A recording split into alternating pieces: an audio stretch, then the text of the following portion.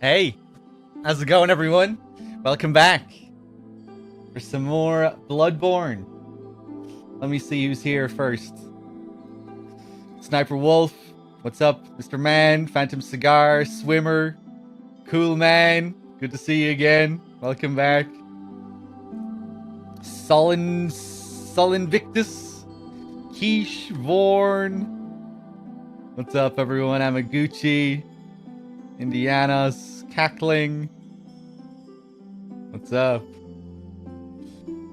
So we made some good progress yesterday. Got through a big chunk of the game. All through Central Yharnam. Old Yharnam. We do need to go back to Old Yharnam, though. We need to get some revenge on Jorah's little helper. And there's some more stuff to find there as well. Some stuff we didn't look at. An armor set to pick up. We'll be going back to Old Yharnam later in the game as well when we want to, after we beat Parl. I think the next main area after that will be Hemwick. Although I guess we'll be going around the cathedral as well, around that area, saying hello to some of the residents. Ariana, the bigoted old man. Yeah. Let's see. Hold on a second.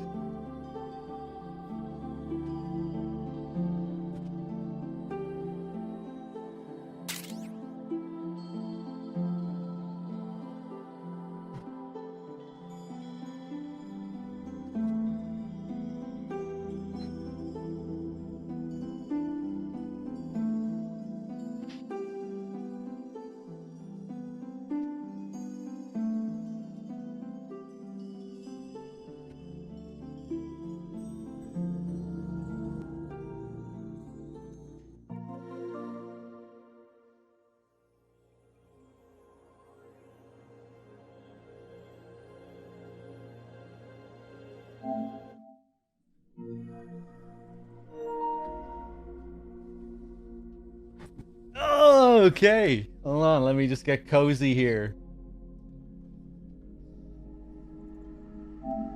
Bloodborne.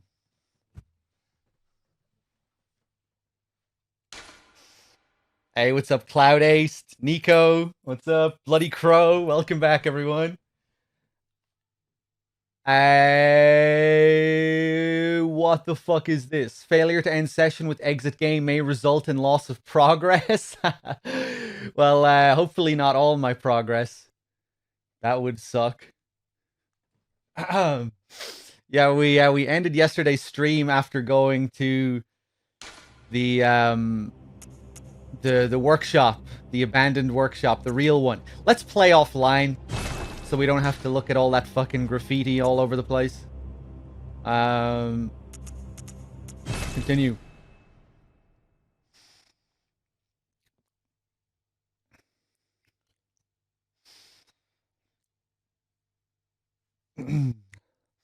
My mic is the same as it always is. It's funny how that's like a recurring comment every now and then. Is it just me, or does Dog sound different today? Dog, did you get a new mic? No, exact same settings, same mic as it's been for last few years. Genome with the 15 months, thank you. I think maybe sometimes I just sound a little bit different. You know, I feel like people's tone of voice can shift a little bit depending on like their mood or their like tiredness state, how awake they are. Hold on a second. Yeah, Iron Poppin', thank you for the 10 months. Genome with the 15, the 13 in a row. Cheers, guys. Yeah, we went to the old abandoned workshop. We got our first third umbilical cord. I didn't really go into much detail regarding the abandoned workshop, you know, and what all of that means. I thought I would just kind of save that. And, you know, there's plenty of time to discuss all this stuff. All of that stuff will become relevant later on as well.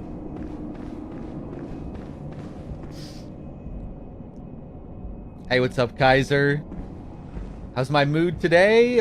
Pretty decent. My sleep schedule is a bit messed up. I got up very late. But I'm feeling good. I'm excited to play more Bloodborne, really. It was a real joy coming back to this yesterday. I was quite giddy after wrapping up the stream yesterday. Just kind of glad that I still enjoyed the game as much as I did. You know, like after not playing it for so many years, going back to it, part of me was like, huh, am I still gonna enjoy this as much as I did back then?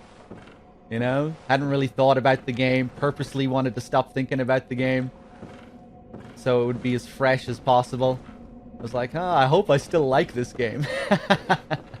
But yeah, I do. I still really love this game. So that's a relief.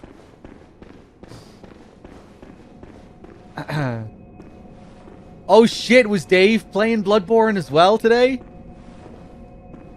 I gave Dave the itch as well, really? That's nice. I might... What kind of playthrough is he doing? Is he doing a slow story playthrough?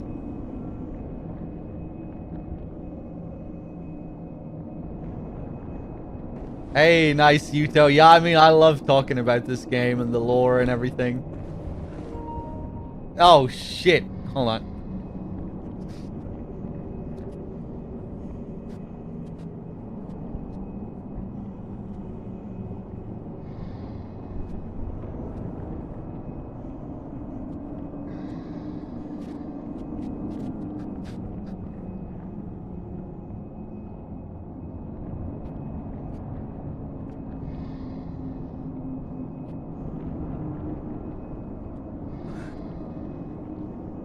Okay, let me plug this in. This cable is kind of dodgy.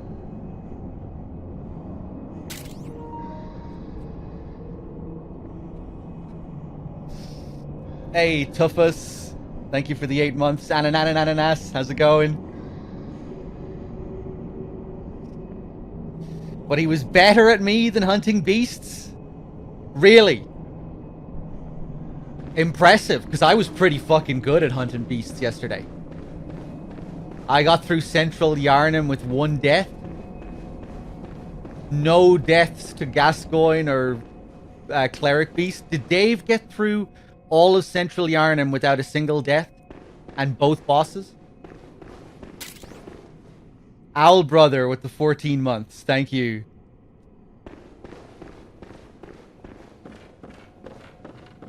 I think we got up to Bloodstarved Beast with 2 deaths. I was pretty proud of that. Then we died a load of times in that bullshit platforming section. Getting down to the abandoned workshop. I died like 5 times trying to make that jump.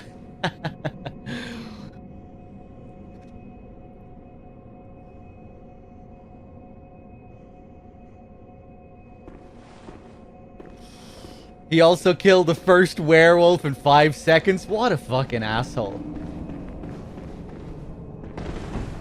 Oh my god. Hold on a second. I mean, I'm still pretty proud of my performance. Dave is a bit of a beast, usually. Could definitely read Uden Chapel itself as being an Uden. And that's why its influence is so strong there. Because his voice travels well.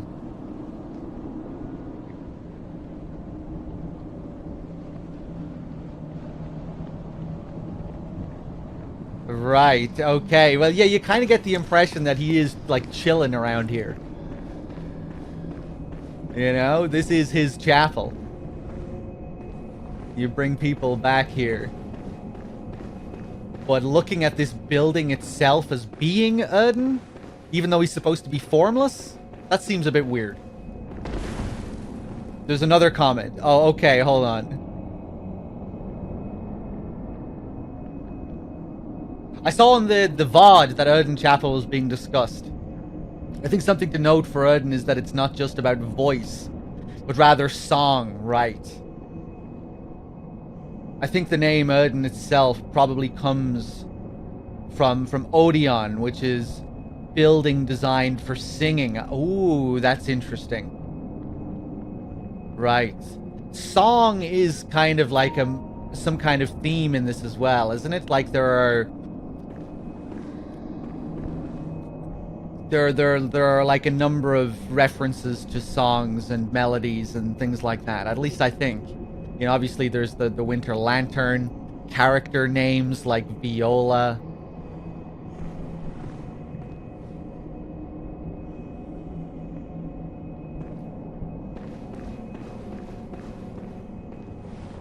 Although I can't really think of too many off the top of my head, aside from that. Yeah, that's it. The blood is said to sing. Yeah, blood is often associated with musicality. Or singing.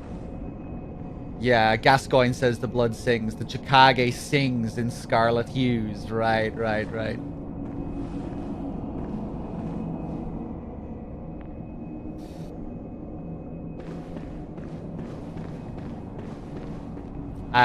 Let's see. What do I want to do next?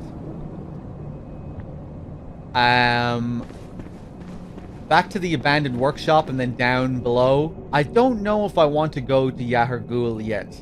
I'm a little bit scared of those 3 hunters at my current level.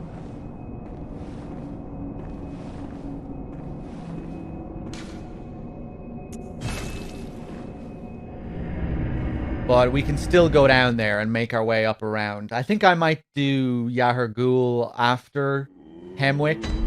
I really love Yahar'gul, one of my favorite areas.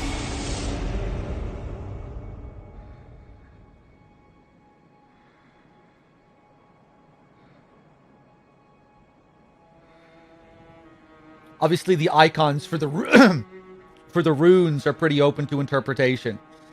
But to me, what it looks like is a guy raising his arms to lead the other guys behind him in song, the Formless Erden rune.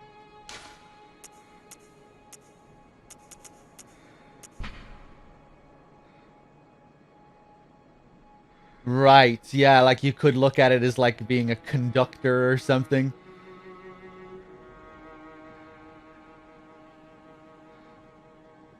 But yeah, again, you know, very open to interpretation. But yeah, the central figure with his arms out, the 2 people in front of him.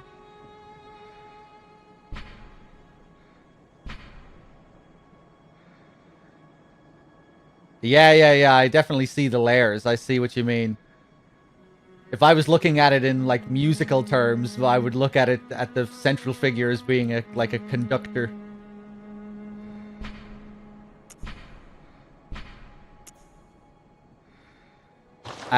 Let's go equip these runes.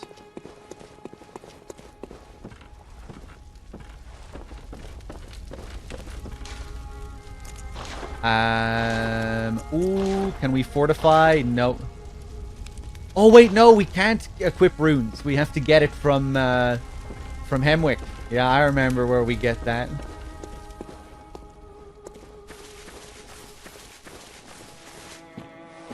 No one here.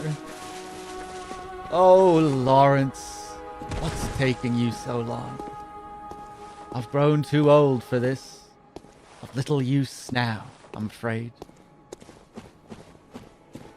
So good.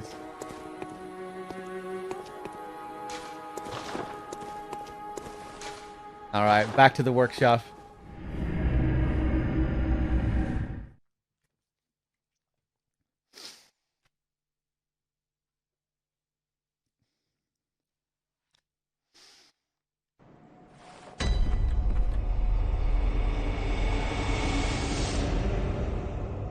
Been a fun playthrough again before Elden Ring. Yeah, I'm really glad I decided to go for this. It's been really enjoyable. The 3 hunters aren't there yet. Oh, when you go to Yahar'gul for the first time, they're not there. Really? Yeah. It's when you go after the blood moon that they're there. Oh, nice. Okay, maybe we'll go to Yahar'gul then.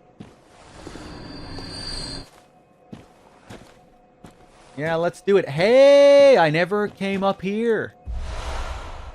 The old hunter bone.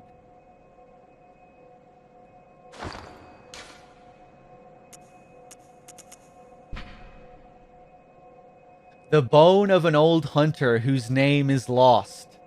It is said that he was an apprentice to old Gehrman and a practitioner of the art of quickening, a technique particular to the first hunters.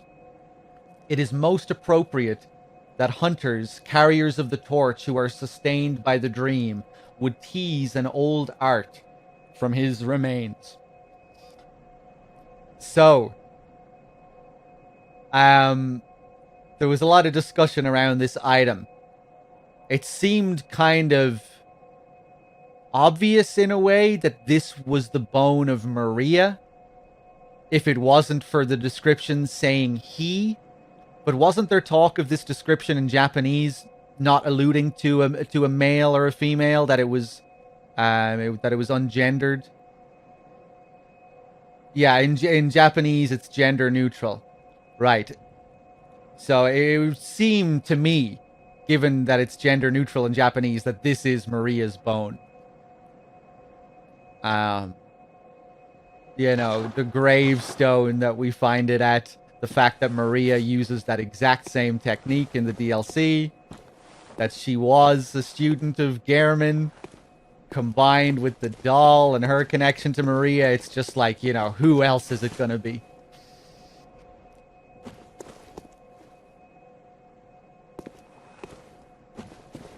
I think some people might still dispute that for whatever reason, but that always seemed like the likely answer to that question.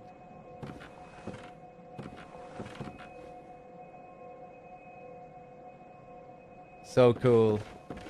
I love these moments in Souls games. Soulsborne games.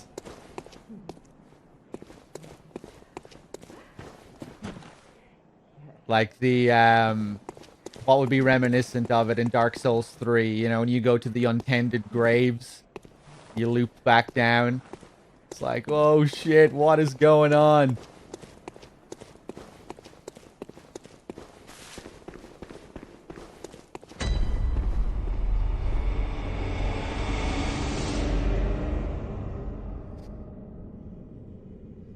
Personally, I get the feeling that the he was originally correct, but the story changed and it wasn't updated.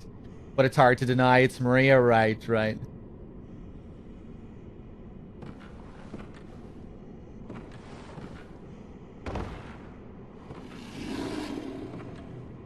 Oh, yes, this guy.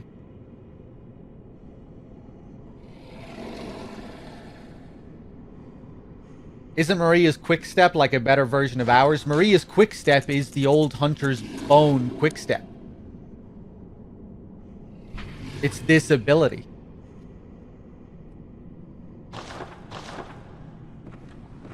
You know, it's Gehrman's same ability. Maybe it's like slightly different as well. Maybe it's like a bit like a better version of it. Oh! Oh, wow. How did I make that?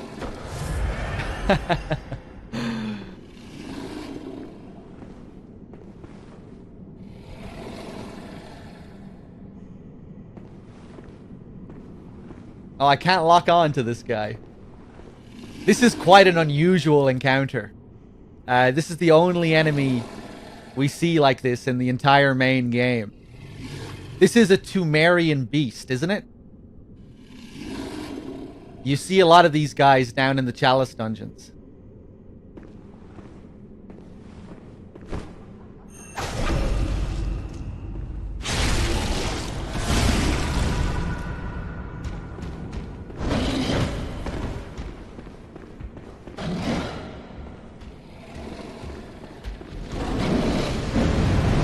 Whoa!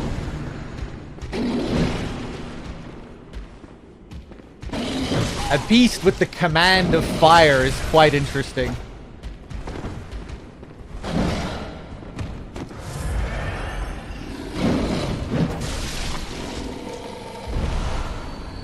And he drops the beast rune as well. These beasts that are usually deathly afraid of flame. This guy has control over it.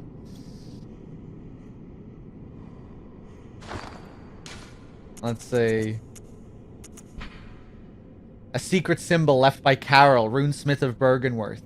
A transcription of the roar of a labyrinth beast. The bearer of the beast rune has accentuated temporary transformation effects. I'm being distracted by my housemates. At the moment, they have a friend over. It's one of their... one of them is having a birthday. But they shouldn't be too loud, hopefully. Beast is one of the early Carol runes, as well as one of the first to be deemed forbidden. The discovery of blood entailed the discovery of undesirable beasts. This discovery of blood being when they went down into the dungeons for the first time and discovered the holy medium, the blood. Was the holy medium that they discovered, was it beast blood or was it Great One blood?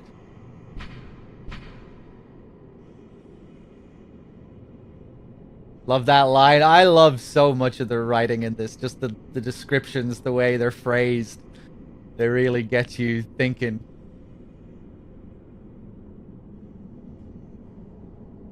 Very evocative.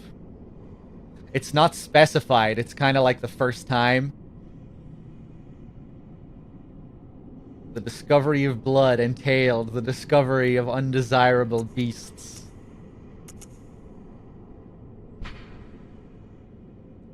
Alright, that's 3 runes.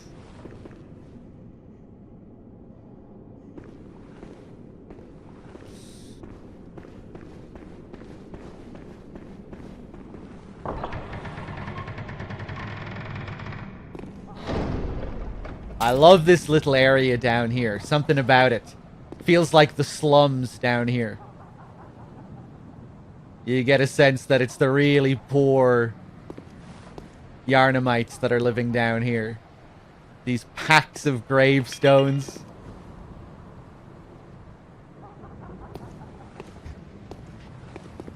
Lectrel with the year. Thank you. Much appreciated.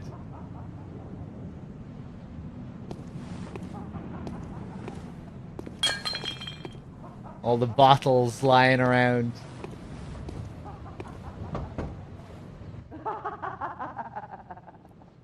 A night of curses. A night to remember. Wouldn't you say, friend?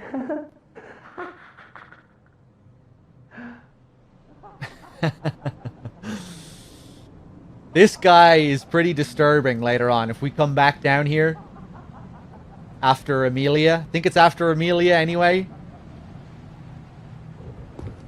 This guy isn't going to be so happy anymore.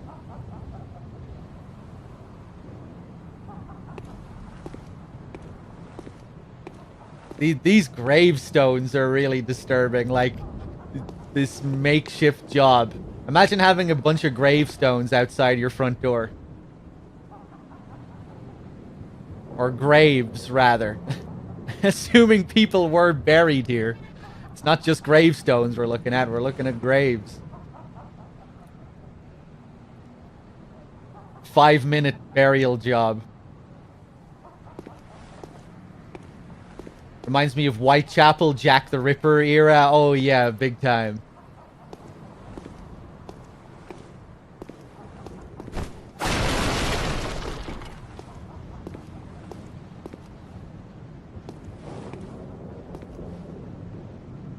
Hello. Yeah, some different looking Yarnamites down here with their hoods. Damn. I'm gonna take a little detour here. Probably for the dead pets. That's an interesting interpretation.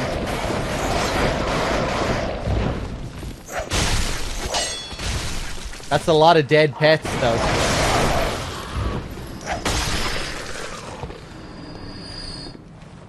Well, they're everywhere here. Another mound of graves.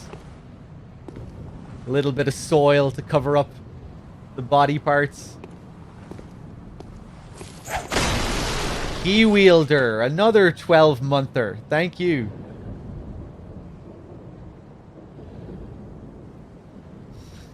You missed the last stream of this. Where are we at? We finished Central Yarnum, we finished Old Yarnum. And now we're venturing down below to the abandoned workshop. Making our way up to the central plaza. Because the graves are so haphazard, it doesn't look like they were put there intentionally. I'm not sure what you mean by that.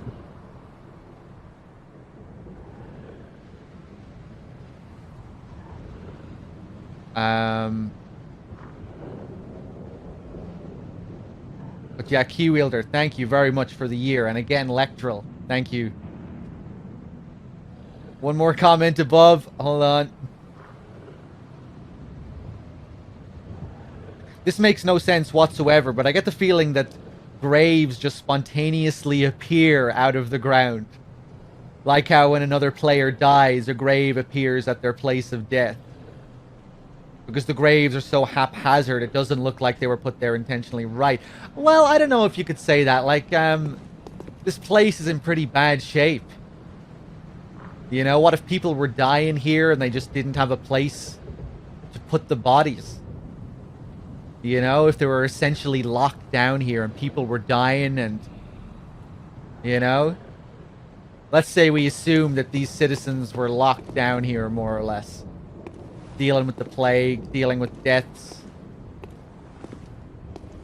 No graveyard to put them, so you just have to bury them on the street. But yeah, maybe you're right. I don't know. Graves sprouting out of the ground isn't too absurd of an idea in this game. You know, we see those gravestones earlier that look like flesh, you know, where they're kind of ripped open and bloody like they're made of human flesh.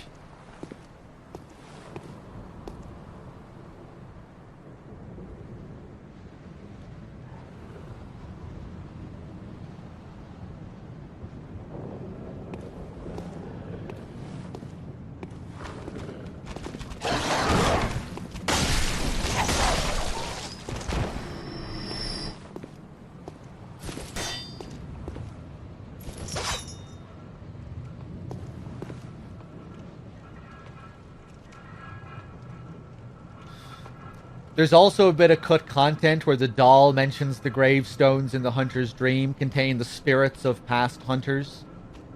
And the Great One tombstones to me don't look like someone just built them there. Oh yeah, for sure. That's another interesting thing. The Great One graves, like how did they get there? They really look like, yeah, the Great One graves really just look like they're a part of the environment, like a natural part of that place. Yeah.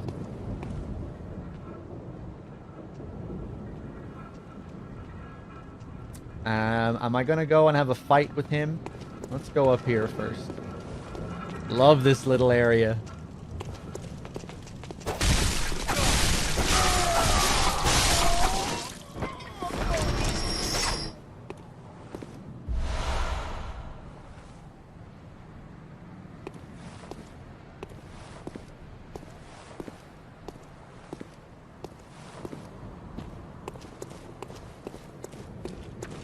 Here's our first brain slurper.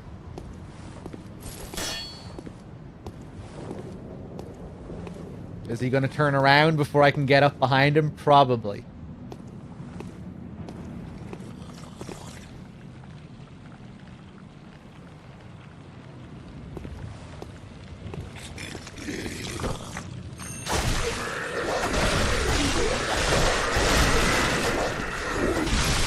Fuck you.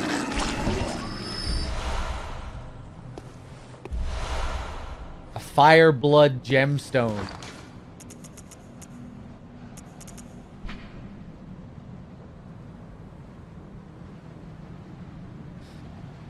A blood gem that fortifies weapons and adds various properties. Blood gems are especially rare bloodstones that grow on cold blood. Blood gems are needed into weapons using workshop tools, but only when of matching shape. Most waning blood gems provide rare special effects such as fire, bolt, or healing. Interesting how these blood gems look an awful lot like the orphan's weapon.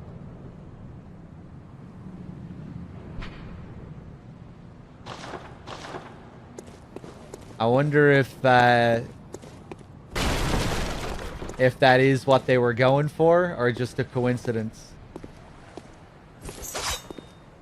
The cursed, I think it's the cursed blood gems, the circular cursed gems that really look quite a bit like Orphan's weapon, where you have like the blobs, the pink blobs coming out of it.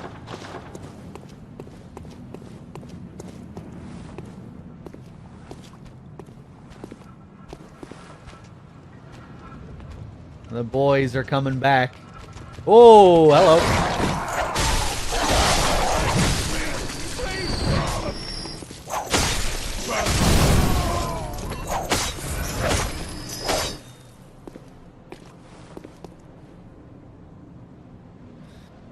These guys in the butcher set, yeah.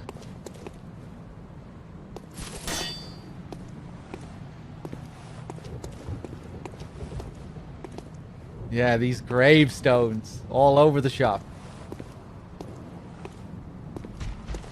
Here he comes.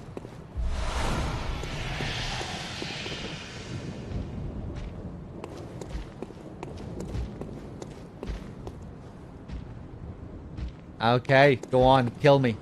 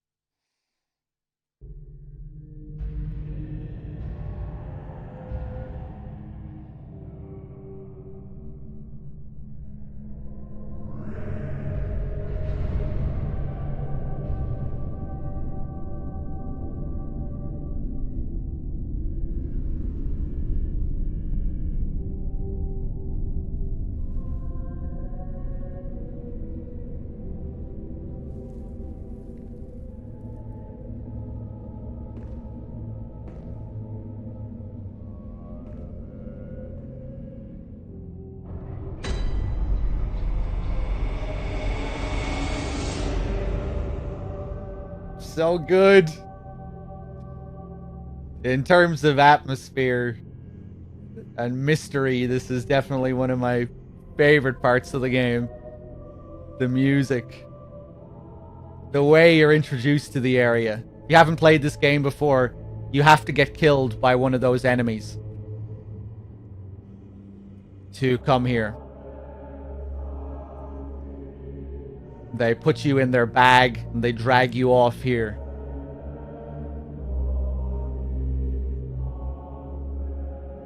Oh, so good. And they put you in this cell. This cell that has an open door. We're not locked in here. Which is quite unusual.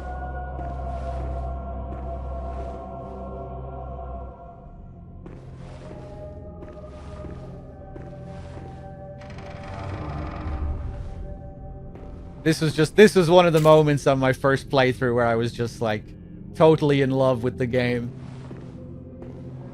So just thoroughly compelled by everything that was happening. Introduced to these boys for the first time.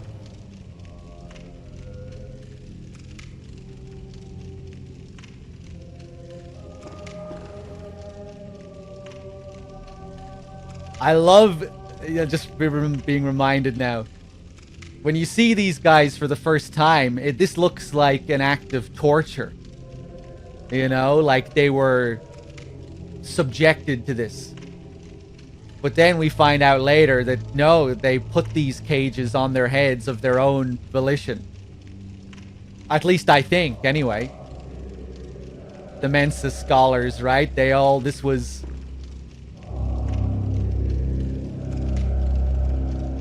that song. At least from what I remember, anyway, they were all, you know, this was part of their method to call the Great Ones.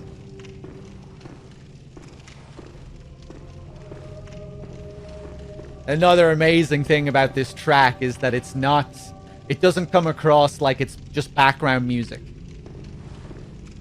It feels like this is being sung within the world of the game. Because when we're underground now, the sound is dampened. But as we go up and when we go outside, the music just gets louder and louder and louder, as if it's coming from the world itself.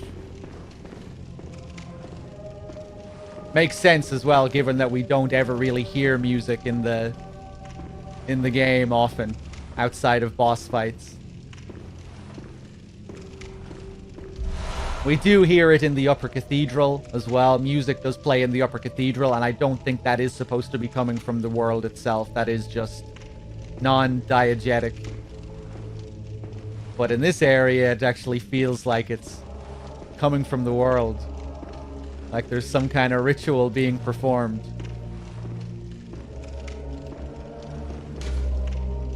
Madmen toil surreptitiously in rituals to beckon the moon, uncover their secrets.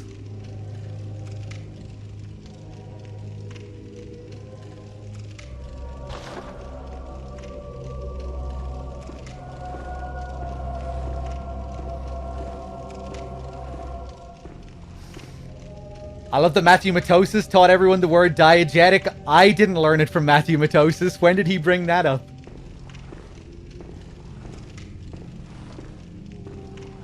I'm not sure where I learned it. I didn't learn it from Matthew, though. I guess I read a lot of analysis of fiction.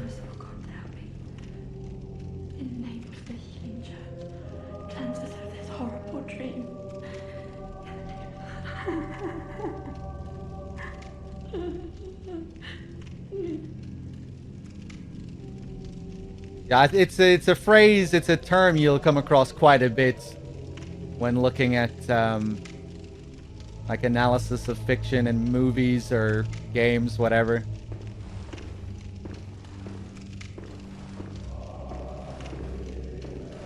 Oh my god, the mood here.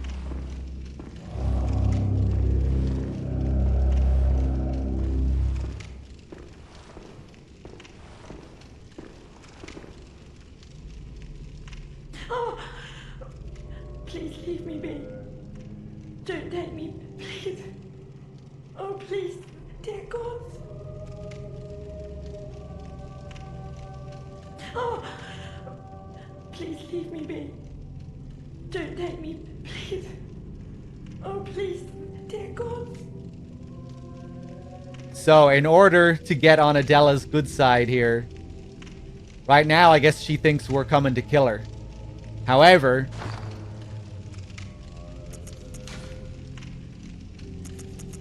if we... Oh, we might not be able to, actually. Do we have any church garb? We don't. We don't. Okay, I'll be back, Adela. We need to dress up as a member of the church, and then she'll think we're one of the church.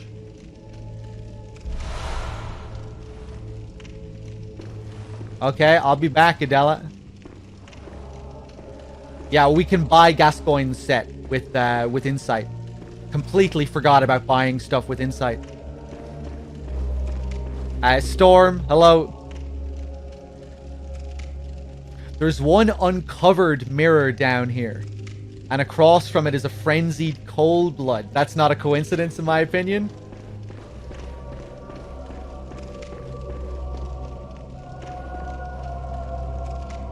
Oh, right. We picked it up from this guy. Someone was looking into the mirror and lost their mind because of what they saw. Oh, that's sick. All these other ones covered up. Yeah, the covered up mirrors are a theme here. A lot of things are covered up in Yahar'gul. which kind of adds, this place is called the Unseen Village. Everything is covered up, unseen. And the village itself is covered up. This is a part of the town that you can't access by normal means. You know, the walls are boarded up, covered up. Everything's covered. But this one mirror, oh, that is for sure intentional. Oh, I like that. That's cool. But yeah, even the statues outside are covered up with this kind of cloth.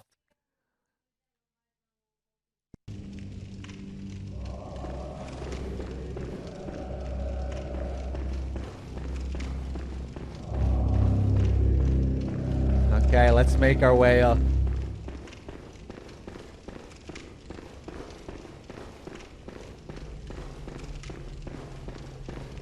Madmen toil surreptitiously to beckon the moon, uncover their secrets.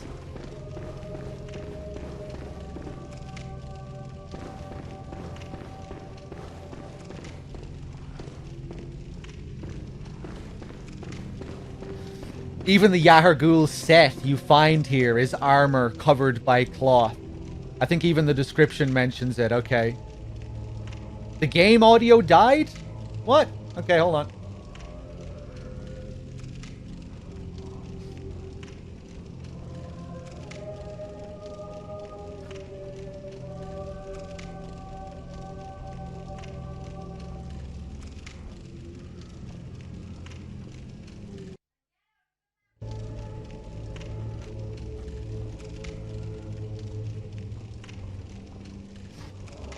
Okay, that should be better now. I just refreshed the card.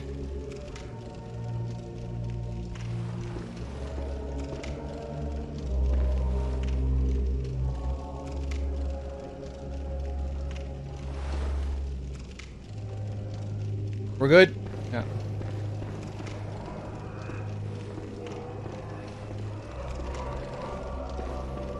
I hear Wandering Madness.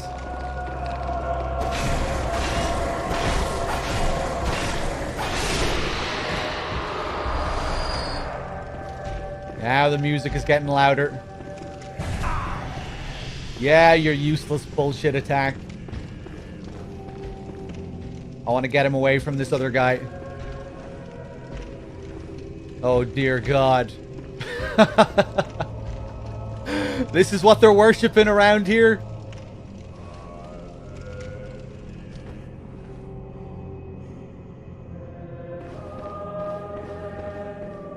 Come here, man. Oh.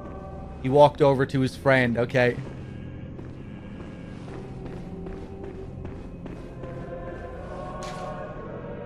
Nightmarish rituals crave a newborn. Find one and silence its harrowing cry.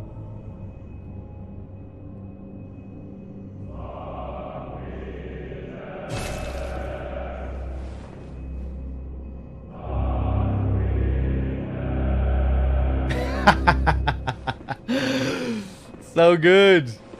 All right, let's light up the lamp.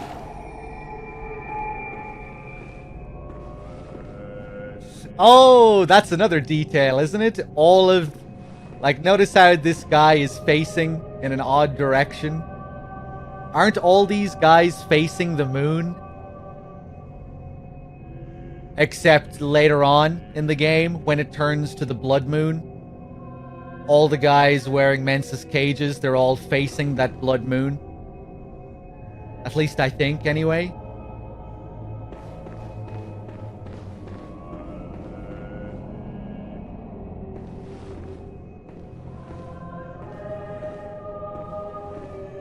I think when we come back here later on, at least, when we enter from the opposite side and the blood moon is up, all of the cage guys you see from that point on, they're all facing towards it, I think, anyway.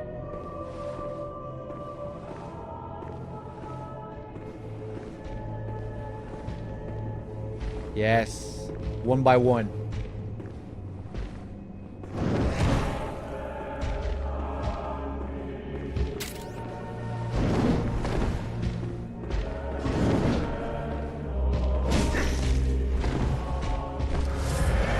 those leg kicks. No joke.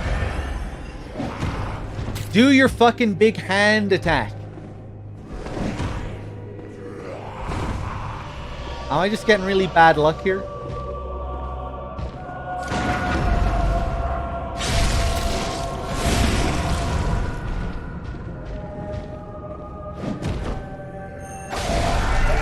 Oh, here we go. Woo!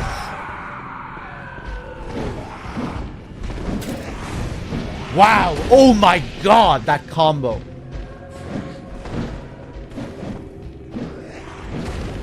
Holy shit.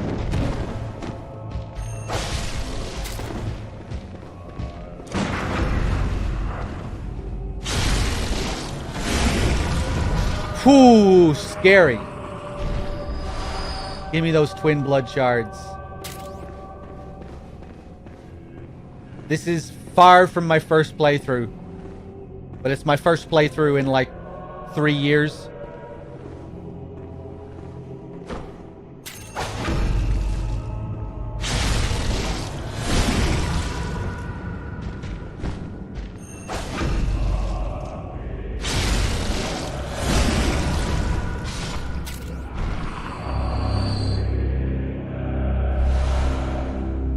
And the moon rune.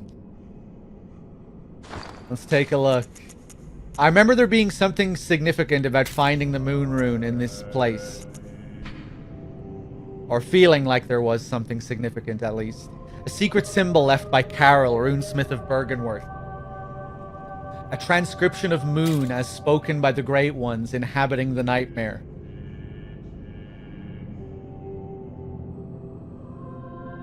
Gain more blood echoes. The Great Ones that inhabit the nightmare are sympathetic in spirit and often answer when called upon. Yeah, this, I think most people interpret this as referring to the amygdala. We're in Yahar'gul. Later on, we see amygdala just covering this entire place. There's like 4 or 5 of them here. Or 3 or 4 of them. But anyway, we see them all over the place here. We have the big statue of one right up there.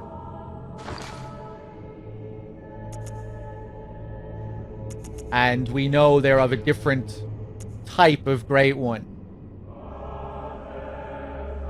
I think that's generally how people interpret that. I think this rune is actually pretty misleading due to the translation. Firstly, I don't think it's supposed to be a plural. Common translation issue with Japanese. Secondly, when it says sympathetic, it means responsive, not like empathetic. Okay. What do you think, Coolman? Do you think it's supposed to refer to the amygdala all the same?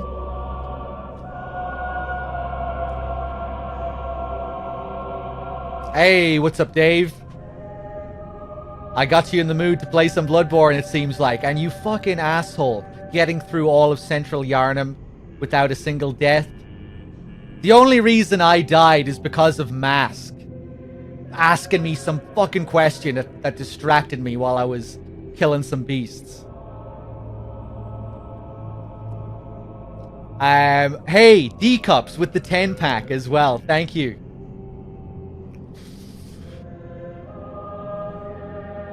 When I died in Old Yharnam, that was my fault though. I'll take full responsibility for my Old Yharnam death. I had a plan to play it since the day before you started, but you definitely spurred you to start it ASAP. Okay. I hope you were having fun with it. I'm just really glad I still enjoy it as much as I did back in the day. You know, part of me was a little bit concerned going back to the game. I was like, man, I fucking loved this game. I hope I still love it. I do. I still love it. Yeah, it really does feel fresh as well, which is great. I'm glad I stopped playing it for a few years. I think you were like the same as me as well, right? You were a crazy Bloodborne fiend for a while and then you stopped. Ash, thank you for the 18 months. D-Cups, thank you for the 10-pack. Cheers and enjoy whoever got a free sub. Did I miss anyone else? Guts with the 20 months. Thank you.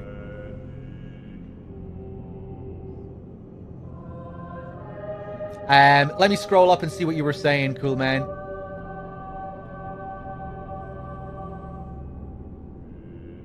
Because the Mensis Brain gives you the final tier of this rune as well. And that was a follow-up to your other one about the mistranslation. I think this is actually supposed to be a gameplay tip to make contact with the Mensis Brain, but it's lost in translation. If it was just the Great One of the Nightmare will respond to you, it would make a lot of sense as a tip for that. Right, okay. So this is, you think this is more in relation to the Mensis Brain? I see. But aren't the amygdala... Don't the amygdala also kind of fit that description of being, like,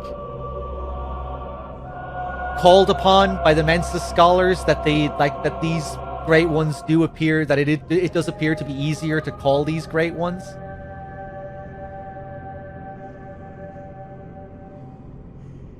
Maybe not. Maybe that was just how I misinterpreted it this whole time. But I was always under the impression that they achieved their summoning of these amygdala. You know? They're performing all these rituals here. The amygdala cover this place.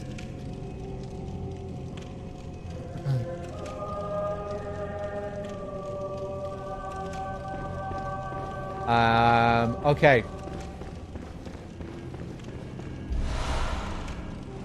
Oh, the witches and their eye scalpers. Their ice cream scoopers.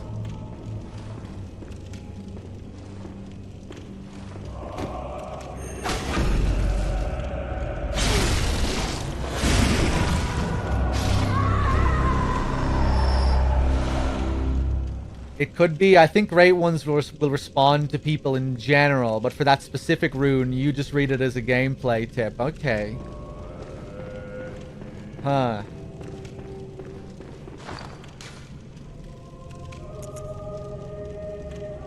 Maybe you could read it as both, you know, as being relevant to a couple of things. I don't know. Maybe I just want it to mean that.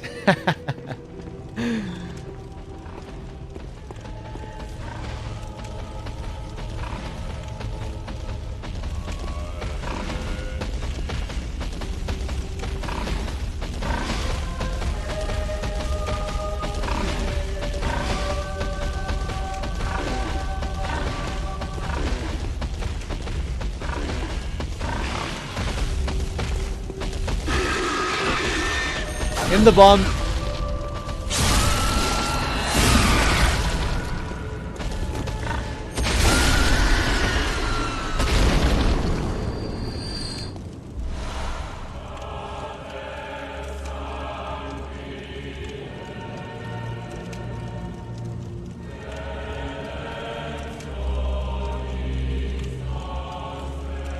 The music is pretty intense now.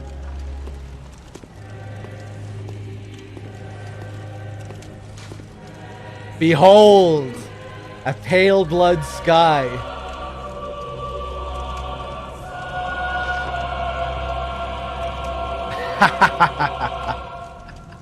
So evil. Things are happening and they're not good. Good things are not happening. Something went horribly wrong.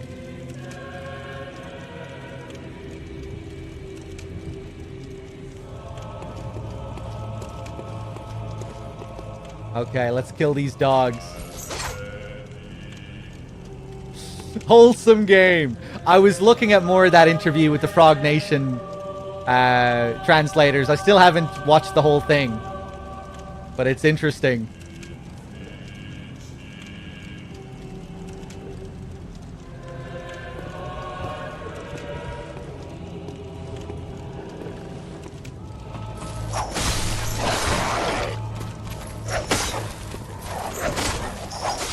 Oh, fuck off.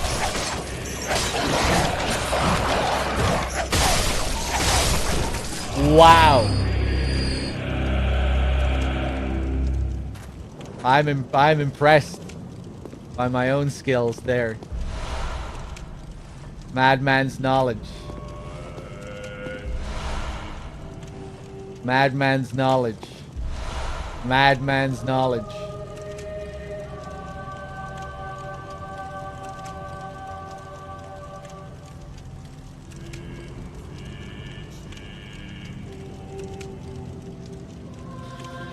It's nice to have more stuff to fight back against people who think it was just looking at a spreadsheet with zero context. Oh, like a lot of people in the lore community were accusing the translators of not really having any idea of what they were doing, not having any context for the story or anything.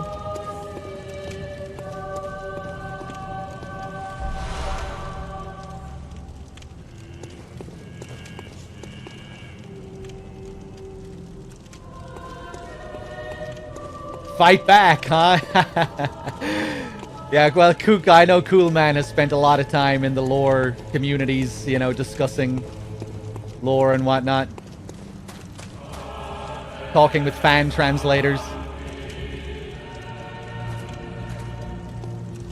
My PS5 controller is kind of fucked. This left analog stick. It's a little bit wonky.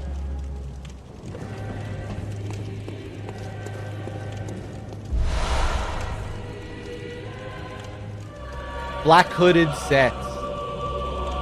The Yahar'gul set.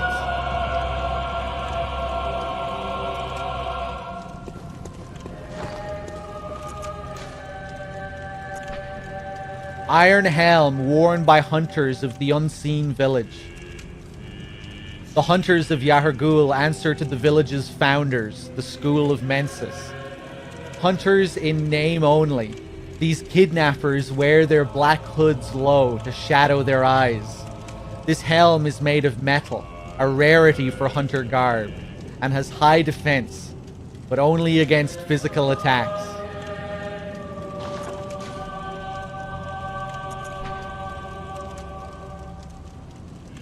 Thick black pullover worn by hunters of the unseen village.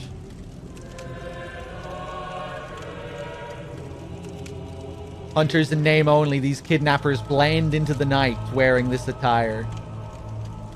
Designed primarily to defend from physical attacks, the binding of thick rope serves both to protect its wearer and to restrain its foes.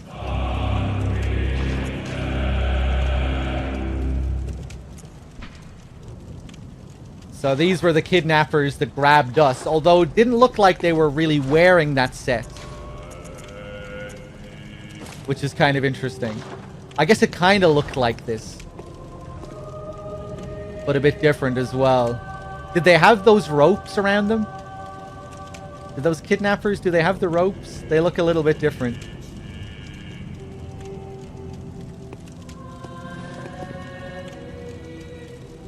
They're snatchers. The kidnappers are other guys. Right, okay. So they're not actually the same. Just a different kind of kidnapper.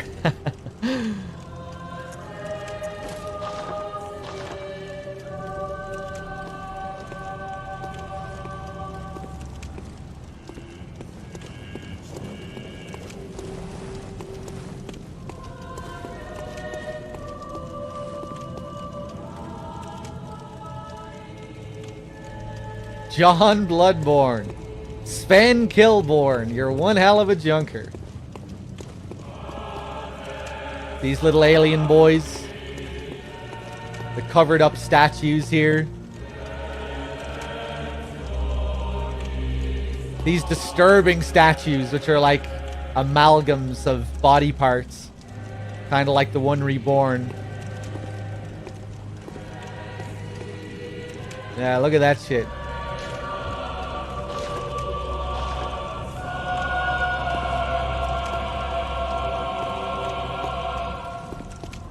Is this really a statue I'm looking at? That looks like a real person. I don't know about this.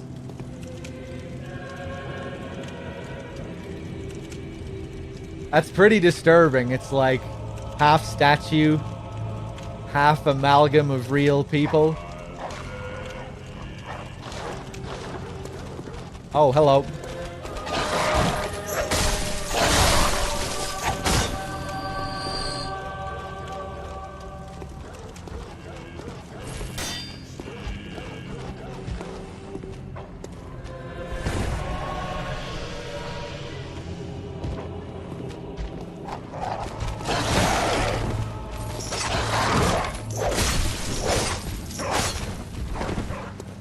Come on.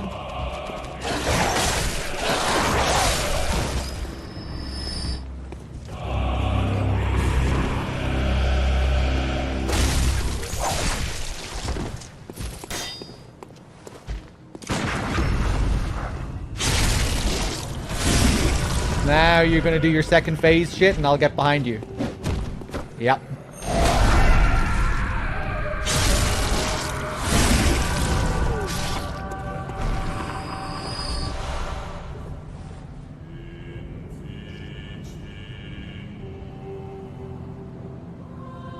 It's not just translation though. Cut content is also something of a content farm now. It's like you can create easy content out of undermining and then reinterpreting the text.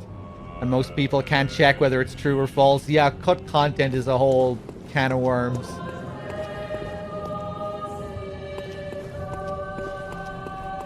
Okay, I think we'll go back and get Gascoigne set.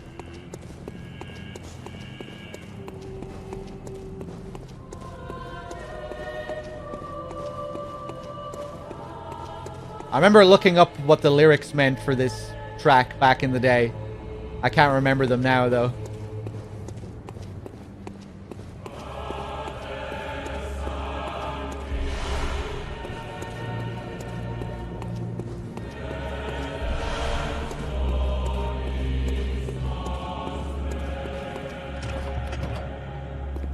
Oh, Jesus!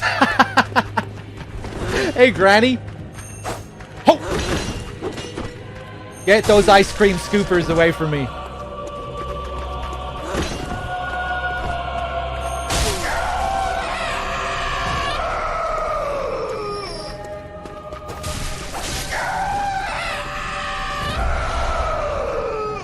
Oh yeah, they have loads of pebbles.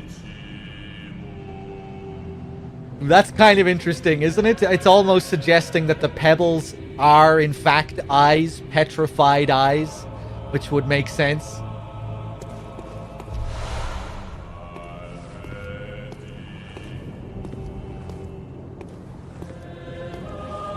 Their attack animation, if they grab you, it's like they're trying to take out your eyes. And the ritual items you get in Hemwick, where you find loads of those guys, you see lots of imagery related to eyeballs, items that are eyeballs related to that enemy. Yeah, and their grab attack is them trying to take out your eyes. And they just so happen to drop pebbles. Pebbles which look like this.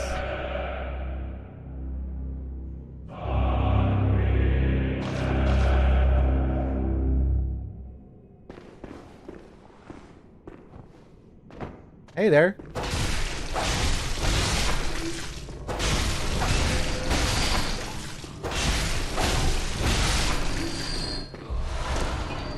Six blood vials. Nice. Ooh, he's having a hard time.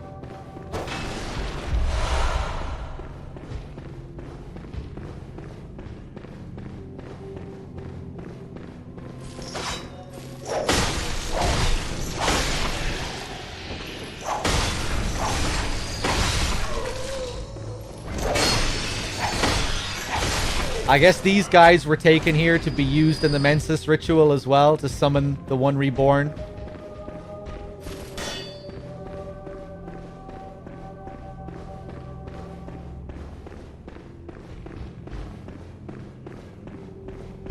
Hey, man. Ooh! There's two of them here. Jesus fucking Christ. I don't like this. I don't want to go out there either.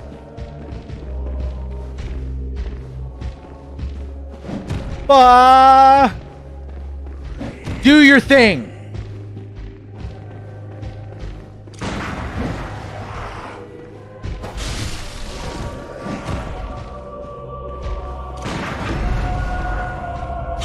There we go.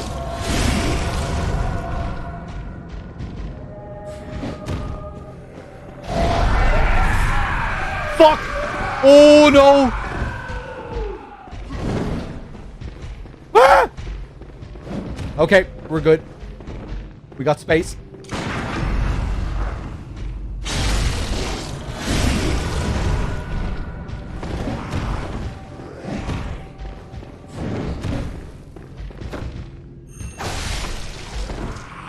Nice. One down. Come on.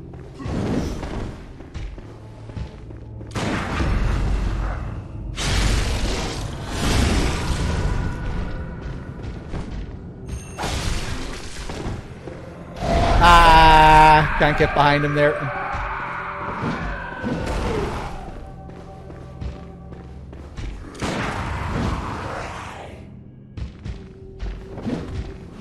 Whew. Woo!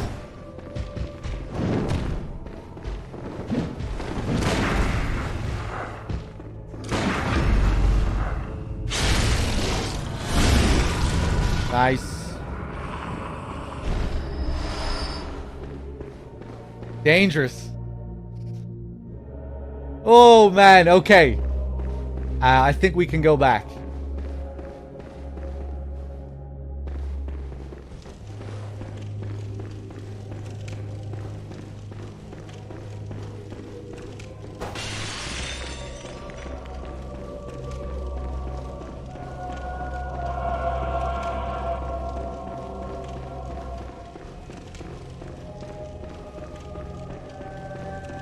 Get that Gascoigne set. Seduce Sister Adela. Send her back to Cathedral Ward. You only need the chess piece. Right. Maybe I will save on Insight. Yeah, I knew that you only needed one piece.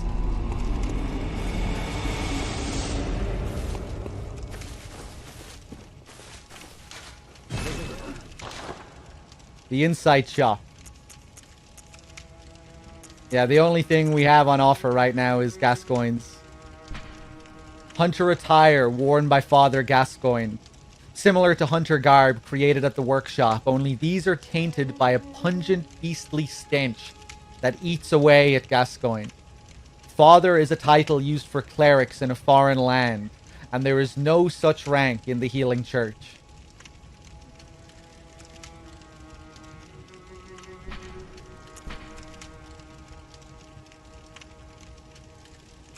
I think that's the only... Oh wait, no, there's this one as well. The dingy scarf is a holy shawl and symbol of the Healing Church, from which Gascoigne would eventually part ways.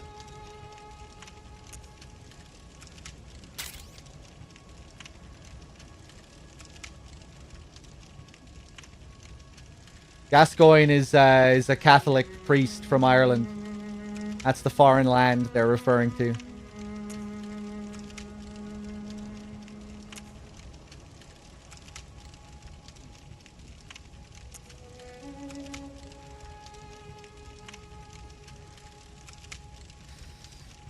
Adela's laughter is very creepy later on, yeah.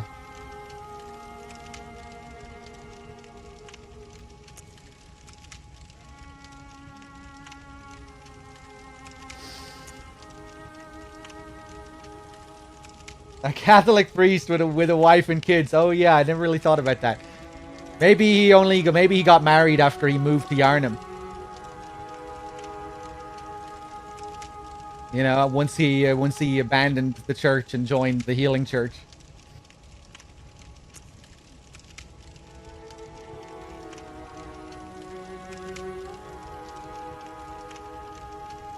All right, let's buy the shawl.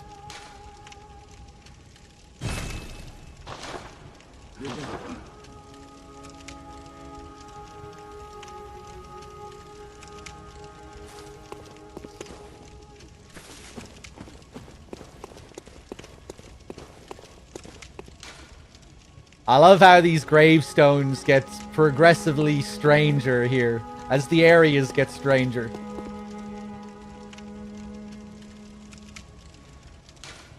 This is the one that takes us to Yahar'gul, the Hypogean jail. We were talking about the term Hypogean yesterday, meaning underground, but also having like a botanical connotation. And here's the ripped open fleshy gravestone. This one leads only to nightmares, to the nightmare lands, the nightmare frontier, Mensis, all those areas.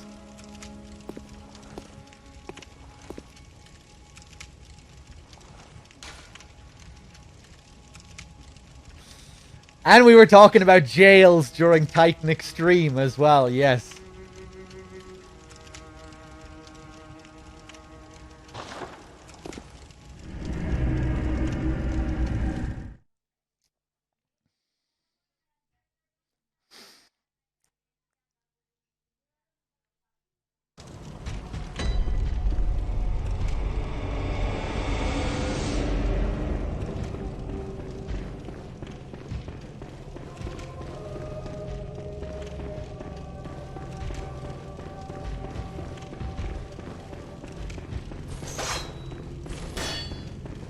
Okay, Adela.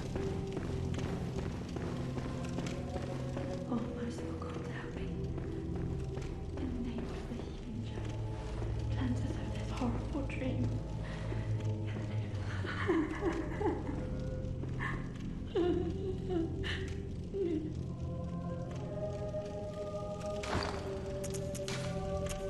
Put on Gascoigne's garb.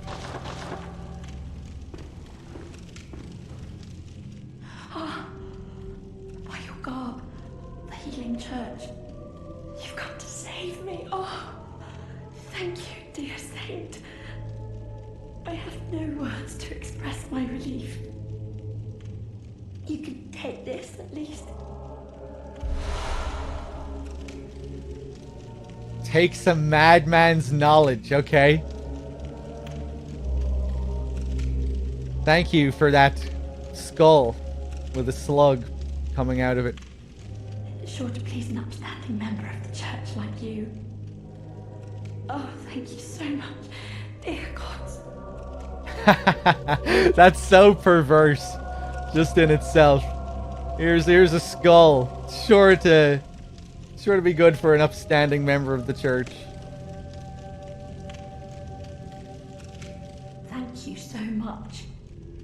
I was seized on the street by a hulking brute in the cathedral ward and locked up here. There were many others, but they've been taken away. And I've heard moans echoing in the distance ever since. So, the hunt is on tonight. Then the streets are perilous, and every door will be shut tight.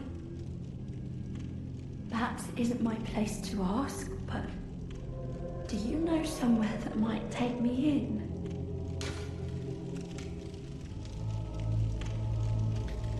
If I withhold information, I can talk to her again, right? And tell her to go to Eden Chapel.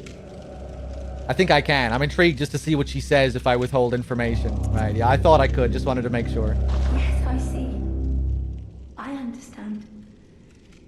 Such are the perils on a night of the hunt. I'll ask an acquaintance in the cathedral ward. Perhaps he'll open his door for me. Perhaps. Yes, I'll be fine. I do not wish to trouble you any further. Oh, no. Hunter, aren't you? I pray for success on your hunt. I don't think you're going to be making it to the cathedral ward, Adela, if I leave you here. I'll be fine. I don't wish to trouble you any further. I'll ask an acquaintance, unless you know of another place? Oh, thank you so much. I'll set out as soon as I can. I pray for success on your hunt, kind hunter. I'll set out as soon as I can. I pray for sick kind hunter. Okay.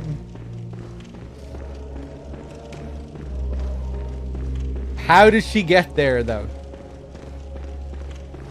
I'm assuming we're not supposed to think too hard about that question.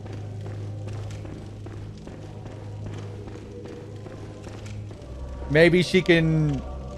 No, she wouldn't be able to use the lanterns to teleport, right? You have to be of the hunter's dream to do something like that. Don't think normal people can teleport.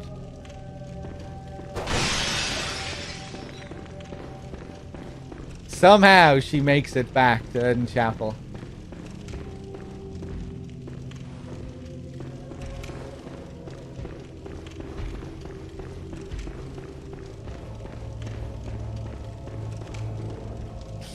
Yeah, she'd have to teleport back to the dream first, wouldn't she? This place is a prison, you know? We're completely locked away from the rest of Yarnum. It doesn't seem possible.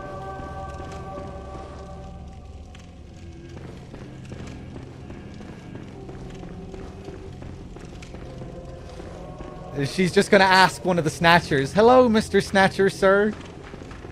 If you wouldn't mind.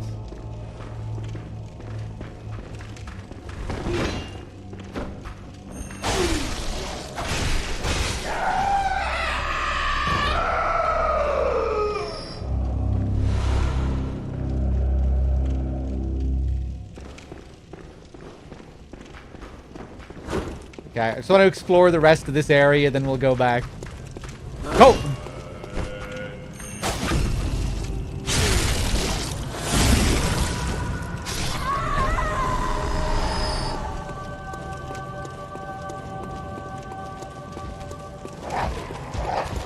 I'd love to see a recording of all these screams.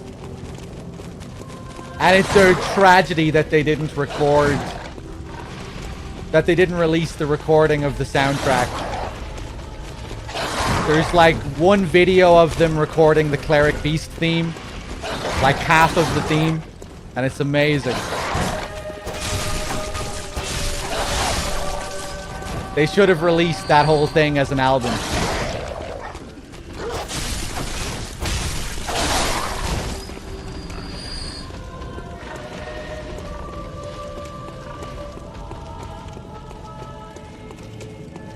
It's the only FromSoft soundtrack that was recorded by a live orchestra as well. To my knowledge, anyway. Pretty sure none of the others were.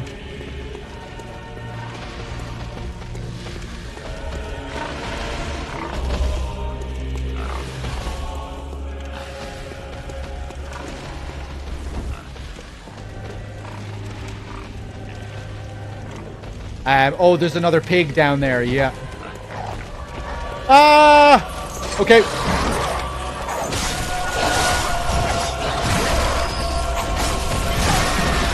Jesus.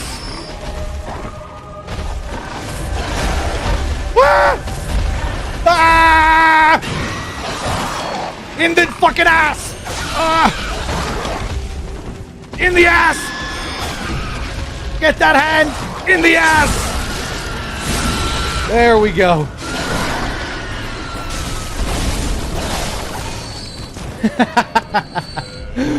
I hope I'm not disturbing my housemate's birthday party with these screams. They're down in the kitchen. They're shouting away. They can't hear me. It's all good.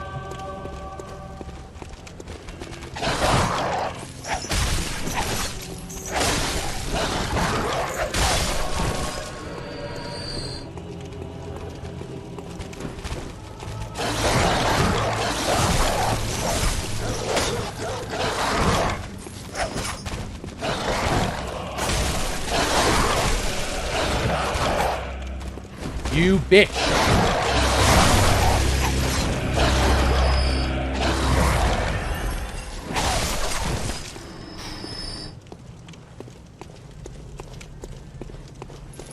Invisible.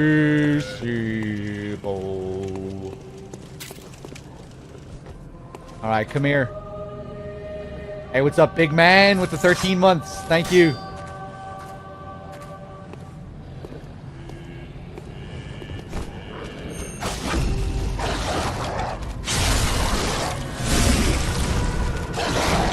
Yeah, I'm gonna focus on this other guy. Oh, you bitch!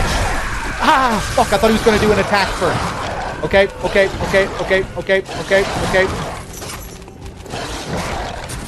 Oh my god. There's another pig behind me as well. I think I have to go back a bit further to trigger him, though. Woo!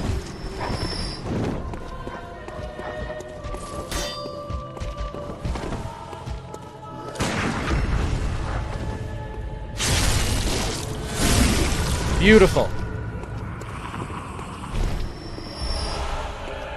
Oh boy. I thought I had the chain out.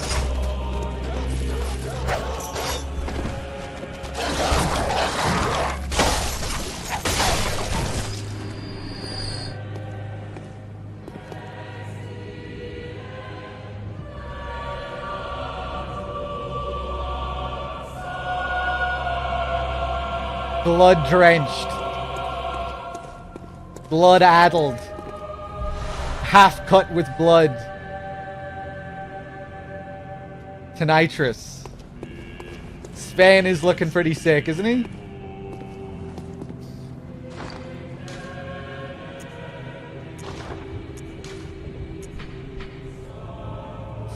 A unique trick weapon contrived by Archibald, the infamous eccentric of the Healing Church workshop. Striking this peculiar iron morning star flail like a match generates the same blue sparks that blanket a dark beast. Unfortunately, for reasons untold, the hunters of Archibald's time did not fully take to the device.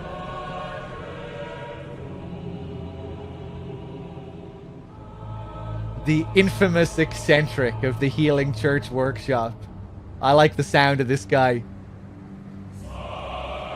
With his crazy electricity experiments.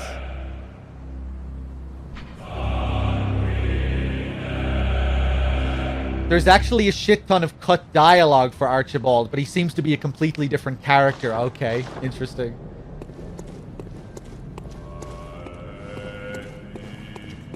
And it looks like this is one of the entrances to Yahar Ghul that was blocked off.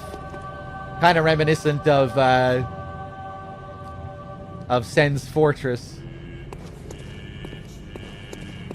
Unseen, out of sight, obscured in the city of Yharnam.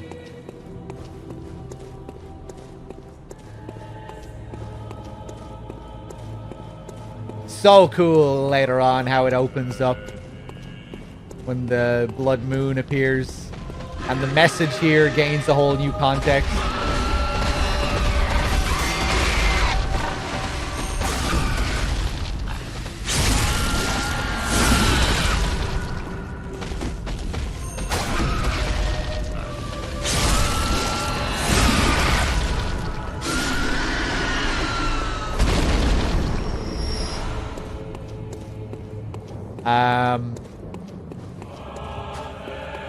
Yeah, I never went down here. Bolt paper as well. Yeah, interesting, the whole theme of lightning in this area. The Tonitrus, the bolt paper, and then Dark Beast Parl, who has the lightning powers.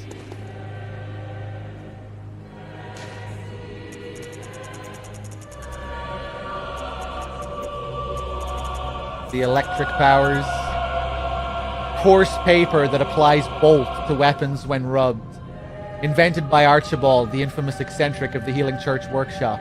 Artificially recreates the blue sparks that are said to surround dark beasts. Unlike the other strange weapons created by Archibald, this one was favored by many hunters. In particular, those who had even once laid eyes on a dark beast.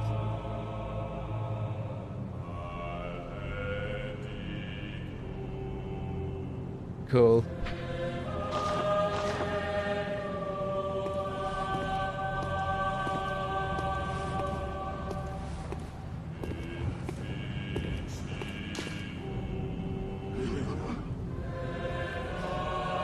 So, I used to just interpret this as foreshadowing the sky that we see later on. That what we're seeing now isn't a pale blood sky.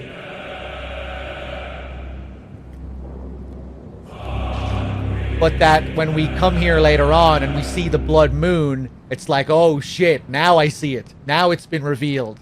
Before it was shrouded and obscured. But once the unseen village becomes seen, now you can really see the sky. And maybe that is how you're supposed to interpret it. But from what Coolman was saying yesterday about how the moon later is supposed to be like a tick that has sucked all the blood out of the sky, this could be the pale blood sky. And later on, we're seeing the blood moon, which has then sucked all of that blood out. I mean, I guess maybe you could look at both of the skies as being pale blood skies in different ways. I don't know. I'd be curious to get your thoughts on it, Coolman. Is this the pale blood sky? Is the sky later the pale blood sky? If pale blood is supposed to be... If pale blood is supposed to be like a body drained of blood, then I guess it would make more sense for the blue sky later on to be the pale blood sky. The sky that's lacking... The sky that is completely blue. The sky that's been drained of blood. Right, pale blood is the purple-blue one later on. But I guess you could still look at this sky as being connected to it in a way.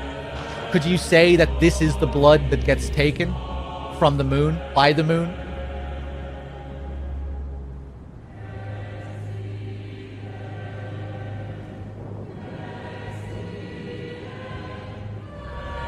I get what you mean now. That's what I mean. Yeah, like right now we're seeing the bloody sky now. And later on, we get to see the pale blood sky. After the moon has sucked out all of this color. I'm not sure if that is what they're getting at. But that's a pretty cool idea, I think.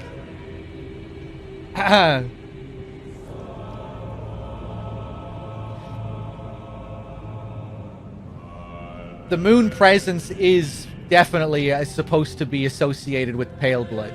Or is supposed to symbolize pale blood in a way as well, I think.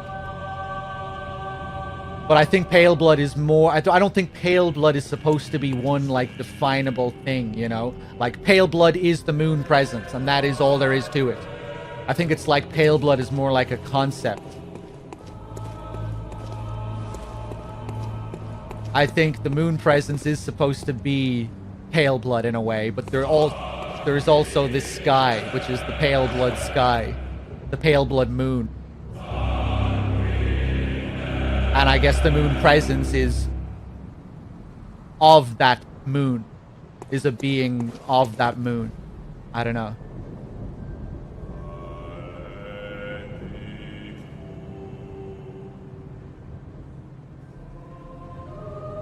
Miyazaki confirmed in an interview that he placed this note and the one about Murgo's crying before and after you find them to imply that they're always there. We just have to kill Rom. That's kind of how I looked at it as well, yeah. And it ties in with the idea of the unseen village, that everything is shrouded now, but it's still here. It's just covered up. It's unseen, but it's still there. But then after we kill Rom, then we have the insight to see what was always there. But does that also mean that this sky isn't really the real sky?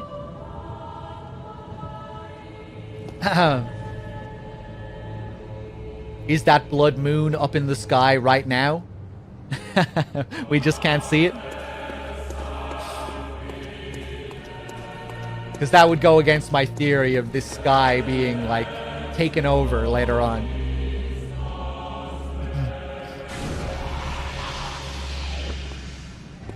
Right, Mask. That was kind of how I saw it as well, but just now I was thinking of what Coolman was saying about the moon being like a tick that sucks out all the blood.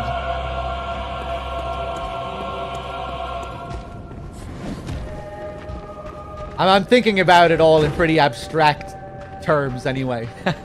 I'm just kind of rambling.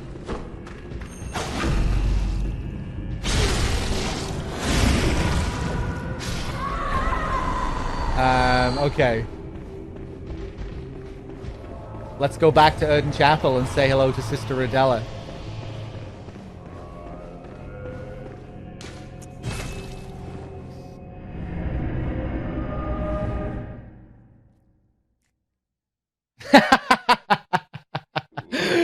And is the pale blood moon in the room with us now? That's how I imagine Cool Man's therapy sessions going in 30 years' time. Yes, pale blood.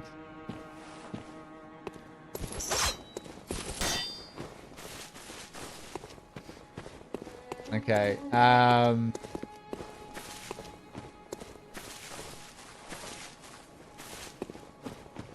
we have quite a few blood echoes. How many blood vials do I have? 73. Nice. Welcome. What is... Berserker with the 19 months. Thank you. Very well. Let the echoes become your strength. Let... Ooh, nice. 5 chunky levels. Bit more endurance. Bit more skill. Bit more vitality.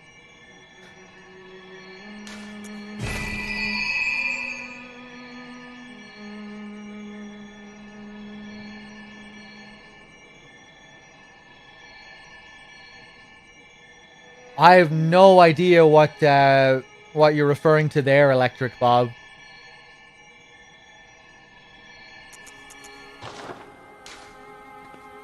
I think this must have been some rumor or something that just passed me by completely. I have no idea. Farewell, good hunter.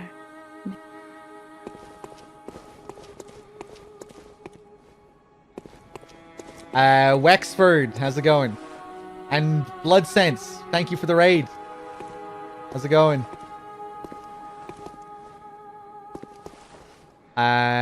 Oh yeah, this is called the Unseen Headstone as well. All the areas that we access from this headstone are like areas that are obscured. The abandoned old workshop, yeah, hidden away, tucked away, out of sight. The Unseen Village. You probably access Canehurst from here as well.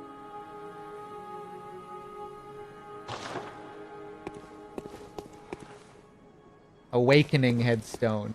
Yarnum Headstone. Awakening Headstone. Okay, back to Erdon Chapel.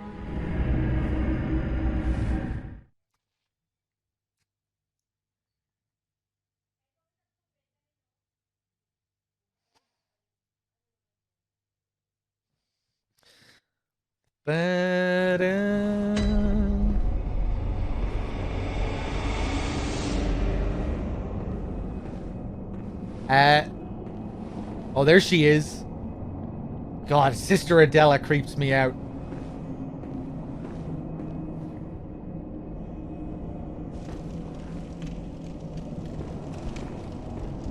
Oh, brave hunter, you're alive. Thank you very much. The town is in disarray, but there are still people here. Together we await the help of the healing church. I cannot begin to express my gratitude to you. The only thing that I can offer is my own lowly blood, if it would suffice. Don't demean yourself like that. Adela, your blood isn't lowly. It's beautiful, and you're beautiful.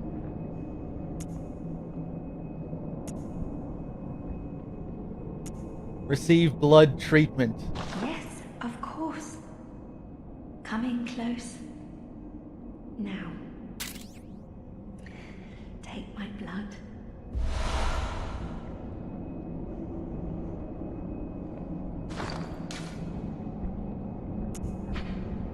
Blood of Adela.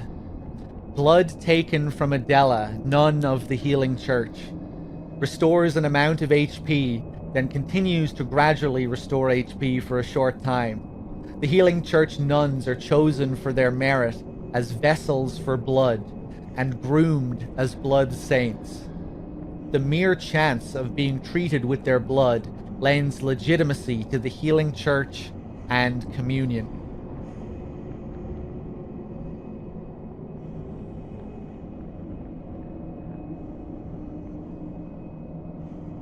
The mere chance of being treated with their blood lends legitimacy to the Healing Church and communion.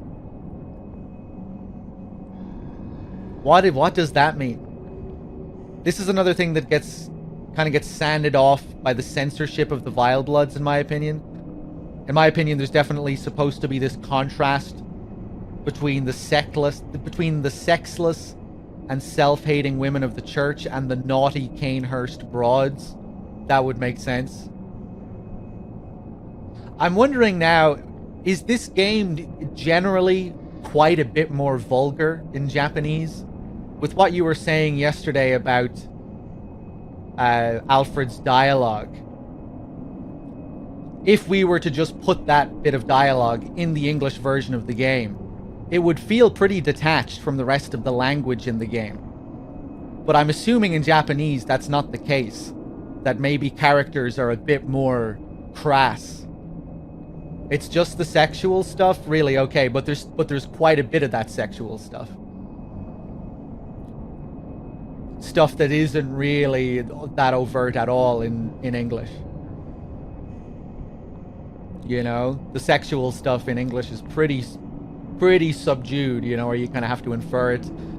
Like, I'm trying to think of like really overt stuff, you know, like Alfred calling Annalise a siren.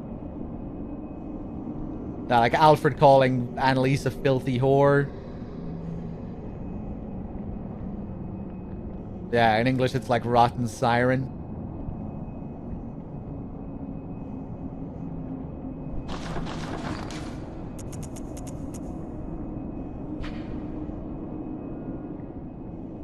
So I was just thinking about like the Yarnamites, just last night after what you were saying about those censored bits of dialogue. I was just thinking it would kind of make sense for some of the Yarnamites at the start of the game to be a bit more vulgar. You know, when they're telling you to fuck off, calling you an outsider and that. I could imagine a version of the game that's a bit more crass. Or, you know, where they're like really swearing at you, telling you to fuck off and stuff. With thick London accents. You know, I can really imagine this granny cursing like a sailor. I think it was probably censored, but it's not confirmed or anything. Just want to float that. Okay. Seems like that everything that was a bit overt sexually was removed.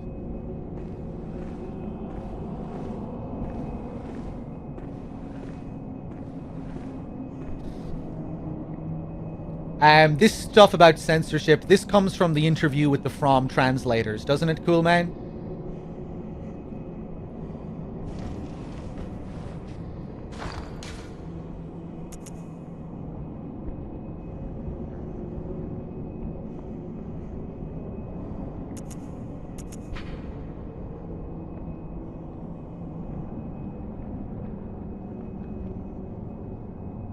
Blood ministration is, of course, the pursuit of communion.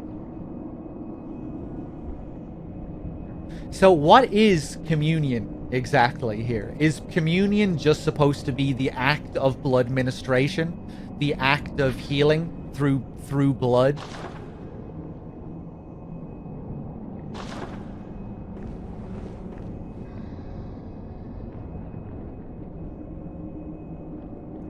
I'm just wondering again, you know, what this is getting at here. The mere chance of being treated with their blood lends legitimacy to the Healing Church and communion.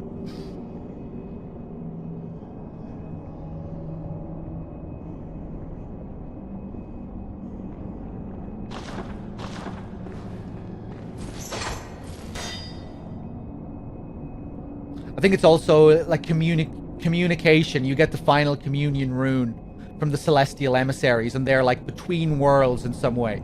Right. Communing, of course.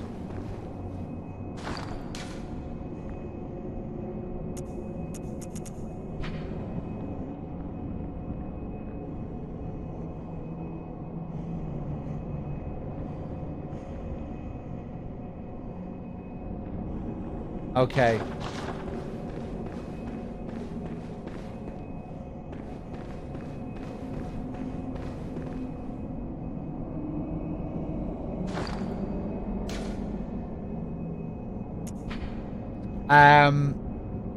Okay, let's head towards the plaza.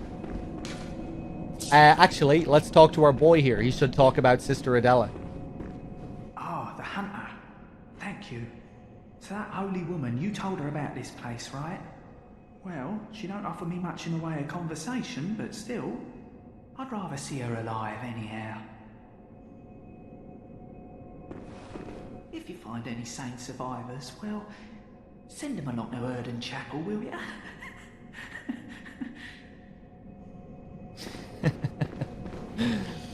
I'm kind of tempted to go back to fake Yusefka just to see if she has anything new.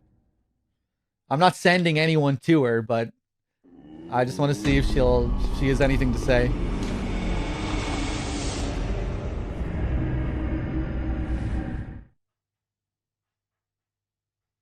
So is there anything that makes Sister Adela's blood special?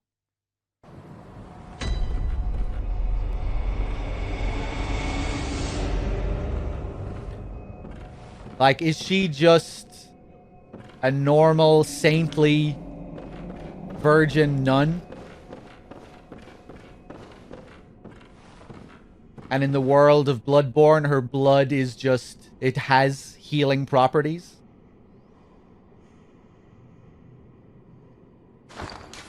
Yeah, she was groomed as a blood saint. What does that mean? What does that mean exactly? Oh, hello. You made it. Find any survivors? Or only beasts? Tell anyone who's human about Yusefka's clinic. I will take proper care of them. They're in your hands. And soon, mine. Oh. Yeah, like, that's pretty blatant, isn't it? You're really not going to do anything good with these people. If you find anyone who's still human, send them straight to Yusefka's clinic. You can assure them there's no place safer. Please, do me this service. Yeah, I'm wondering, like, was she experimented on in some way? Or... is it just her... yeah, I don't know.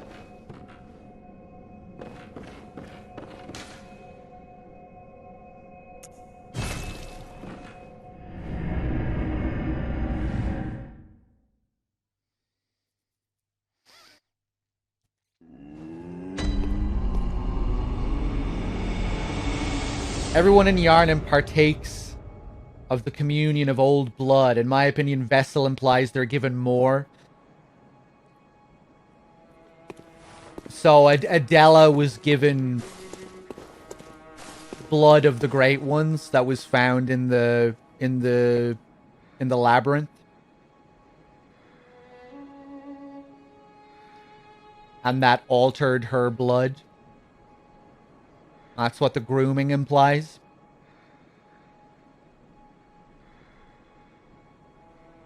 Everyone does. All blood traces back to the labyrinth. Right.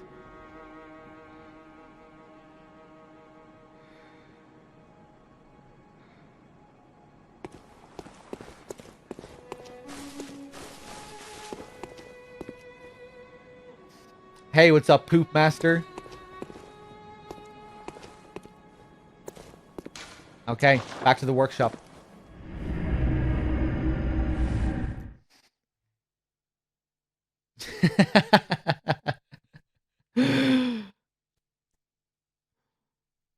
weren't laughing at me greeting Poop Master there, were you?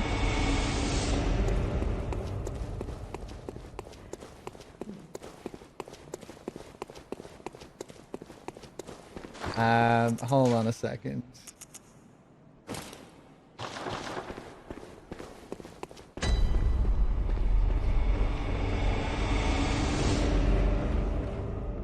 Whoa.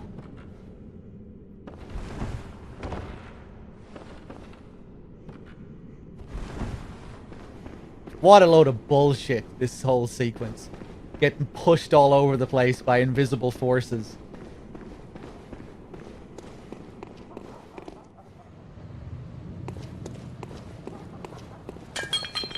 It's kind of funny how they went from the really janky platforming of this game to something like Sekiro. Where you're just flying all over the place.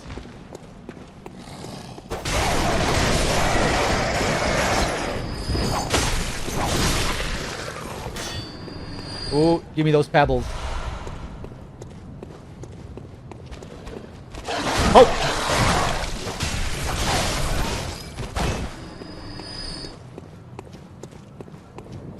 Okay, I'm pretty sure we picked up everything when we were here last time.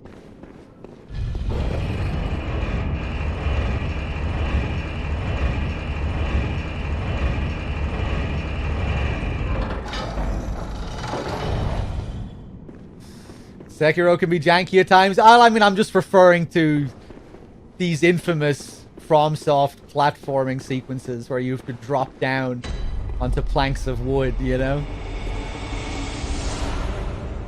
Thick cold blood. Oh, frenzied cold blood. We have some of this. I don't think I ever read the description of this. A rich droplet of cold blood containing blood echoes.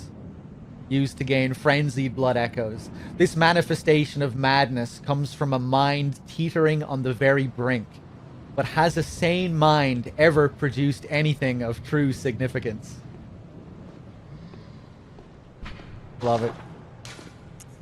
Did we read the thick cold blood? Yeah, I think we did. Oh, hello.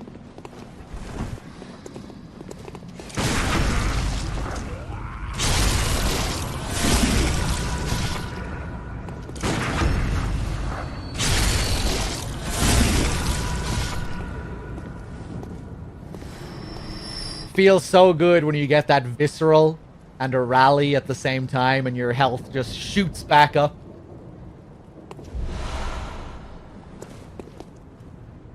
Okay, let's open up the gate.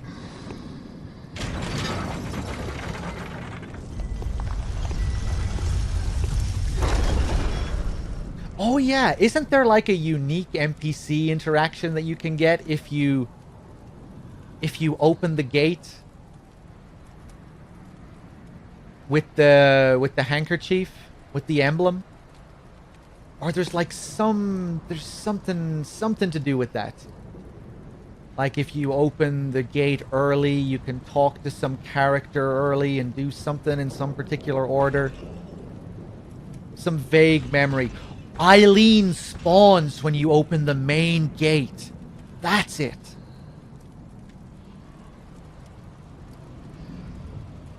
Right, okay. I think that must be it. Yeah.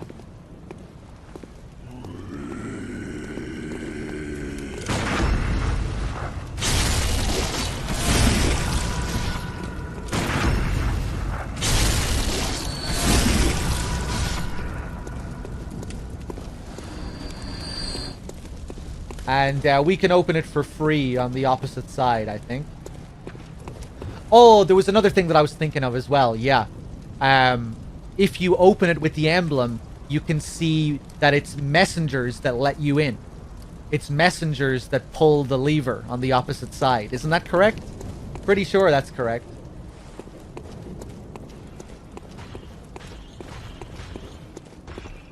Yeah.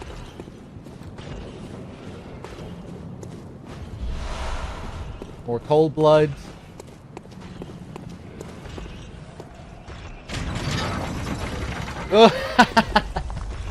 Oh, I like his top hat. Oh, this is the guy that has a gun. Yeah, I remember.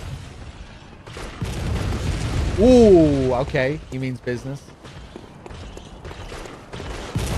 Out into the plaza. Hello there.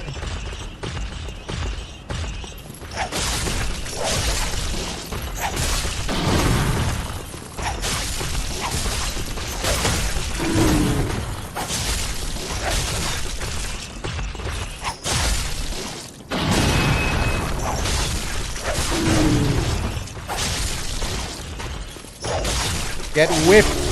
Get flogged.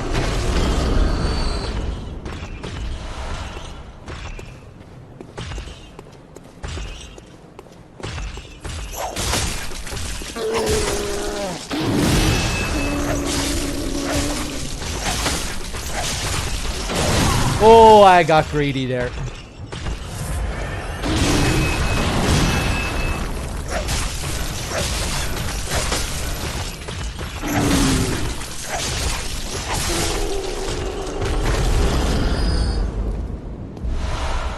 Nice. Loads of madman's knowledge here.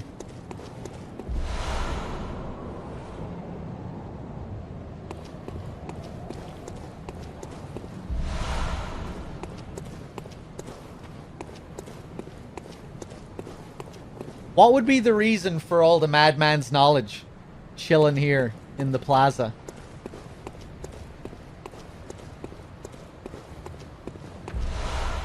What were these brains being exposed to here? It's out in the open. The sky all around, the moon. What happened here? Amygdalas?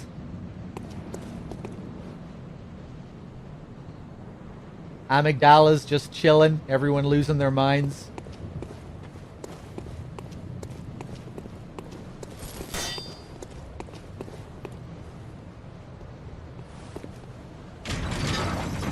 Okay, there we go. Eileen should appear.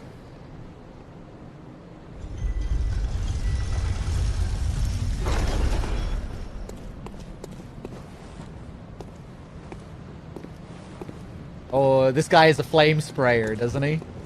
Yeah.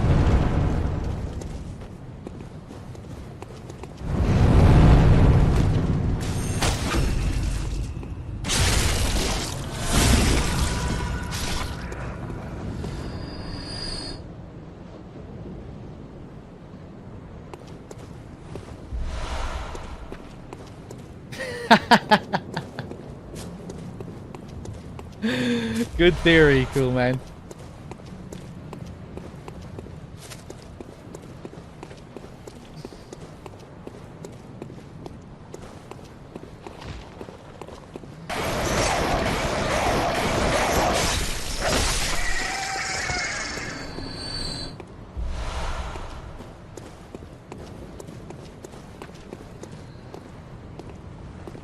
Love this little spot here. Very purple.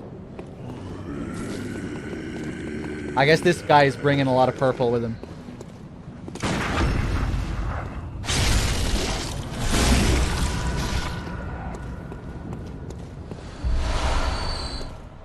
Alright, time to meet a couple more characters. Poison knife. I remember enjoying the description of this poison knife.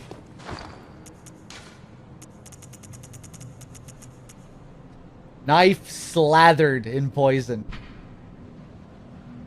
This curved knife is as thin and sharp as a surgeon's blade, often used for self-defense by special doctors in the healing church. They say that hunters traditionally avoid the use of poison, likely because the poison is too slow to act in the heat of the hunt. Yeah, I just remember them using the word slathered, which is such a great word.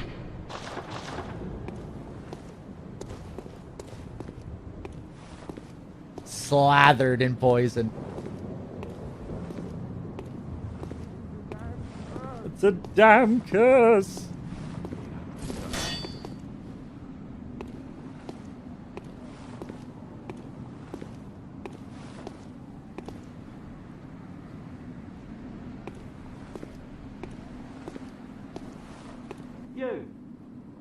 not from around here, are you? What, an outsider who's come to join the hunt? What a pathetic idea. You what? What, you think I'm a beast? Well, maybe I think you're a beast. And step away from my castle. Love this guy. Alright, I'll be back to you.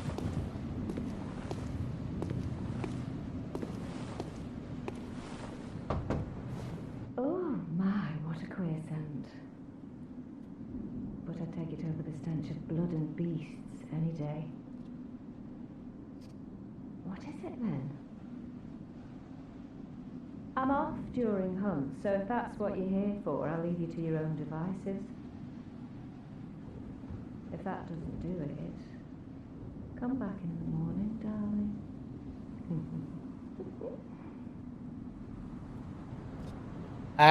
Another thing that could connect her to the Vile Bloods is the fact that she can smell us.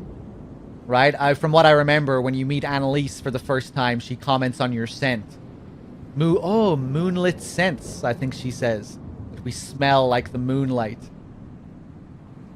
Not everyone comments on our smell, I don't think. That's like that's more of a Vile Blood trait, I think, anyway. Moon-scented hunter. Oh, Imposter Yusefka also comments on it? Well, maybe I'm not on the ball there then. It just reminded me of Annalise. I guess knowing that she is, you know, that Ariana is a Vile Blood as well. Something interesting to think about anyway. Dave, when it comes to getting all of Ariana's dialogue, what is it that's a pain about getting her dialogue? Do you have to come here early to get all of it? Maybe that was another thing that I was thinking of.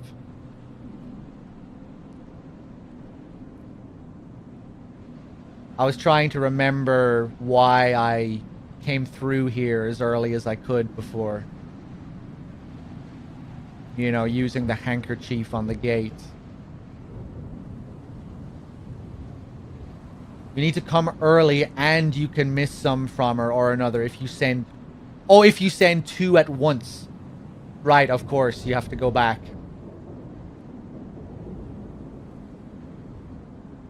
So, did I miss some of her dialogue? Because I didn't come here early enough?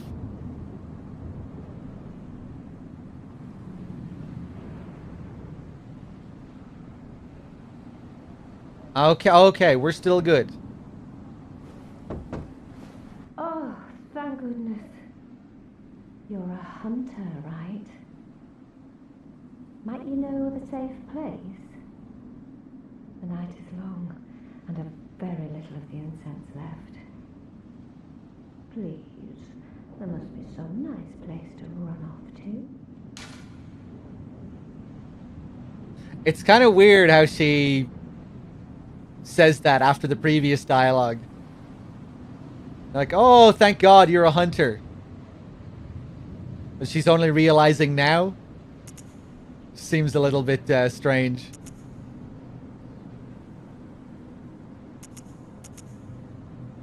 Alright, Eden Chapel. Actually, let's withhold information first. Oh, that's a shame. Well, if you do find a safe place, do be a dear and tell me. Around here, you're the only one I can turn to. You understand, don't you? Ah, hello there. Come to see me? Have you found any safe places? Oh, thank you, darling. Maybe I'll see you there.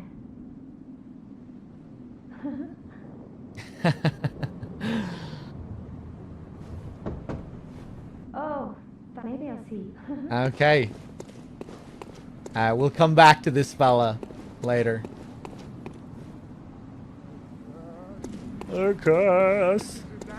It's a damn curse.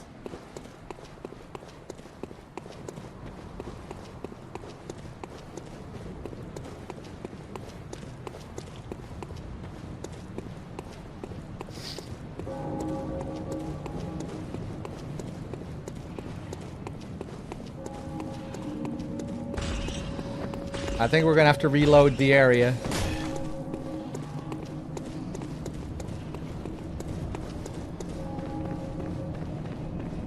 Yeah, I'm probably better off just exiting the game. This is probably faster than teleporting back and teleporting back.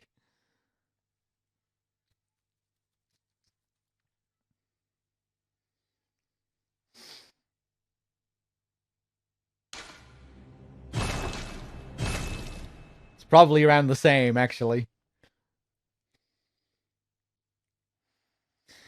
I didn't want to use the hunter mark because I didn't want to lose my blood echoes.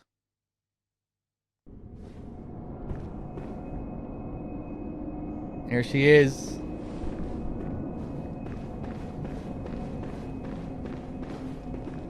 Oh, kind hunter. Thank you. So, that lady, you told her about this place. Well, she actually talks to me. Well, only now and then, and she don't mince words. But she's a kind one. I can tell. A good woman. And I sort of hope that my asking you turn out to, you know, help them out in the end. I've never been any use to anyone, you see. Oh. Just happy about it, is all.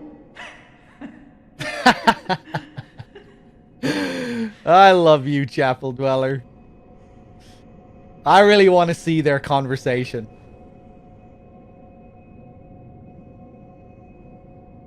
What didn't she mince words about, I wonder? I really wish we could see that conversation.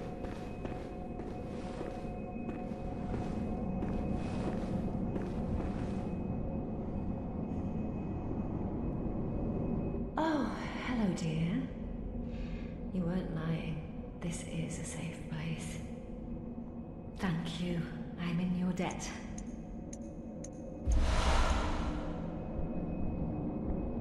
I'd like to tender my thanks, but I haven't much to offer. All I can give is my blood. But would you even take a whore's blood? So, there's an amazing little detail here that I'm sure most of you lore fiends know about. While you talk to Ariana, Sister Adela looks at you. She's creeping in the background while you talk to Ariana, trying to listen in and spy on your conversation. See how she's down there looking up at us? I'll take a whore's blood. Adela is really not going to be pleased about what we're about to do now. Oh, we can't, because we already have Adela's blood. I forgot about that. You can only have one type of special blood at a time. But you see now, look, she isn't looking at us anymore. But watch now as I talk to her again. You'll see Adela move in the background. Oh, you. Look at that. Sorry. I'm afraid I can't help you. Unless you've had a change of heart. If you ever change your mind, you know where I'll be.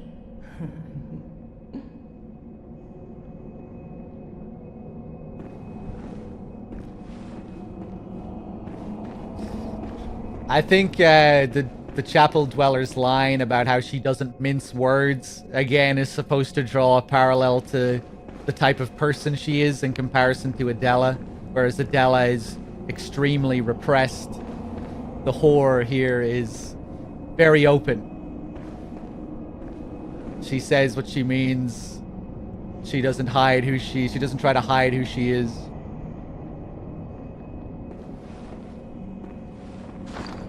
Let's take the whore's blood, or I mean the nun's blood.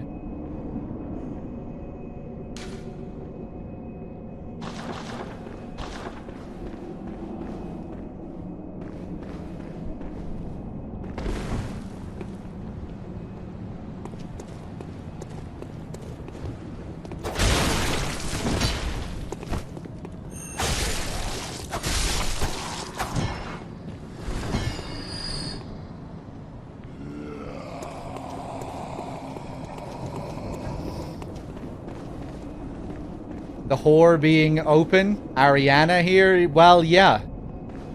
In that sense. I mean, like, I guess she has to hide what she does from the church or something, but I think, you know, when you talk to Adela, you get the impression that she's incredibly repressed and fearful. Ariana, not so much. She's quite laid back and quite open in comparison, it would seem. And then you have the Dweller, who comments on how she doesn't mince words. I forget what the Dweller says about Adela, but I just thought that was kind of significant, you know?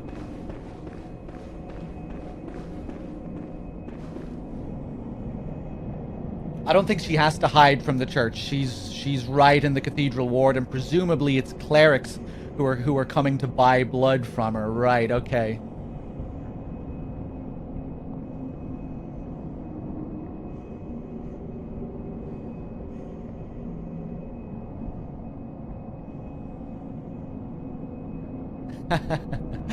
But yeah, if we take Ariana's blood enough times, Sister Adela down here will murder her, and then she'll murder us out of jealousy.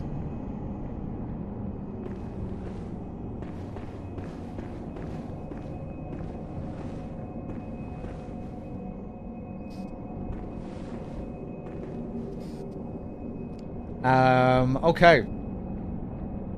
Should I use Adela's blood now to get blood from Ariana? Like, is there any incentive to do this early?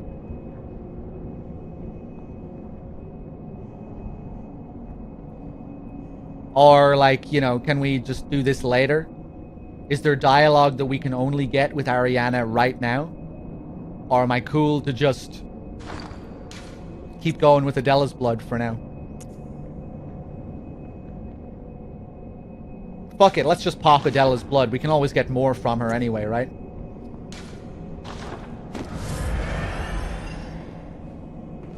Oh, I'm sorry. Unless you've had a change of heart. Oh, good. Come close, dear. I knew you'd be back for more.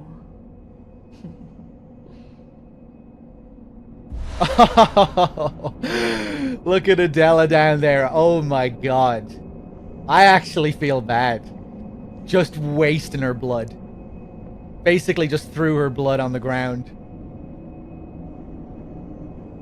Using her blood just so I can get Ariana's blood. It's like I used her blood to pay for this blood, almost.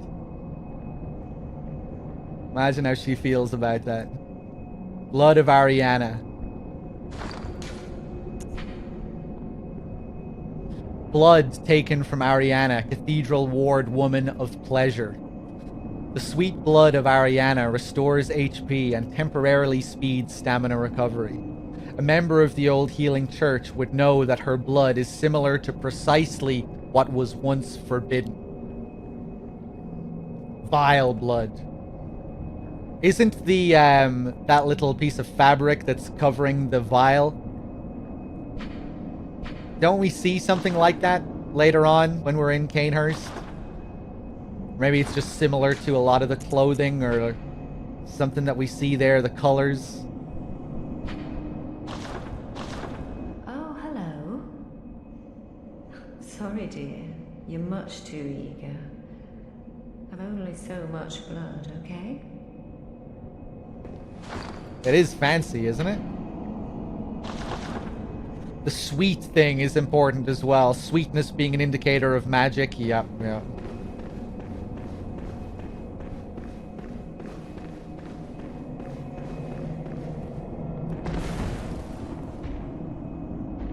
Okay, let's go and talk to the bigoted old man.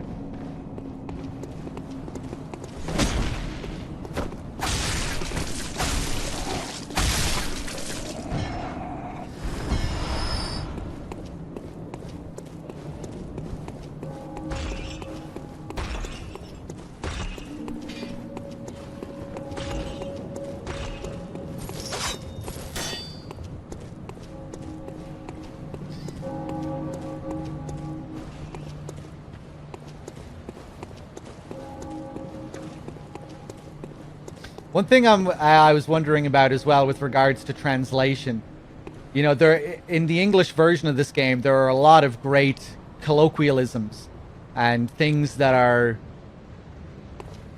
you know, very particular to a certain culture or a certain time. Like, it's enough to make a man sick. Beasts all over the shop. Like, that is very Irish.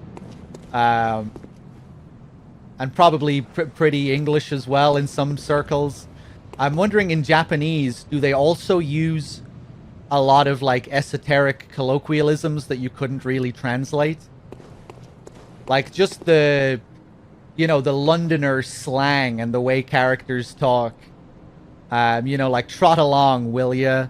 And, you know, there are a lot of good, a lot of colloquialisms.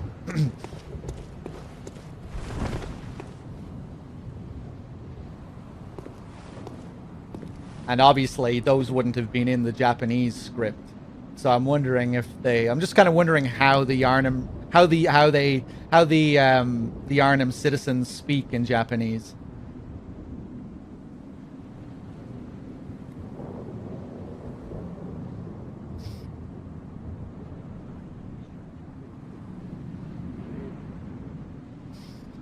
I'm not an expert, and maybe Dave would know better, but I don't think so. It's usually fairly straightforward when the localization has some cool turns of phrase in it. Storm. Pretty bloody cockney, dog? What? And like the term all over the shop, I heard that way more in Ireland growing up than over here. But we probably share a lot of the same slang.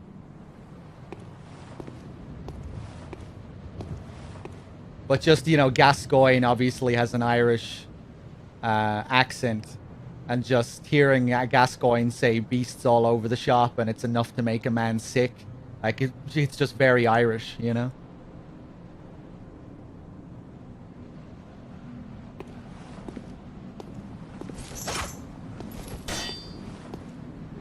But yeah, I mean, it's a big part of why I like this game. Like, I love the language that they use, but it's probably very different in Japanese.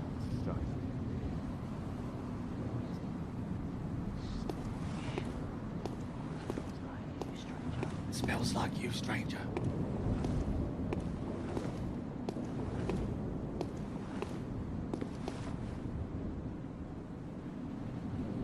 But then there's a lot that's like very London, you know, like the granny's dialogue when you first meet her. All the other Londoner Yarnamites. Oh, enough of you. What, you think this is funny? Well, I certainly don't, so be gone with you. I'll have nothing to do with your beast stunts. Like, even like this guy, you know, that's pure slang. What's this two-bit nonsense you're peddling? I heard you told that wench about some shelter. Well, she's a damn fool to trust an outsider. Why? Well, her sort's probably just fixing to feed some of your coin. He has it all figured out.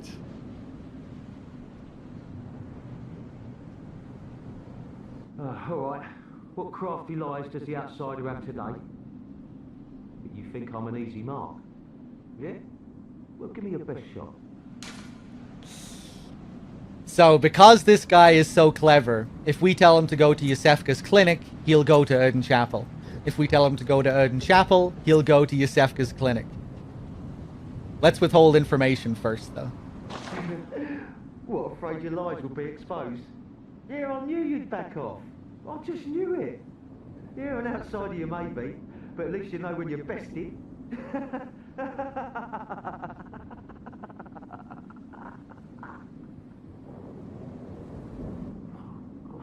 mean, you just can't help yourself, can you? Go on then, fine. Go on, tell me all about it, you little safe haven. So good. Okay, Yusefka's clinic. Go back to Erdin Chapel. Yeah, sorry, too sharp for that bollocks. I know a superstition when I hear one. Outsiders. Even their lies are predictable. What? Still preying on folks with your book of lies? Yeah, fine. Come on, show me what you got. Tell me about your little safe place. Still preying on folks with your book of lies. What a great quote.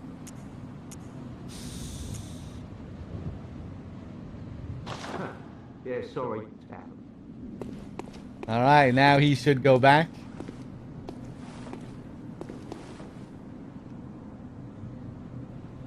I found Gascoigne's line and its Japanese equivalent. I'd say it's pretty much similar.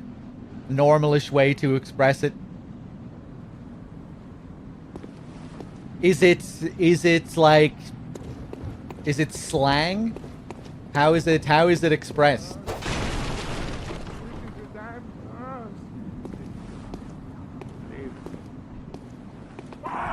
Oh! I'm assuming he doesn't mention any shop.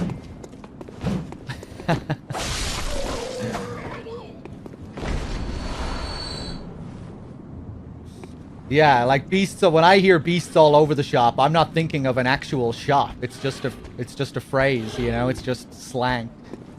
It means beasts all over the place. Beasts all over the place.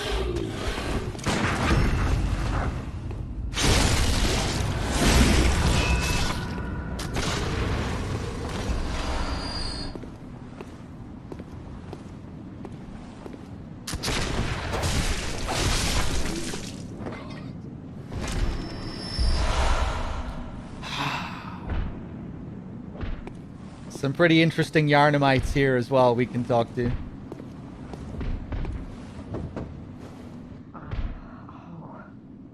Oh, we've the deepest gratitude for the church and all they do for us. The deepest, widest gratitude. Yes. Yes. Deepest, widest gratitude. It's almost sounding a bit lewd there. But the church, all they do for us.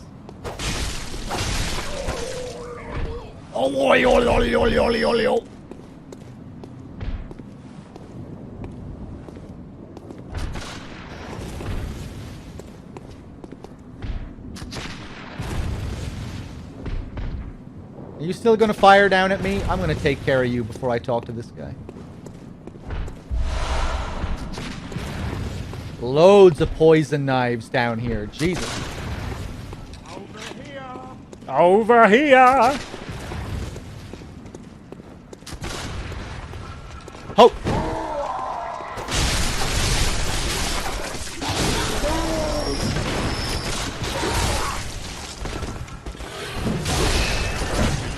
The deepest, girthiest gratitude. Fuck off.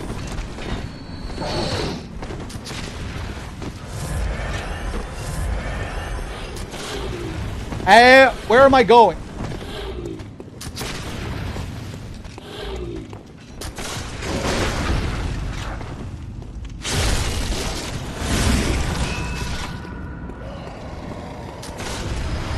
I'll take that.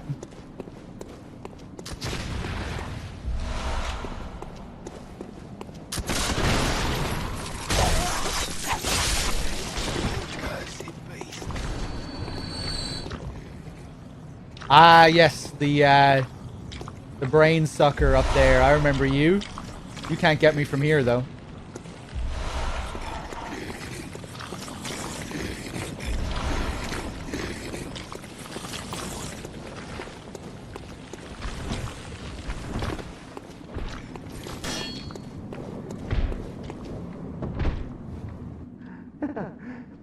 Praise you.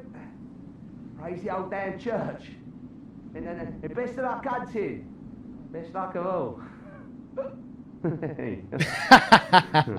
Way. Oh man, they just fucking nail these little characters. The language and the voice acting, it's so spot on. Best luck of all. Hey. I'm gonna crack open a beer. Hold on, one sec, guys.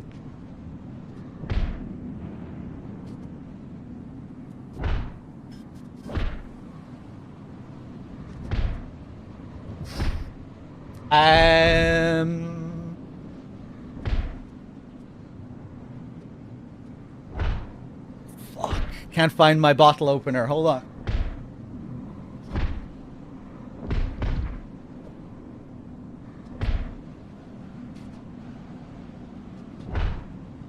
Oh, what a disaster. Where could it be? Hold on.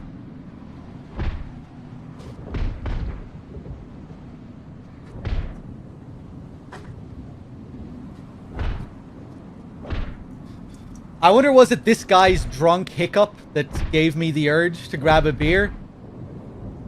It had to have been. That wasn't conscious at all. That's dangerous.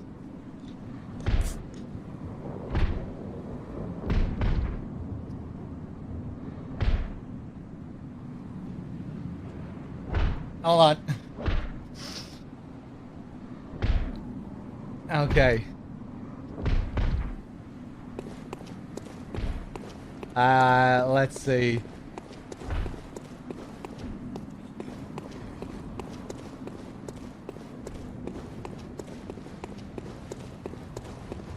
All part of the master plan. Now I can get eyes on the inside.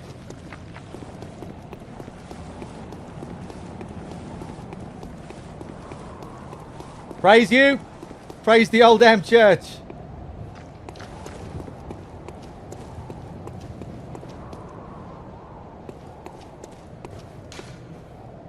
A watchman of Bergenworth guards the gate with a password. The sacred adage of the Grand Cathedral. We should go down and have a chat with that guy before we get the password. Let me just scroll up through the chat as well to see if I missed anything. JNP, how's it going? Just when we were talking about translations and stuff earlier, I might have missed something.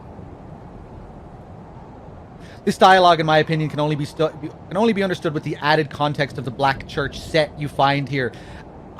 That just reminded me. I don't think I picked up the Black Church set, did I? The Black Church set with its very sinister description. Yeah, we need to go back. How did I miss it? Yeah, I love the password guy.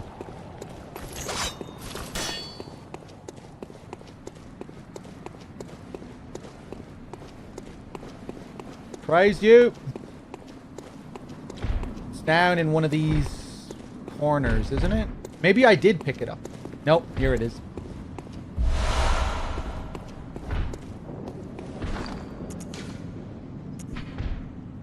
Attire of healing church hunters. Most healing church hunters are elementary doctors who understand the importance of early prevention of the scourge, achieved by disposing of victims and even potential victims before signs of sickness manifest themselves. Their black attire is synonymous with fear and that peculiar Yarnum madness.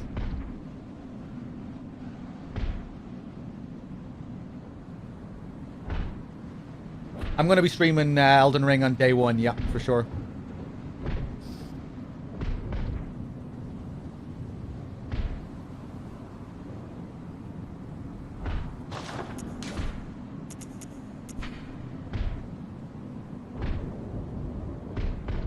Attire of the Healing Church Hunters, the holy shawl, symbol of the Healing Church, flutters proudly on their backs.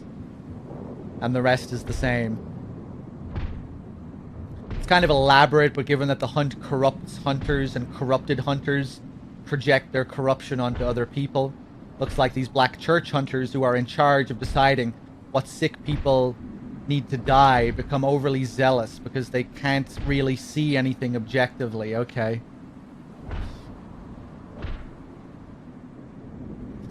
So the people behind closed doors are trying to convince them they're not deserving of death. Yeah, I think that definitely comes across.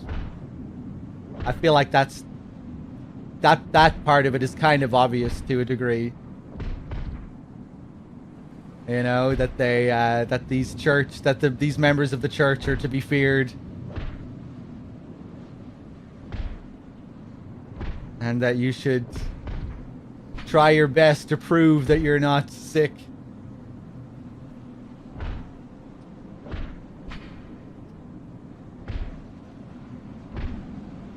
To understand the importance of early prevention of the scourge, achieved by disposing of victims and even potential victims before signs of sickness manifest themselves. That's pretty grim.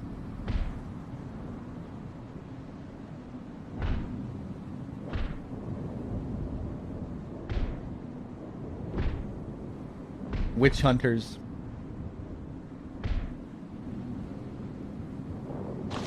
Again, reminding me of that film we watched, Storm, the Witchfinder General.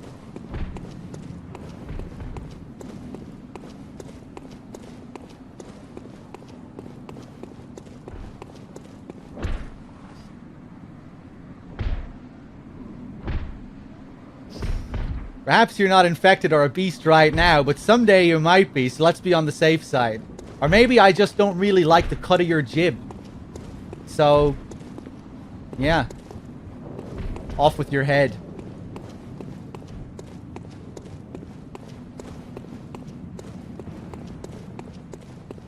Maybe there's just something about you that I don't quite trust.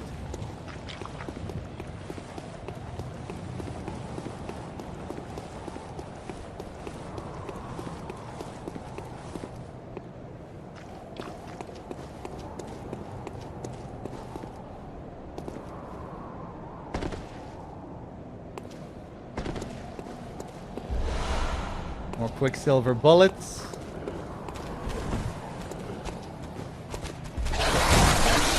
Oh, fuck.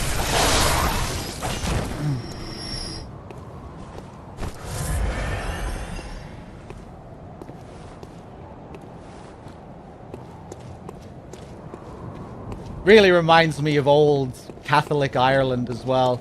Stories my parents told me about the church back in the day, just the atmosphere of fear of priests who had just crazy amounts of control. My dad, when he was a kid, used to be very religious, but after seeing a priest really abuse his power, that's what caused him to stop believing.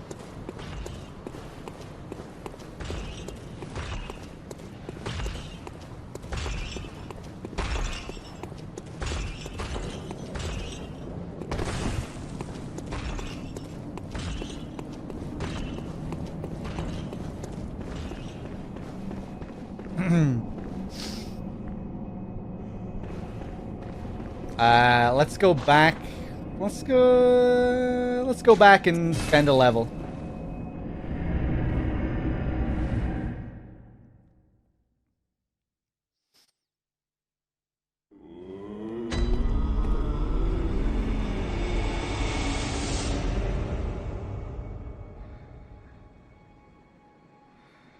Your dad gave up his faith when his mom died, so never really had the chance to ask about it. Interesting. I think my mother grew up in a pretty religious household as well. I don't think she ever really believed or had much faith, but I remember her telling me that she like even still now feels she gets that like Catholic guilt. Where it's like this very strange feeling where it's like you're just because of what she was told growing up. You know, the guilt that she should feel for certain things, that she still, you know, she has like these misplaced feelings of guilt just with how she was raised and the beliefs that were instilled in her that she didn't really believe, but she had to like pretend she believed. It's a whole mindfuck. Hate yourself! Yeah.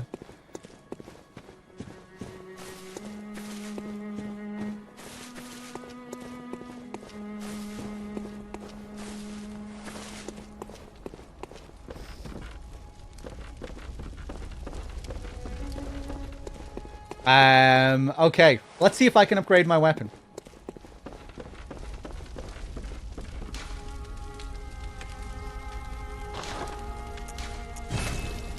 I can.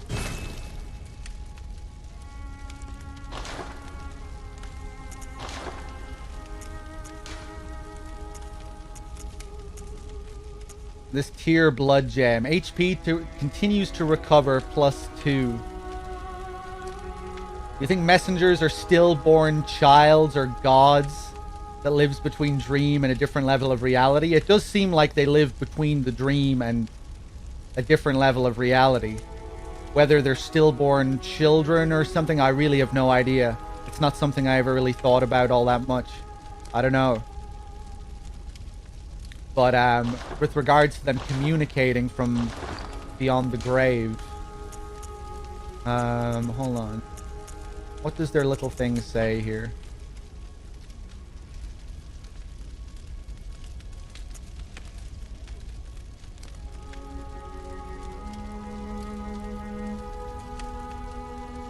Nothing. I remember reading some description about. Was it it was one of the online items, I think.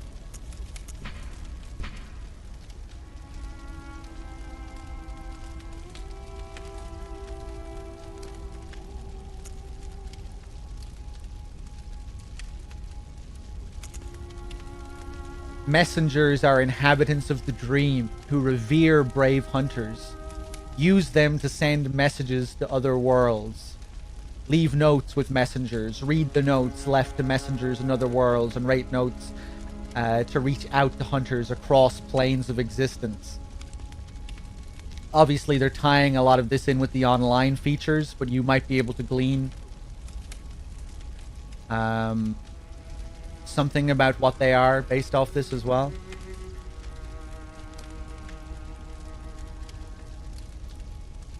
We get very little concrete information on the messengers, which is something I like. You know, it's there's very little to go on. I haven't played the Bloodborne PSX demake. No, I definitely will though at some point. Okay, I think we can head... Actually, no, we won't head towards Hemwick yet. Actually, we will. We will head towards Hemwick. And then we can go to the other side of the cathedral when we come back.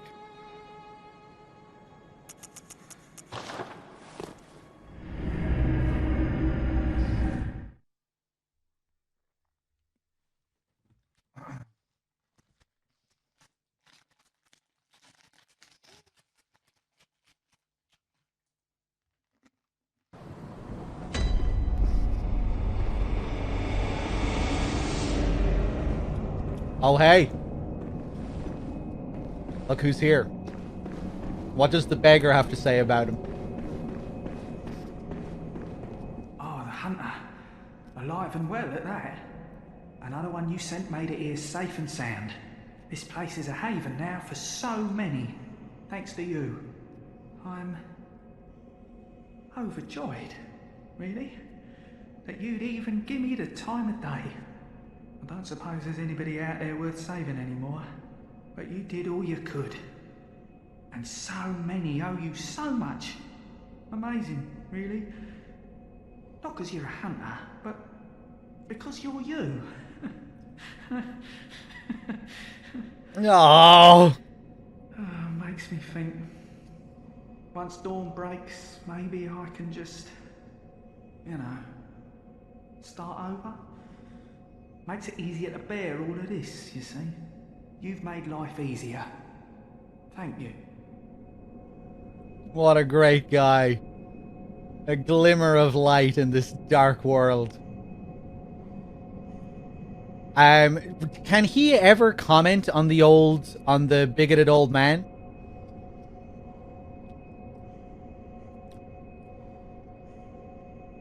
Like if I send him here before Ariana and come here before I bring Ariana back here, will he comment on him? Because it seems like this dialogue we got is always what will be the last bit of dialogue when you bring the last person here. So it seems like you might always have to miss out on one piece of dialogue. Because this is just like his default final bit of dialogue. Maybe not his final dialogue, but you know, his last bit of dialogue with regards to the people you bring back. If you please, kind hunter, when the night of the hunt passes, suppose we could be friends? Maybe? Now, I know I hardly deserve it, but, well, I had to just ask, you know. Out of line, yes. So, but, well, give it a thought. If you wouldn't mind, of course. Oh, of course I'll be your friend. Once the night of the hunt... Oh, what a great guy.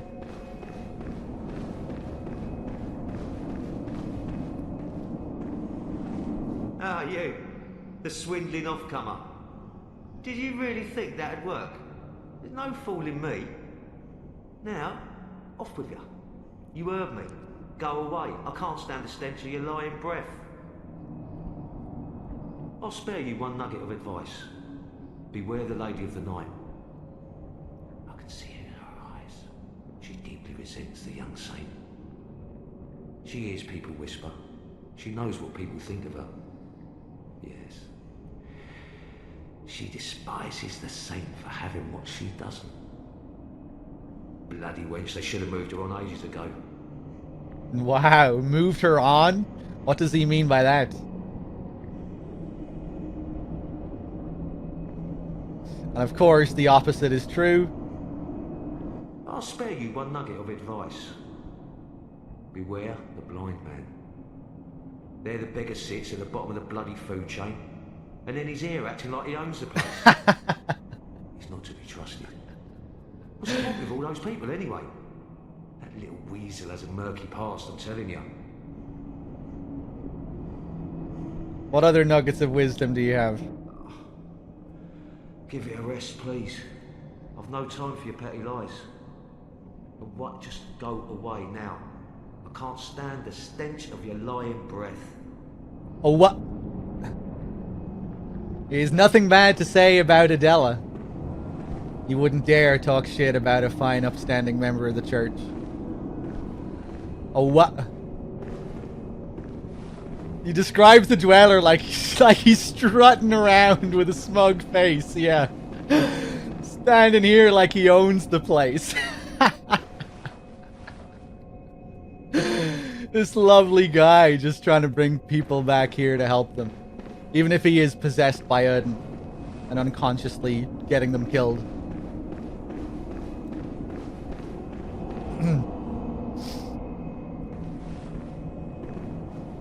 Oh, he has nothing bad to say about Granny either.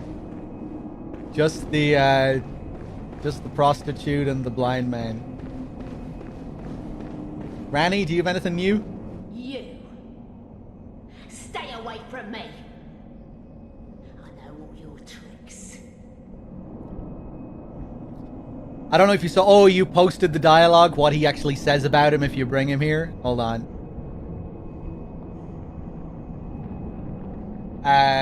He says, the hunter. Thank you. So that old man, you told him about this place, right? Well, you don't offer me much in the way of conversation, but still, I'd rather see him alive. I'd rather see him alive anyhow. That's what he says about the nun. I think, or the granny. That's the same thing he says about the granny. I think. Yeah, that old girl. You brought her back here. Well, she don't offer me much in the way of conversation, but still. Right.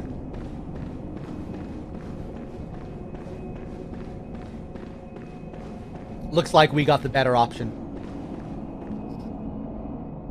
Okay. Let's head off to Hemwick.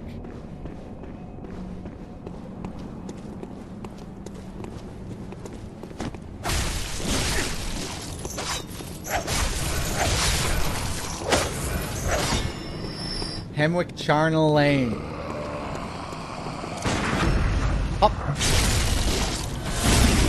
Eileen! I don't have to deal with Eileen just yet, do we? Do I? I can go to Hemwick, deal with Eileen later, as long as we do it before Amelia. Or even before Rom. Yeah, I don't know if I'm up for fighting Henrik right now. I think I'm a little bit too scared. Let's get a couple more levels first.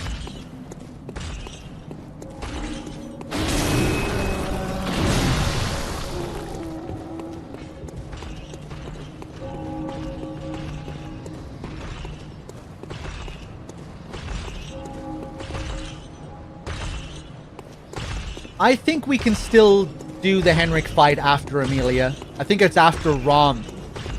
After Rom, she'll go up to the cathedral.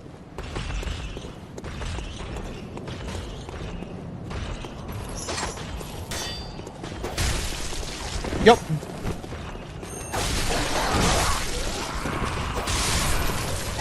Hey-o.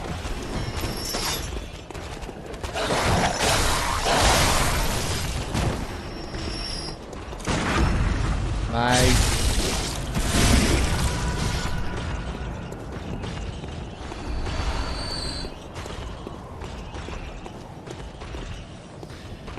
Will I fight the bloody Canehurst Crow? Legit, no cheese?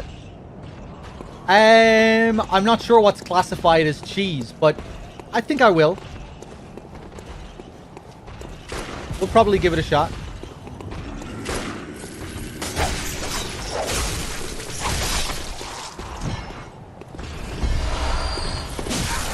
Oh, God.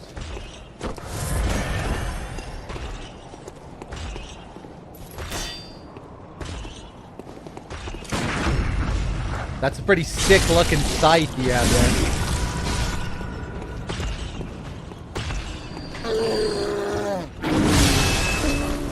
I think I'm just gonna leave you there.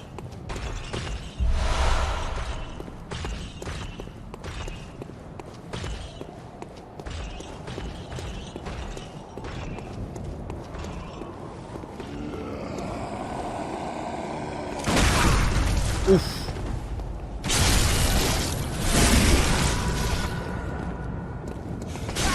Wow. Wow, my character sounded like me there.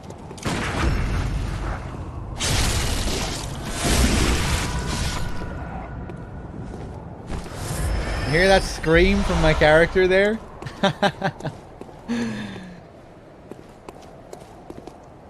Yeah, okay, we're gonna take a little turn here.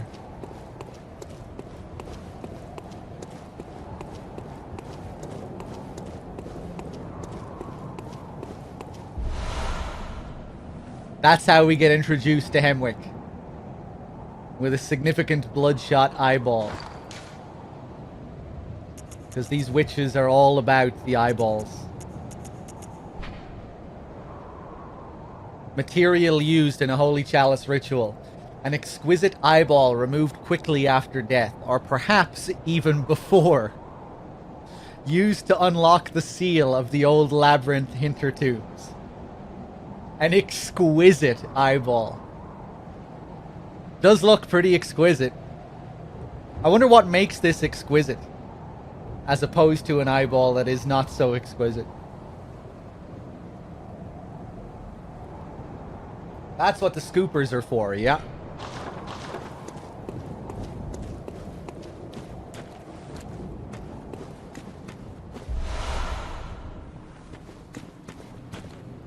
Love the design of this place. Just like classic, spooky, gothic, fairy tale, horror.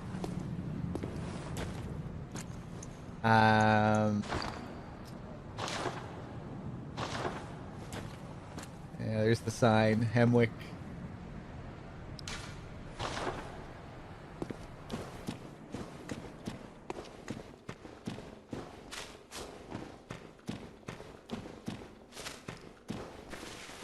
Were any of you guys scared of Bette Midler's character in Hocus Pocus as a kid? God, she used to scare the shit out of me. I don't think that film was supposed to be remotely scary. But I was very young when I saw it.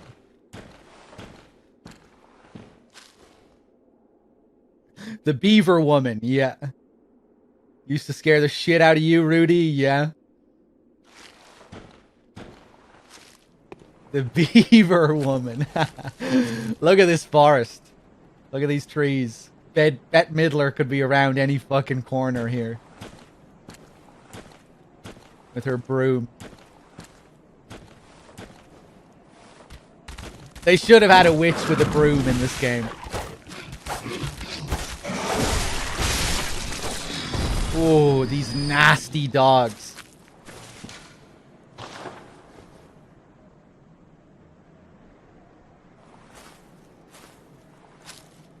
Oh my god, what a horrible existence.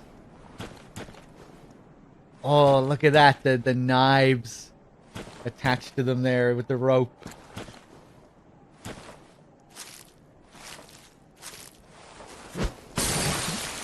I didn't mean to throw that.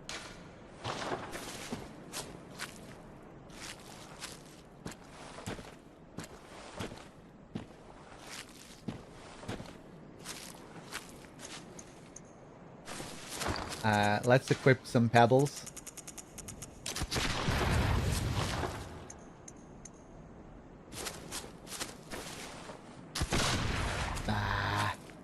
These guys can really fuck you up if you're not careful.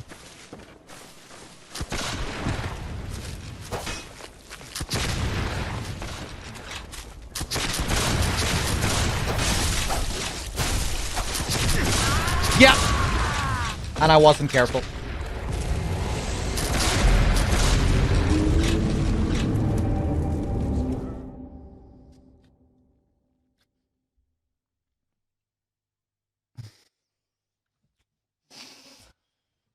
Ah, fuck. A long run back there as well. Oh, Jesus. You have a special bit of shenanigans for this room? Yeah.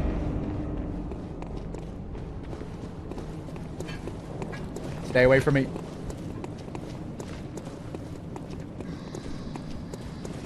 I used to just run into them carefully like I did there. Except careful. A careful version of what you just saw. I think I'm gonna do it again.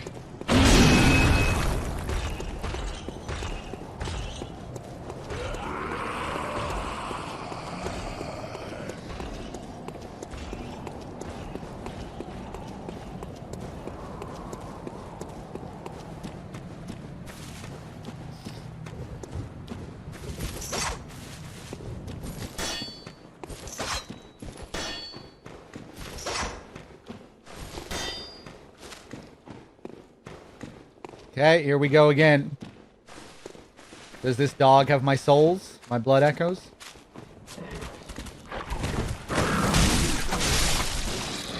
Nope. One of these guys has it.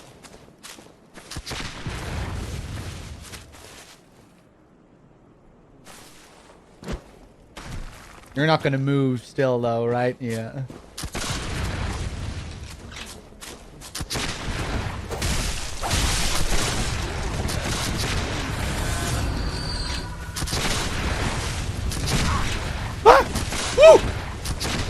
Jesus, that damage.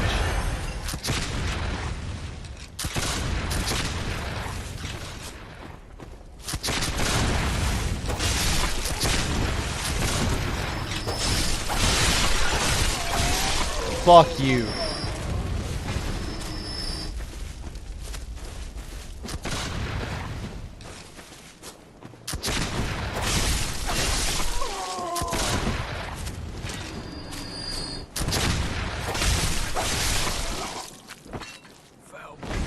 Foul beast.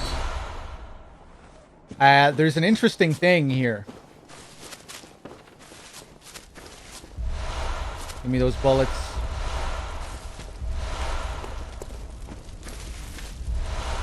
Bone marrow ash. If we look up here, look what it is. It's the same statue you see inside the Grand Cathedral. The iconic, one-of-a-kind statue. Or so you thought.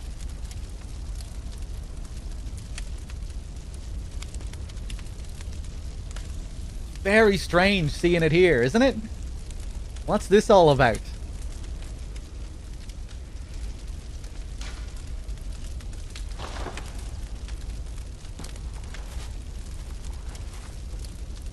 This was just the prototype that they fucked up. They presented it to Lawrence and he was like, this is all wrong. Go back and make another one. Those wings are way off. And they just threw it out here. Just throw that in and throw that out to Hemwick or someplace. Make another one. Get this shit out of my presence. Out of my moon presence.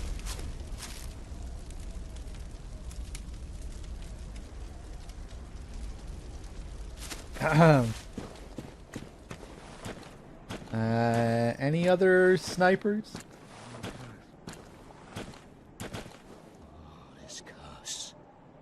Hey! Damn curse. This stench. Smells like you, We stranger. know who's at fault. We Yeah. know precisely who it is. Precisely what it This is? curse. Are those white church doctor gloves? Curse.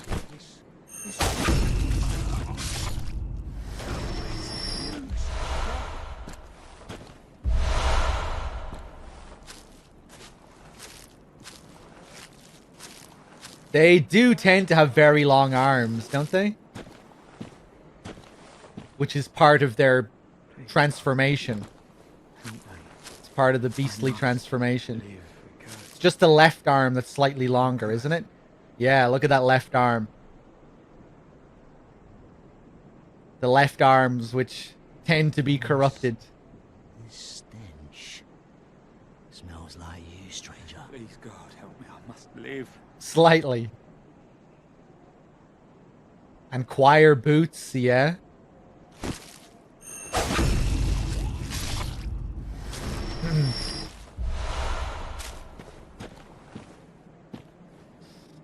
Left arm is where our character receives the blood transfusion as well. Really, at the start of the game, you can see it's the left arm.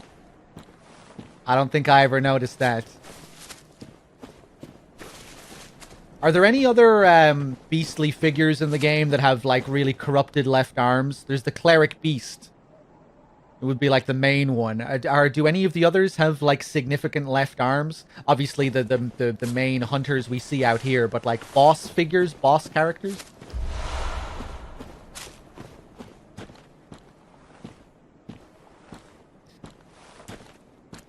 That's a cool detail, Mass. Well, I guess Lawrence, of course. Lawrence is just the Cleric Beast reskin. So, yeah, Lawrence. I don't think Amelia... I think Amelia's arms are both the same. Ah!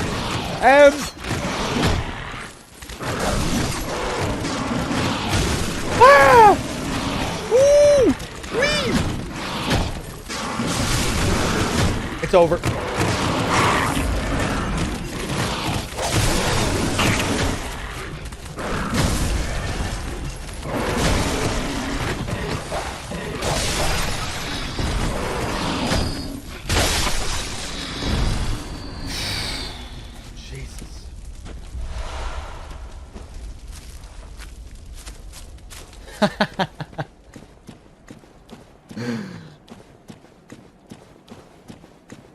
Almost too overwhelming, but not quite. They balance those things just right.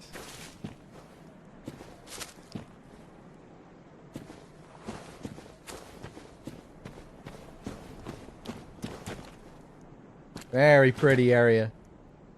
Ooh, and the towering cathedral in the background.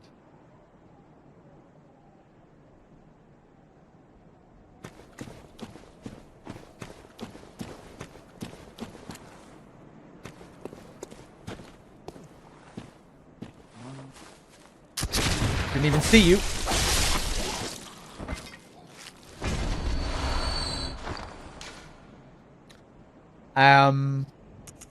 We got a new item. Bone Marrow Ash. Additional medium that strengthens Quicksilver bullets. According to the workshop, this is a special Bone Marrow Ash collected from Hemwick Charnel Lane.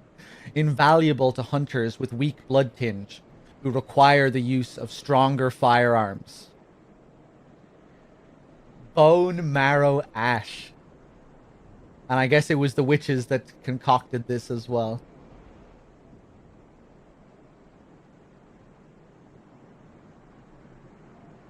I don't think we looked at the blood pellet, did we?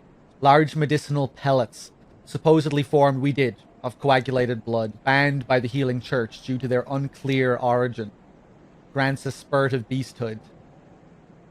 Ripping apart the flesh of one's enemies and being rained upon by their splattering blood invigorates one's sense of beasthood, feeding strength and euphoric feeling alike. Interesting how they're associating the euphoric feeling with beasthood here. Whereas in the early descriptions we got at the start of the game, it was like the euphoric feeling of slaying beasts was associated with like purity and to demonstrate to yourself that you would never become a beast.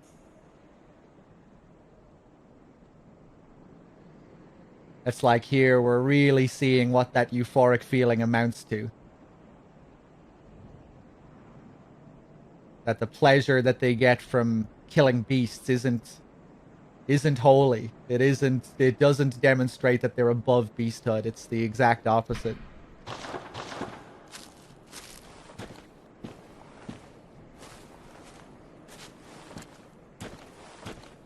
Good night, Dave.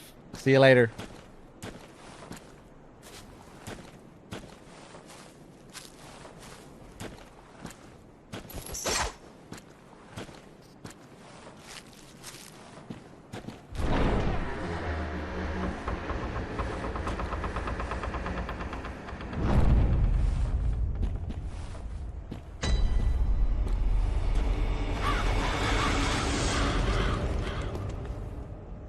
Classic.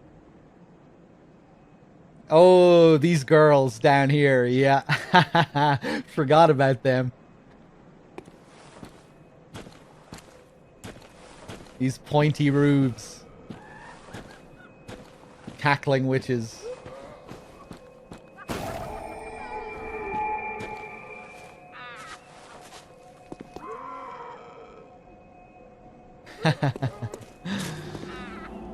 Cool detail about this area. Enemies have special death animations if you kill them with fire. I think I remember that.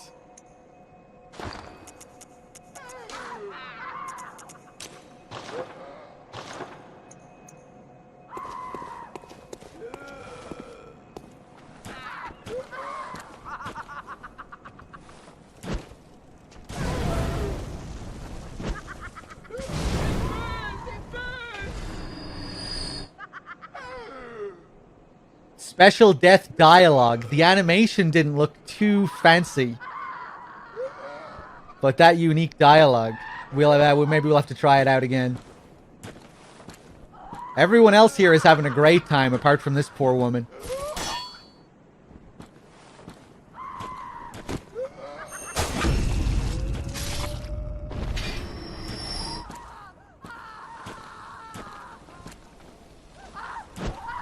Actually, she doesn't look like she's having a good time either. Oh my god, really? Fire! Cool.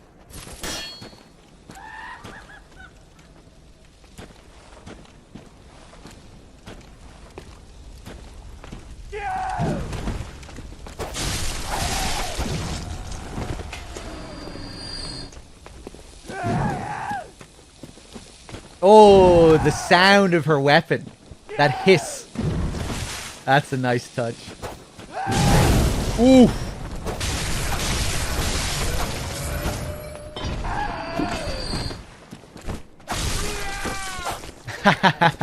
Cool enemies.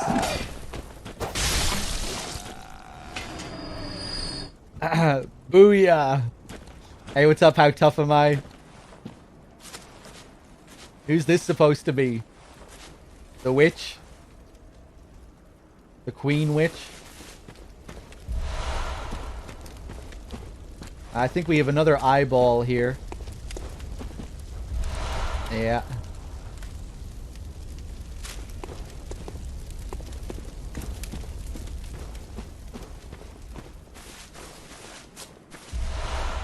Why is this statue here? I'm kind of under the impression that this is their leader, you know, the boss that we fight at the end of this area, the witch.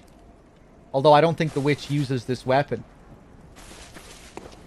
That looked like the weapon this one was just using against us. But maybe that's still supposed to be her? I don't know.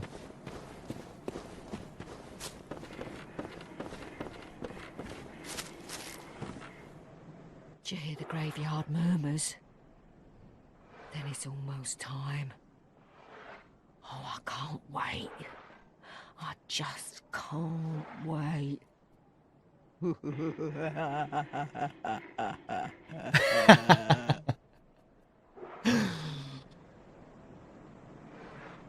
Love it. What's happening?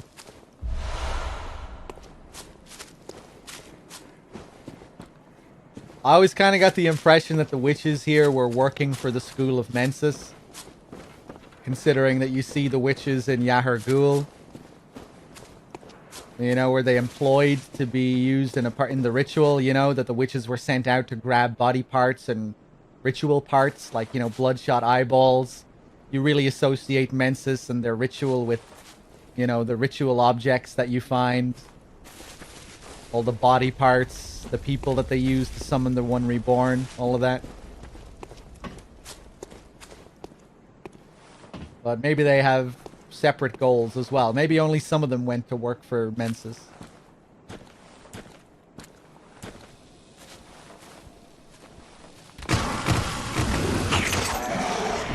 Come on.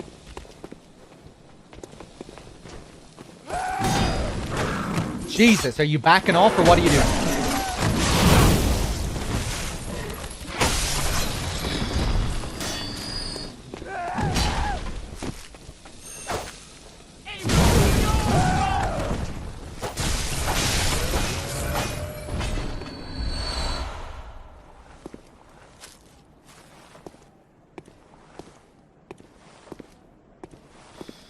It doesn't make sense for who to be here? I wasn't saying it doesn't make sense for these witches to be here. That makes plenty of sense.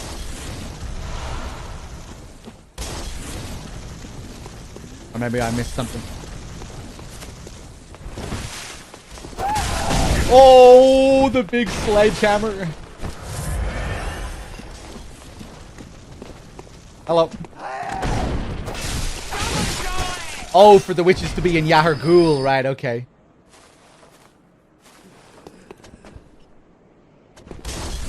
Yeah, well, like, you can definitely draw connections as to why they would be there, you know? With the witches all being about ritual items, bloodshot eyeballs, and Mensis also being about performing rituals.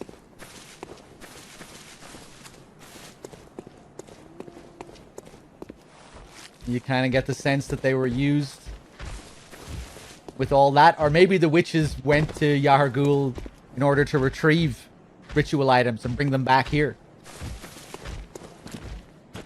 Because they found out that they were all... that they had some competition.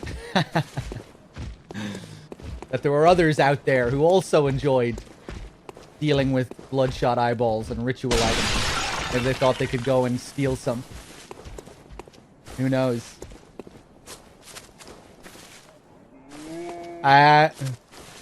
Hey, man.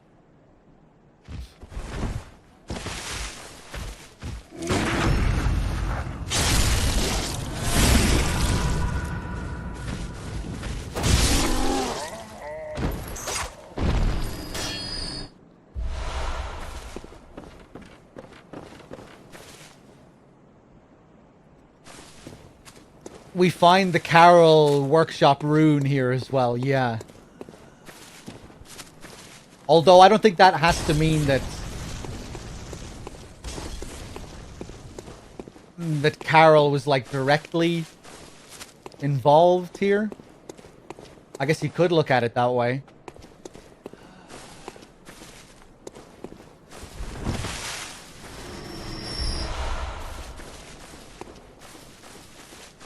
Carol being one of the old scholars of Bergenworth, you know? Maybe Carol has long since passed.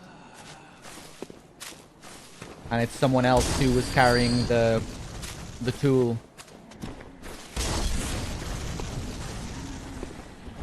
I kind of get the sense that this area might have been cut a bit.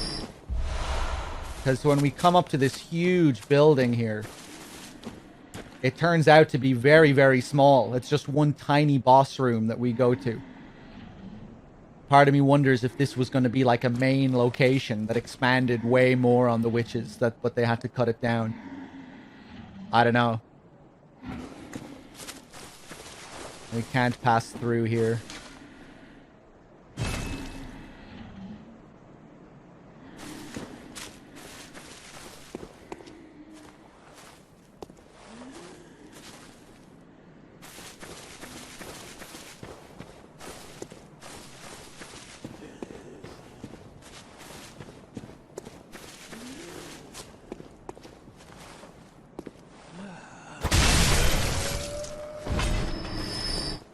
Oh, hey. The friendly crow is down here. I almost forgot.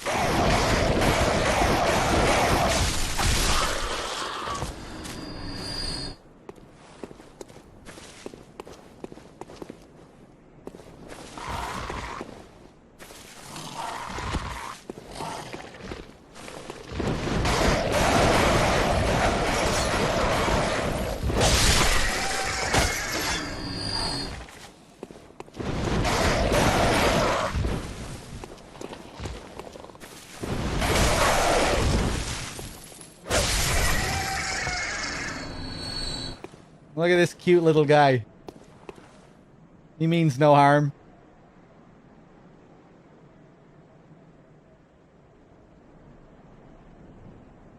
With those blind eyes.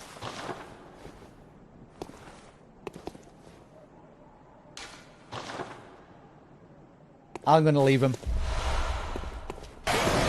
Ooh, or one blind eye. Not sure what's going on with that other one. Ooh, where the fuck did you come from?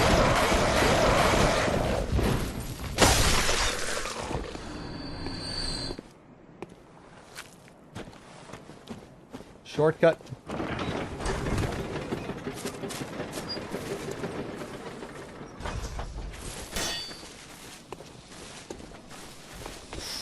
Ooh. Die! She can push you off here if you're not careful. More bone marrow ash.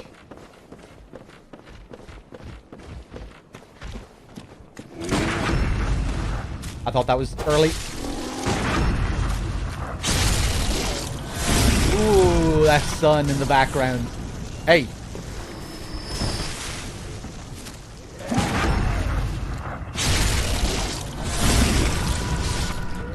Die!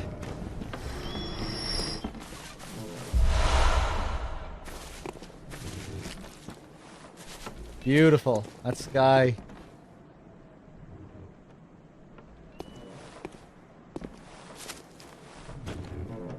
The door sound here is great. Yeah, nice little touch.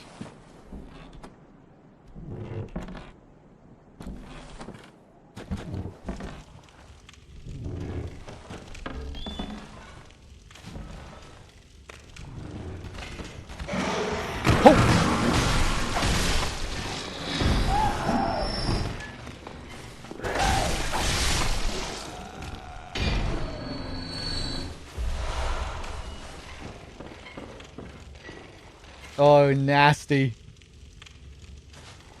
The flies swarming around here. Looks like some bodies were buried under the bales.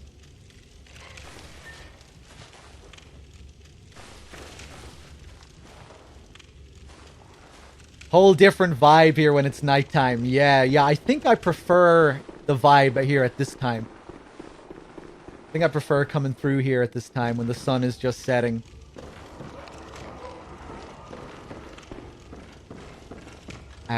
Fuck, I think I missed a Wandering Madness.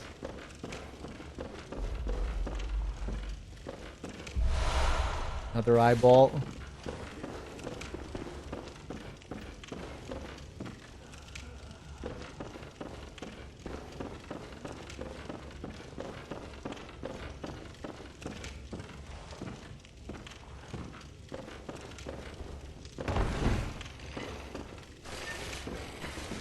Hello.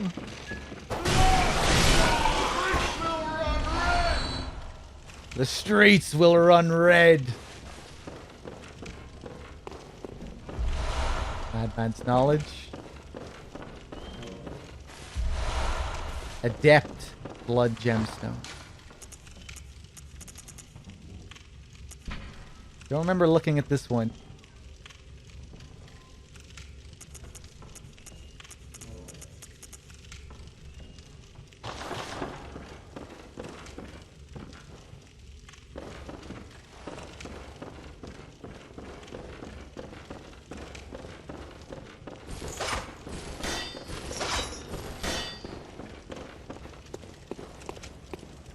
There's Canehurst with the broken bridge. No, I'm just memories are coming back to me now. The horse ride over the invisible bridge.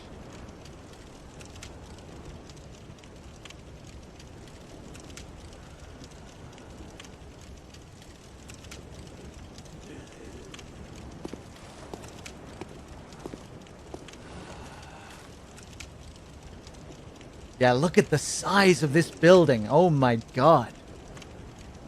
It really does give the impression that this was cut. We do enter that building, but there's not much to it.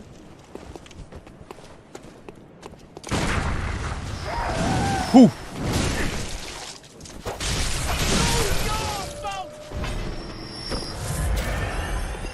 Double-jointed giraffe with the 5 months. Thank you.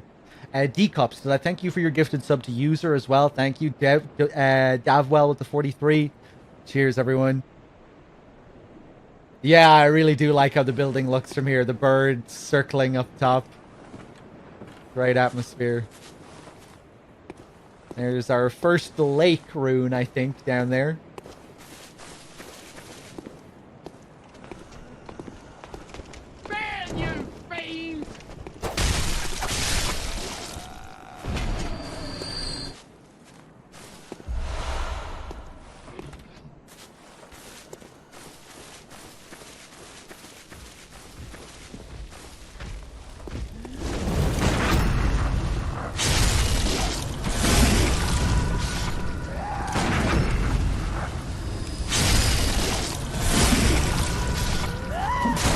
Oh, Jesus!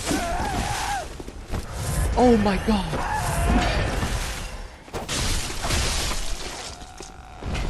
Fib, the goblin with the prime sub. Thank you. Cheers. Jesus. There is not a faint clock ticking, no. That's on your end.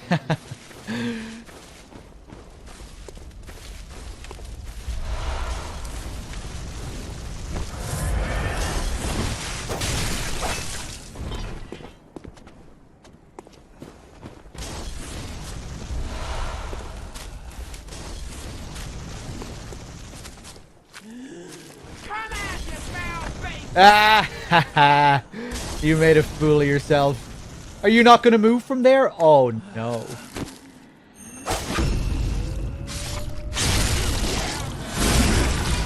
Idiot.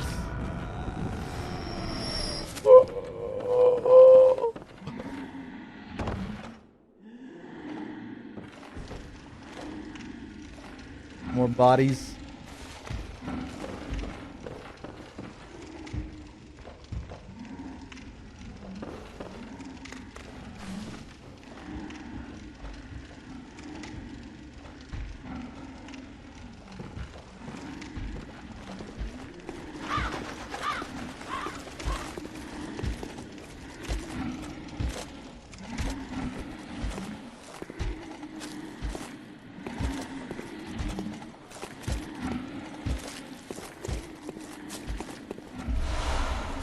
Okay, let's open up the gate.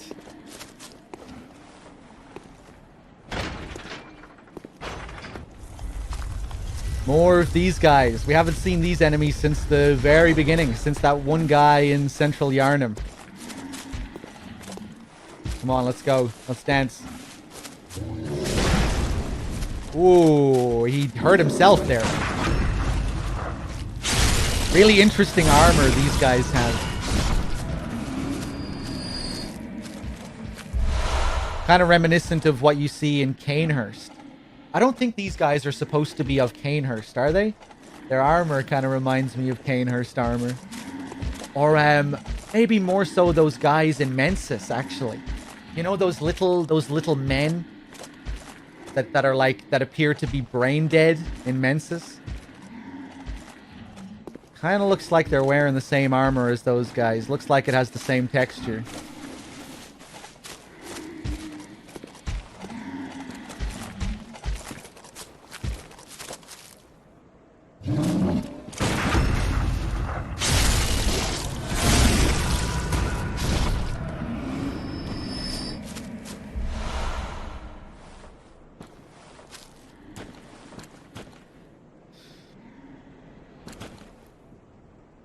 From what I've... Yeah, GRRM... I think he created some of the characters. And some of the, like, the world, the lore. Established some of the set and created some of the characters. But I think even the characters, they're going to be, like, reshaped heavily by From. Everything from GRRM is going to be seen through a very From and Miyazaki lens.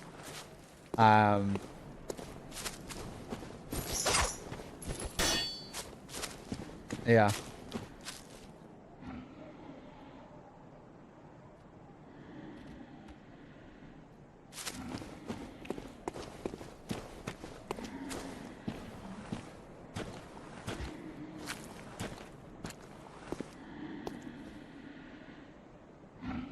So you're saying it was all just a PR stunt? No, I don't think so.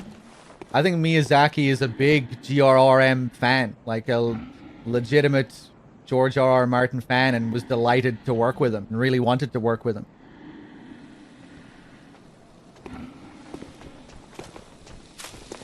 But yeah, I think from what I've read anyway, from what I understand, he created a lot of the world, created a lot of the characters, you know, who the characters are, what their goals and motivations are, and then From took that and wrote it. Fuck! Took his ideas and brought them to life, you know?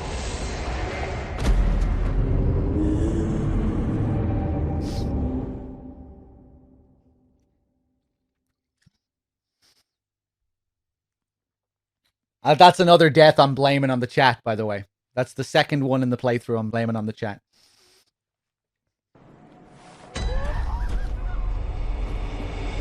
Bloody Crow gets it. You understand, Crow. I'm not blaming it on the chat. I'm blaming it on me looking at the chat. I'm blaming myself for reading the chat.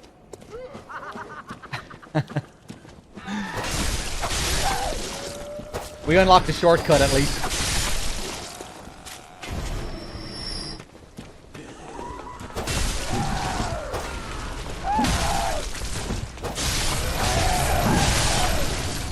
But yeah, like, I think if people are going into it expecting, like, GRRM writing, like, if they're expecting his writing style, and, like, characters to feel like his characters, they might be a little bit, surprised. Because the impression I'm getting is that, you know, it's gonna feel like a FromSoft game. Because I don't think I don't think he wrote any of the dialogue or anything like that.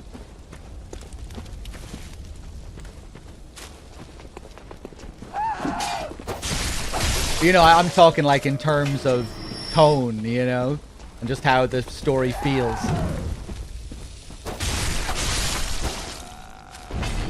Maybe when it comes to like the world and the themes and stuff, you might pick up on some things that feel GRRM-esque.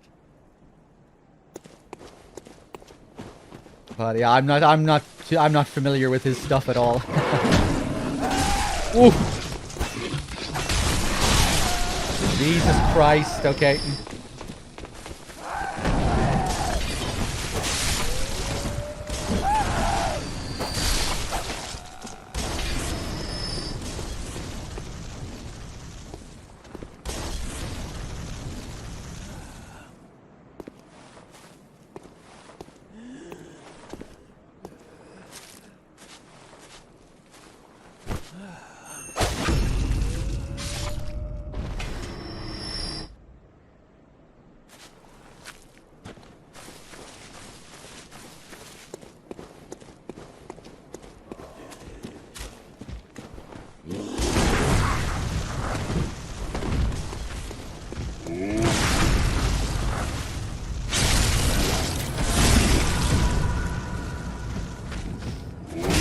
Oof.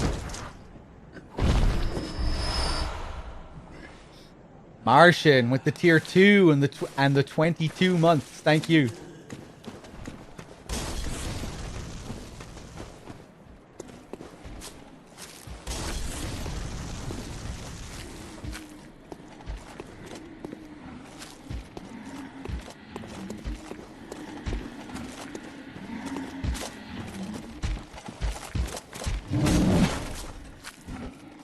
Alright, let's do this again. Jesus Christ.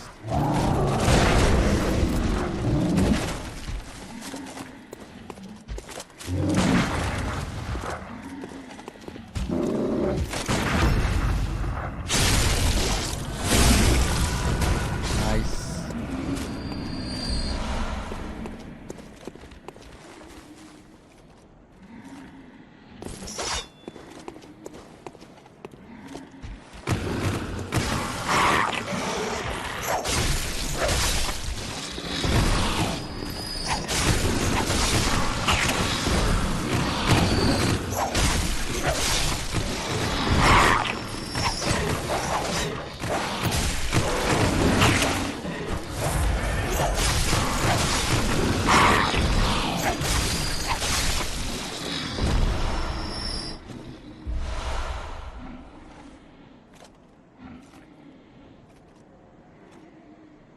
I think I'm missing out on a lot of this conversation in chat.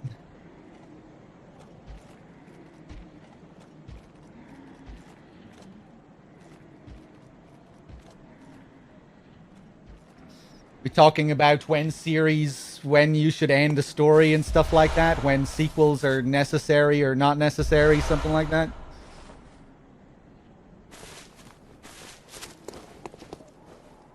Debating whether a Bloodborne sequel or spin-off would be shit from a writing perspective. For me, it all just comes down to the creators and what the creators want to do, you know? It just depends on the ideas that the creators have. For me, it's not really a case of whether it should or shouldn't happen. Like, or if it's even possible to determine, you know? I guess if it's something the creators want to do, I'm all for it. If it's something that's completely pushed by executives or a fan base, then I'm not for it. It's kind of as simple as that. If Miyazaki was like all on board for a Bloodborne sequel and that's what he wanted to do, and his team were like, fuck yeah, we're super passionate for a Bloodborne sequel, let's do it. Yeah, of course. Why would I want to step in the way of that and say, actually, no. No. I know better than you. You don't want to do a Bloodborne sequel. Because I don't want you to make a Bloodborne sequel. You know, I don't know. I guess I'm just... I stand for the creators. Whatever they want to do, let them do what they want to do. And if it turns out shitty, yeah, so what? Bloodborne sequel was kind of shitty. And then I'll get over it.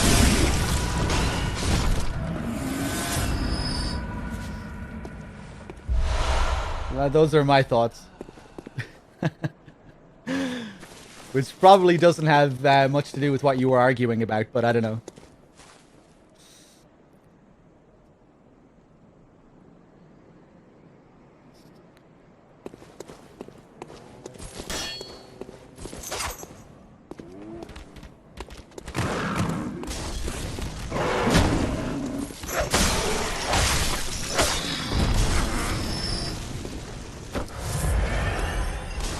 What I'm saying is everything in Bloodborne ends with Bloodborne. You kill the Orphan of Cause, you end the dream and free Yarnum, the slate is blank. I can't tell if you're using that to suggest that there should be or shouldn't be a Bloodborne sequel. I feel like you could use what you said there to justify either.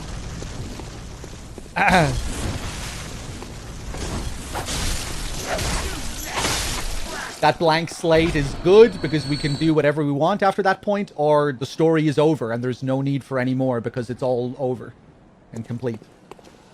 Because it all feels complete and doesn't need a sequel. I mean, like, I don't know, like, you could, like, in terms of, like, does it feel unrealistic that you couldn't really do anything more with this universe? Like, you could go into the past with the two Marians. The second game could take place in Lauren. It could be way off in the future in some other realm. I don't know. Who knows what they could do.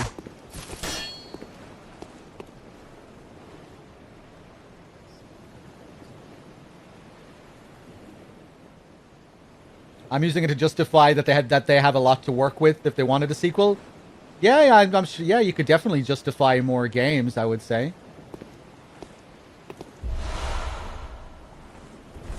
But I think it would also be nice to stand on its own. I think personally, I would like this game to just be its own thing without any sequel. Having said that, I would be really excited if they made a sequel. But I think I'd like it to be its own thing just because it's so rare nowadays. You know, we live in this horrible franchise age where everything has to be a franchise and it's just sequel mania, remake mania. It's really nice just to have a modern success that doesn't get a sequel. Really nice. So rare.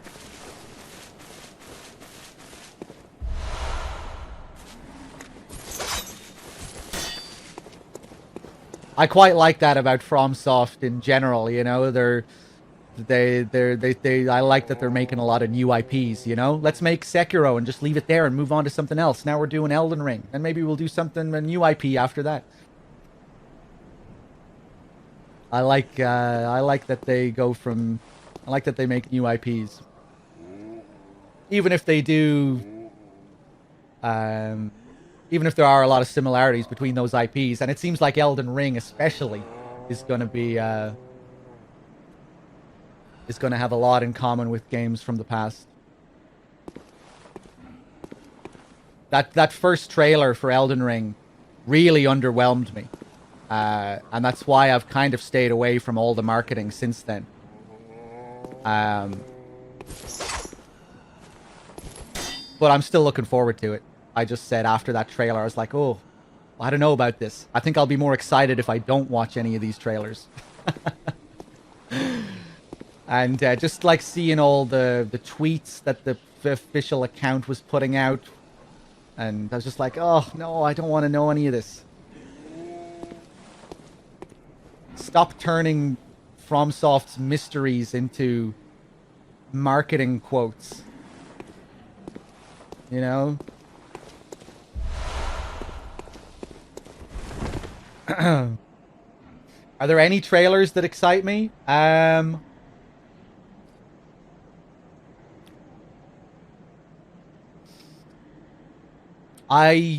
really like Kojima's marketing. I would say Kojima's marketing often excites me. Although I still really dislike taking part in it. I wish I could avoid Kojima's marketing, even though I do really enjoy it. I would still prefer if I could restrain myself. Because if I know I'm sold on a game, it just feels like I'm ruining a part of the experience by watching trailers. You know? If I know I'm going to buy a game, I just feel like I'm spoiling myself when I watch trailers. Like, there's absolutely no need for me to be seeing this shit right now. It's going to be way more exciting seeing these things for the first time in the game, playing the game, rather than right now. But I'm glad for Elden Ring, I really have avoided pretty much everything. You know, there's such a flood of information out there on Elden Ring. Like, everyone and their fucking granny has played the demo. Like all these trailers, all these videos on YouTube I'm seeing, like reviews and stuff, like comprehensive hour-long analysis review, and I've avoided pretty much all of that, which I'm happy about. Yeah, like you'd swear the game was out already with some of the videos with some of the titles I've been seeing on YouTube. I'm like, wait, what the hell? How long was this demo?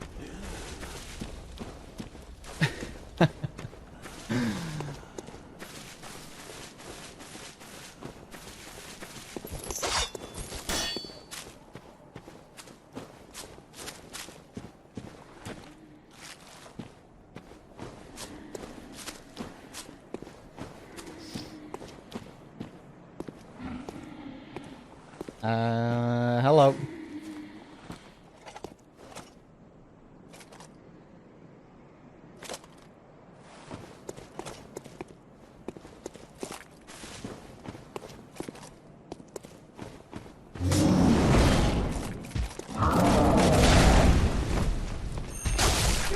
Ooh! Ooh, the headbutt.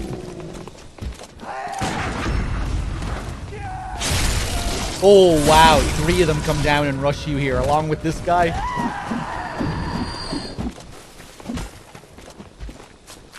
Come on.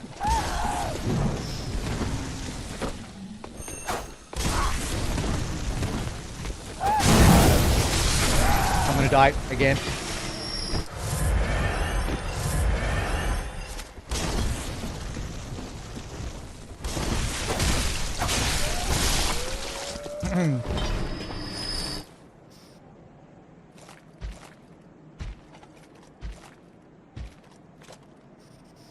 Were you unlucky like me to catch a few screenshot video thumbnails and stuff just because people repost and talk about it everywhere? Elden Ring? Oh yeah, I've seen a few screenshots, and like I did watch the first trailer. And not the first proper trailer, not the teaser trailer. Ooh, Elden Ring. Elden Ring. I doubt you could even imagine it. Not that thing. The proper trailer that they released after that.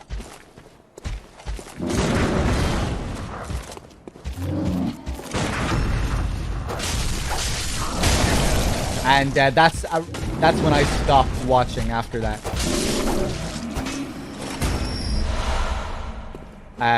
But yeah, since then I've seen like screenshots every now and then. I think I saw like a little video clip when like something got leaked. But yeah, no, I feel like I'm pretty blind compared to what most people know about the game. Like, I really don't know anything when it comes to, like, what new features are in the game or new things you can do. I know it's going to be open world, much more so than before. That's all I really know. I think there's a horse, like a spectral horse that you can summon or something like that. That's about it.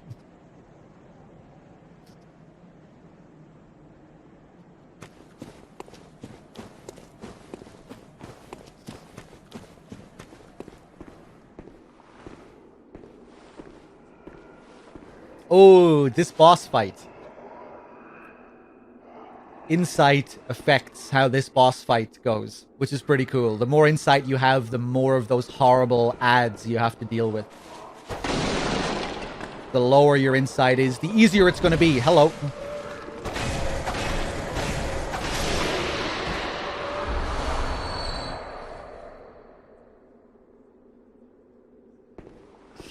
Base building and crafting.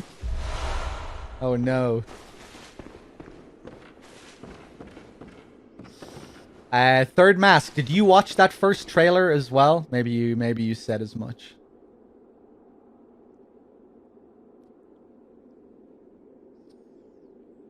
Hold on, one sec, guys.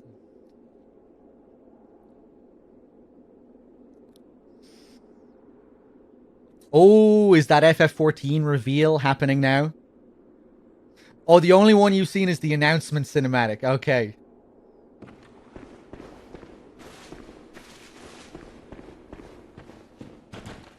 Yeah, I was gonna leave it at that, but I couldn't resist watching the first trailer. And I just, after watching it, I just wished that I hadn't.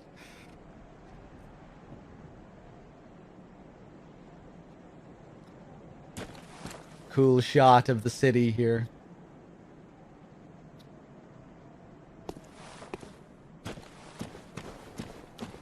Does Sony own the Bloodborne IP? I think they do. I'm pretty sure they do.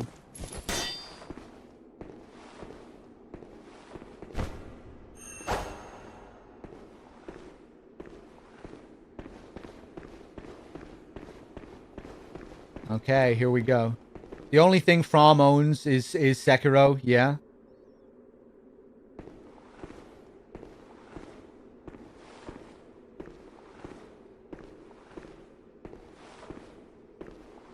Cool arena.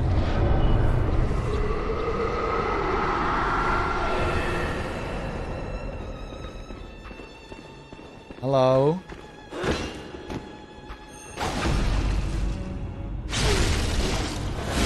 Oh, Granny.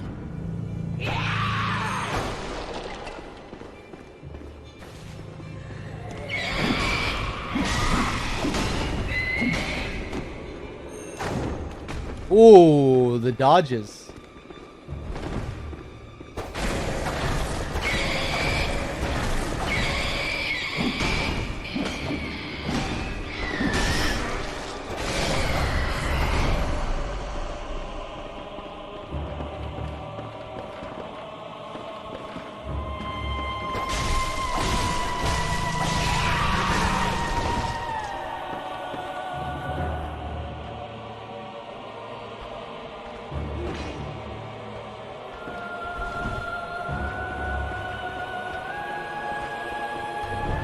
I think this is probably the fake Granny, because she's not bloody. Real Granny. Here you are. Oof.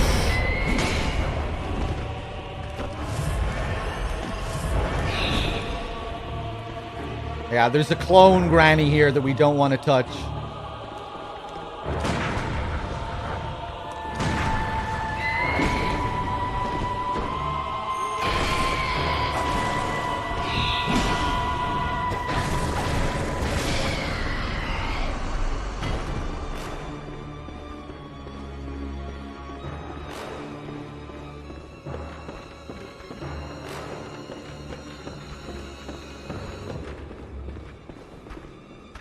Clean Granny. Dirty Granny. Oh!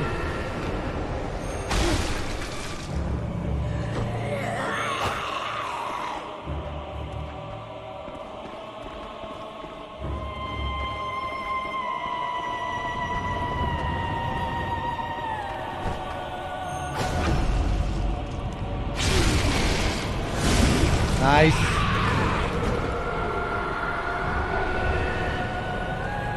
Let's kill this guy.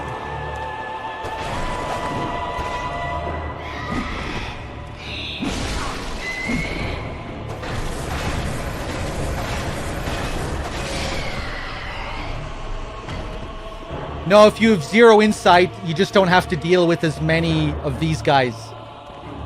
Right now, my insight is really low, so we don't have to deal with many of them either. But I think if your insight is at 0, you probably don't have to deal with any of them. I'm not fully sure, though. But yeah, it's this enemy type right here that insight is affected by. Maybe insight affects the witch itself as well in some way, but I don't think so.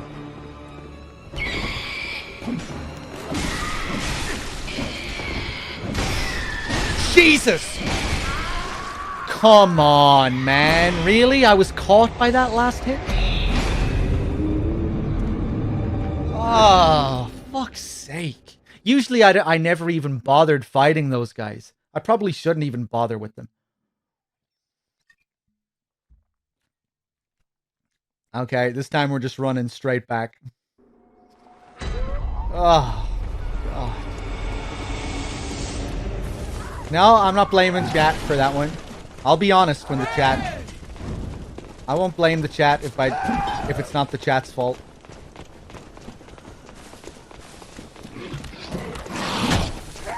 Being very risky here, sprinting through. That's what, like 50k echoes on the line? Oh, Christ.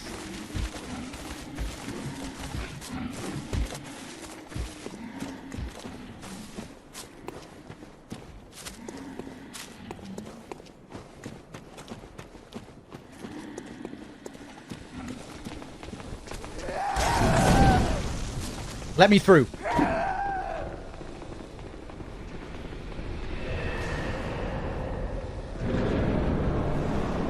Nice.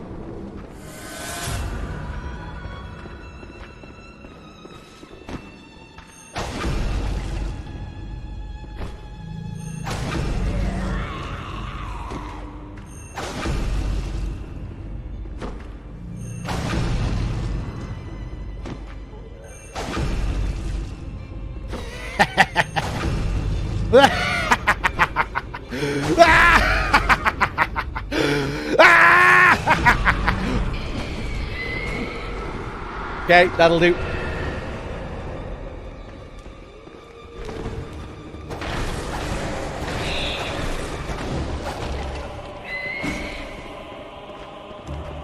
You filthy monstrosity! Is that her again? It is.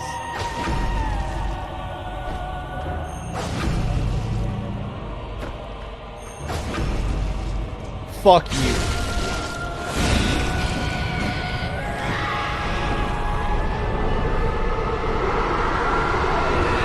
Is she alive?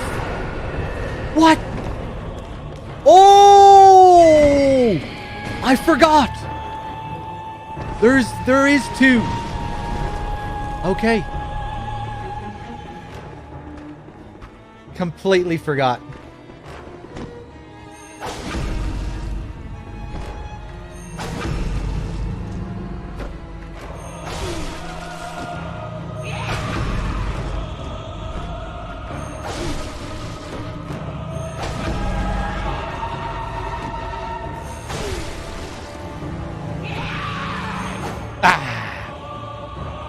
Okay, I'm happy with that. Yeah, of course, the Witches of Hemwick. Yeah, I mean, it's coming back to me now, but... And even before I got here, I was like, it is the Witches of Hemwick, not the witch, right? Yeah, and the other one brings the other one back to life, so we have to make sure to kill them both at around the same time to prevent one from reviving the other. Yeah, it's all coming back to me.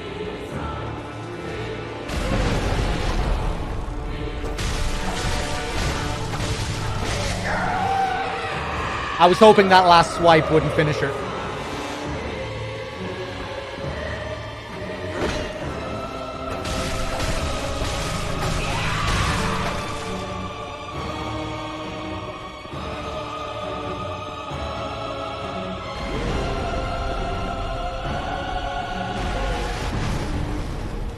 Where is she?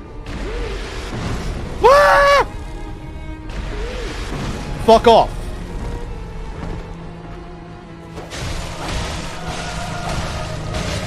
There we go. There we go.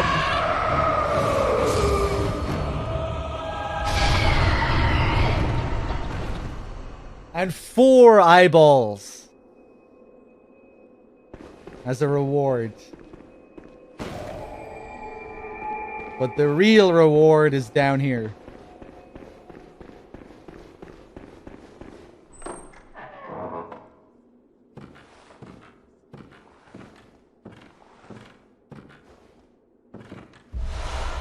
The Rune Workshop Tool.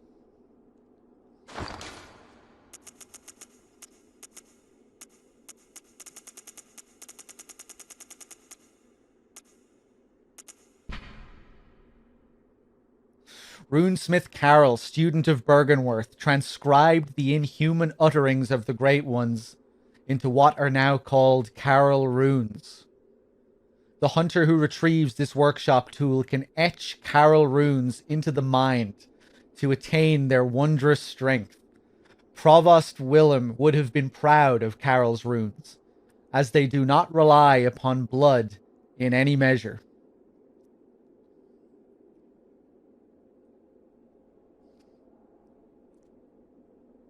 And there's the device in the shape. It looks like you reshape this device into whatever whatever shape the rune is in. And then it's like pressed into the head, into the mind. This one is in the shape of a hunter's mark.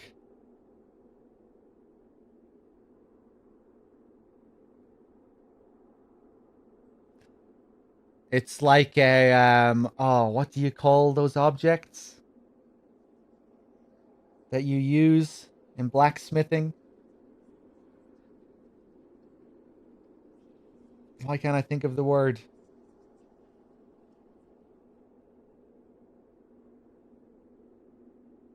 An anvil? A brand. That's what I'm thinking of. A brand. Yeah, it's like a brand. That's what it looks like to me anyway, right? And it looks like you're able to reshape it into various shapes, whatever shape the rune is. Or something like that. Yeah, brand was the branding cow. That's what I was looking for.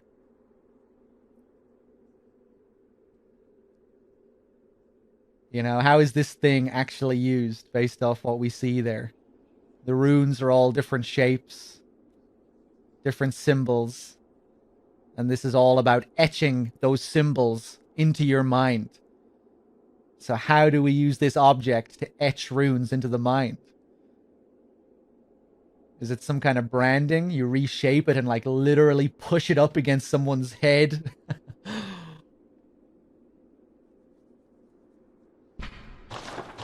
And it looks like someone was being tortured here by the witches. Is this supposed to be Carol? Maybe, maybe not. Unfortunately, I think in this game, oftentimes they'll just use like default outfits. Like, I'm not sure if we can always glean something about the character based off what they're wearing. I think sometimes we can, but I think sometimes they just... I kind of get the impression that they didn't have time to really individualize some of these random bodies that we see. It's just the Yharnam Hunter set, yeah. Although maybe that is supposed to be the Yharnam Hunter set, and the Yharnam Hunter set for a certain reason. I don't know.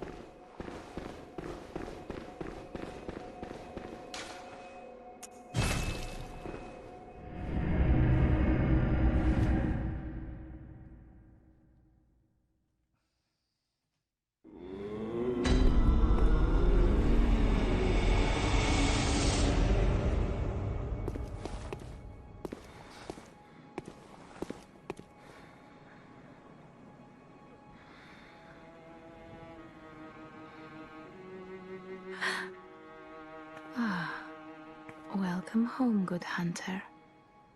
I must have drifted off. What is it you desire? Very well. Let the echoes become your strength. Let me stand close. Now shut your eyes. Okay, how many levels do we have? Quite a few. Oh, nice.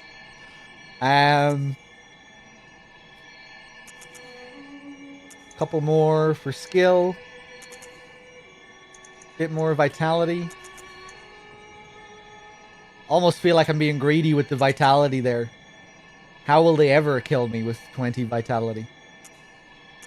That'll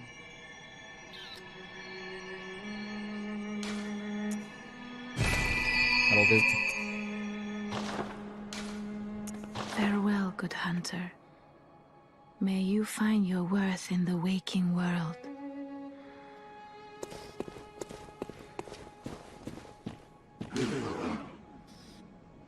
How many vials do we have? Oh, 93? Okay, no problem.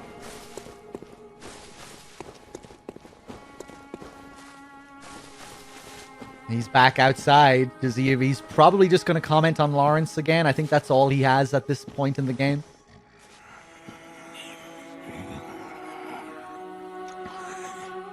Oh, Lawrence. What's taking you so long? I've grown too old for this. Of little use now, I'm afraid. Beautiful.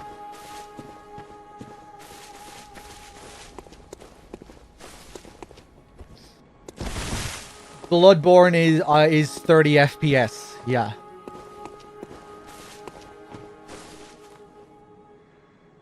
Demake is 60. 30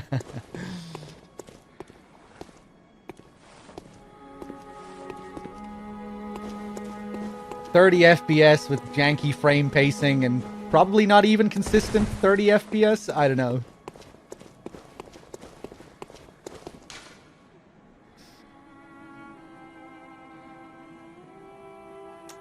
Hey, let's go equip some of those runes.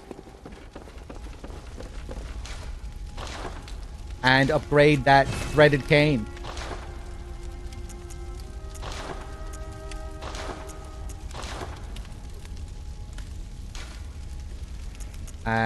We have a third slot for these gems now as well.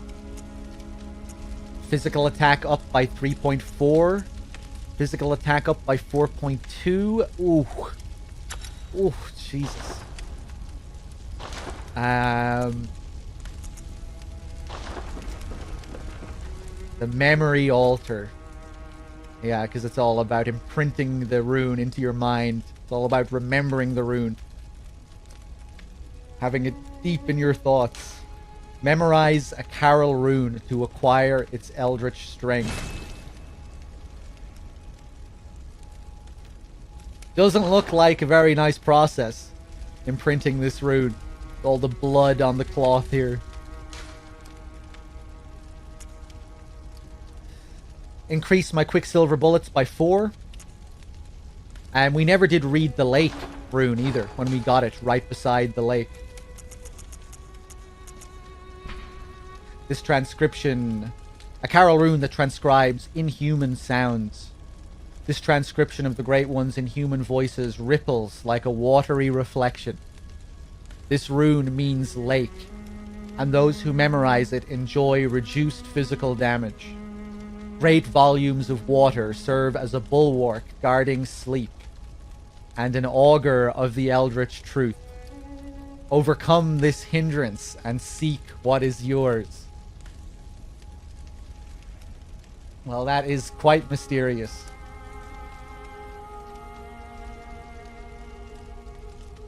Great volumes of water. They guard sleep. Protecting sleep. Protecting a dream. A symbol of the eldritch truth.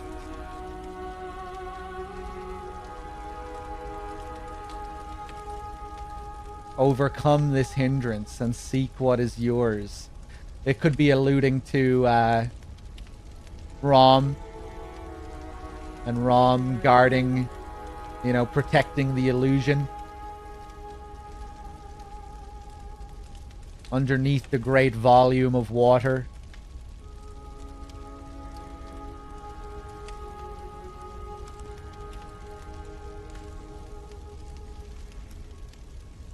I never did see Arrival, no. Someone transcribing some alien language after she learned enough, she unlocked the ability to experience the future and present at the same time. It's trippy. I've definitely heard of Arrival. But I haven't seen it.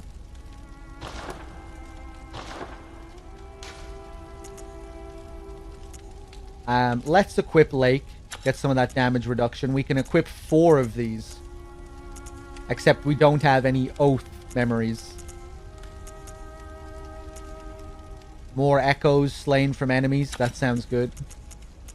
And Beast, temporary boost to transform.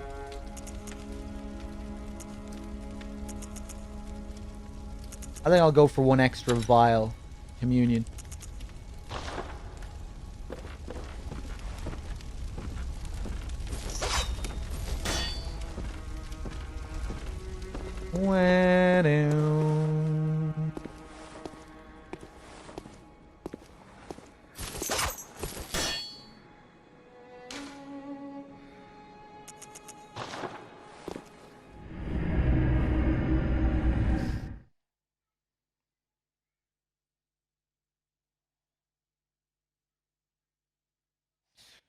Rune slots, memory slots. Yeah, it's interesting how the special one is called Oath Memory as well. I don't remember paying attention to that before.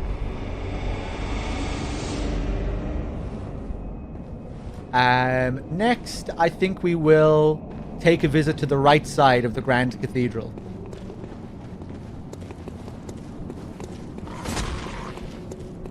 Because there is some stuff to do there as well.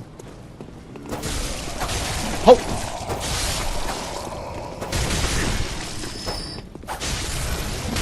Oh, really? Okay.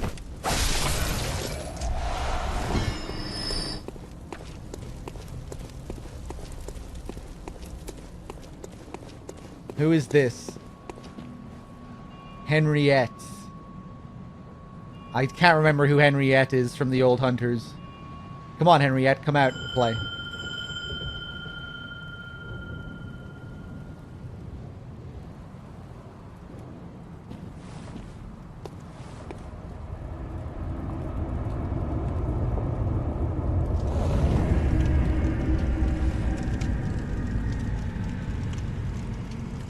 I have a vague memory of Henriette, I think. B doesn't like Henriette? Can you fight her in the Old Hunters DLC?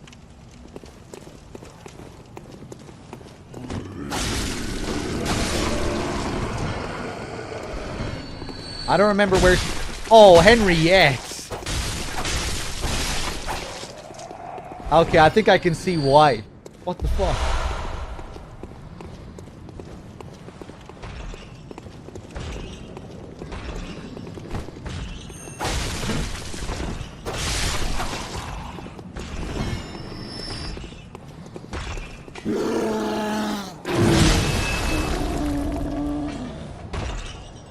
Henriette, what are you doing?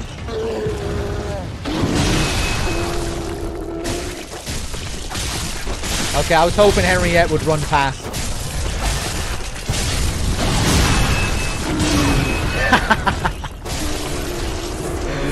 Okay, okay. Henriette, what are you doing? She just threw a Molotov all the way over there.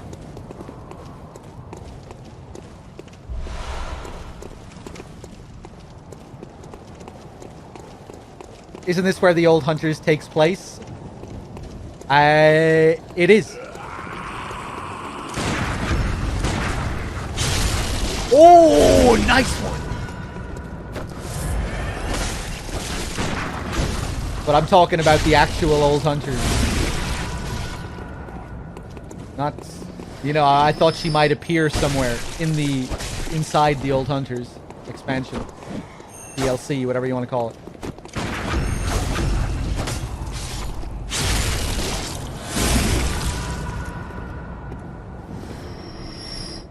Sick. Yeah, she isn't using a fancy Old Hunter's weapon. She's using the Kirk hammer. One of the starting weapons that you can choose from. Actually, no, it's not one of the starting weapons. Never mind. But it is an early weapon.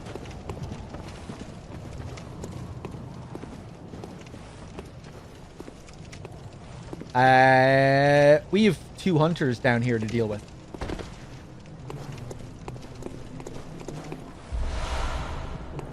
Henriette is probably going to make that a good bit easier. Or maybe she's going to fuck up my backstab here.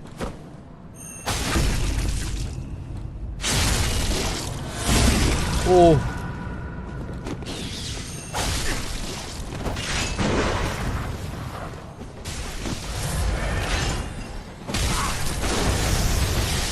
Yeah, keep the other one busy, Henriette. Good girl.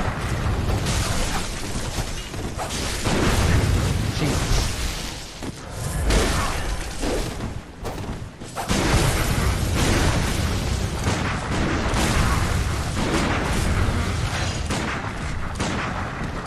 Fuck you.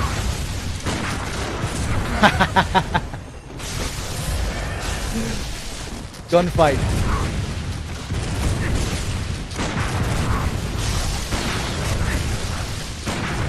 You're gonna lose this war, sir.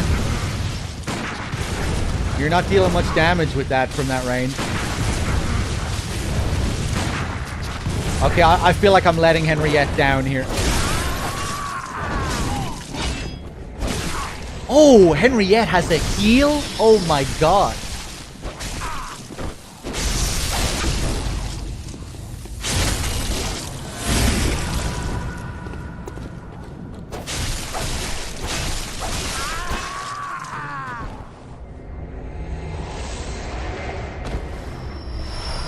Bolt paper. Those were both Yahar Ghul kidnappers, I think. I think they were both wearing the Yahar Ghul set. I feel like I kind of cheesed that using Henriette, but whatever.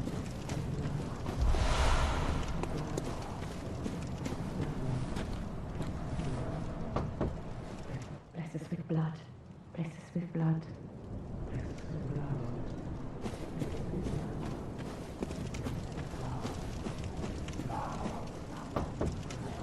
Bless us with blood.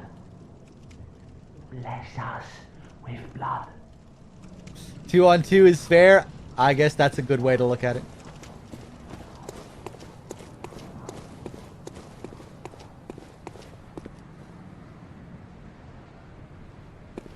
Okay.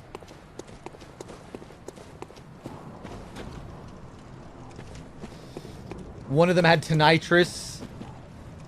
Yeah, and I think one of them dropped bolt paper as well. Was that the one that was using Tonitrus, or was that the other one? That would make sense as well, with them being Yahar Ghul kidnappers and Yahar Ghul being all about the lightning and the Tonitrus and all of that. Okay.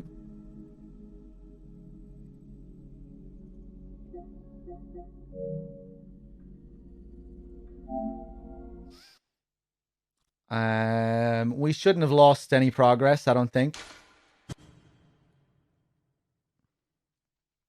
Hopefully.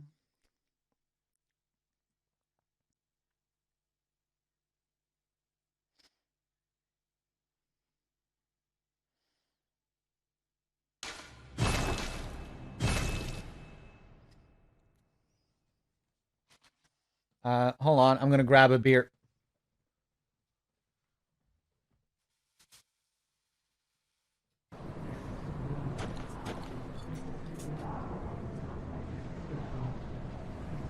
Is Henriette still here? Oh, no, she's gone. But yeah, we didn't lose any progress or anything.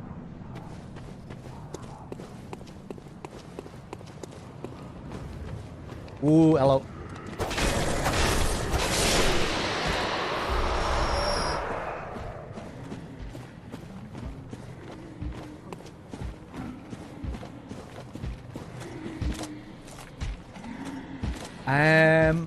I think I can drop down onto those guys.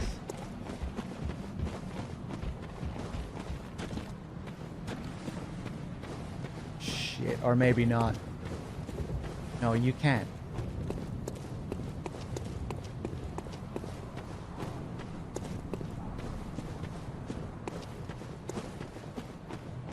Ooh, hello.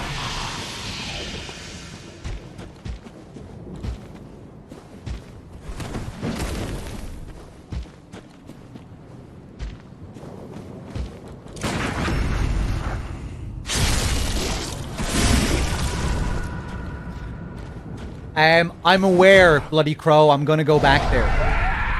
I didn't actually miss it. I purposely left it to come back to. Because it's behind the guy.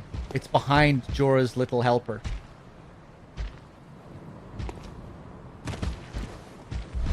Nice.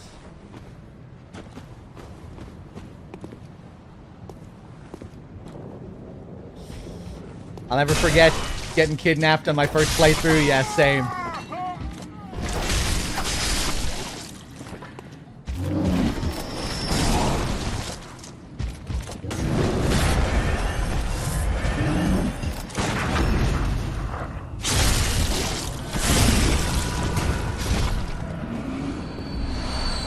Striking gemstone.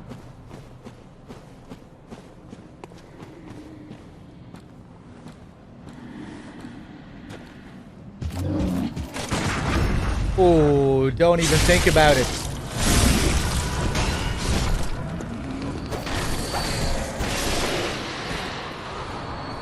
Where's the other one?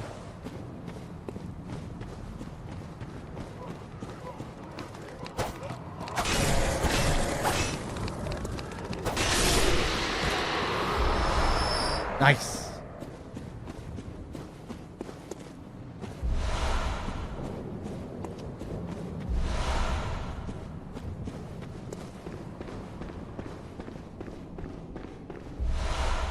Lead elixir. That's a first, I think. A heavy, syrupy liquid medicine. Temporarily shifts weight to make deflection of attacks easier, but must be used with care as it also slows movement with no change to defense. The recipe for this mysterious concoction is unknown, but some postulate that it materializes only within the most desperate nightmares. Yeah, you'll usually find this in the Nightmare Realms. The Nightmare Frontier, Nightmare of Mensis. It's pretty rare to find it outside of the Nightmare Realms, which is why we're only finding it now. I guess it's kind of maybe there to suggest that we're close to a Nightmare Realm standing here. This is the entrance to the Nightmare Frontier, after all.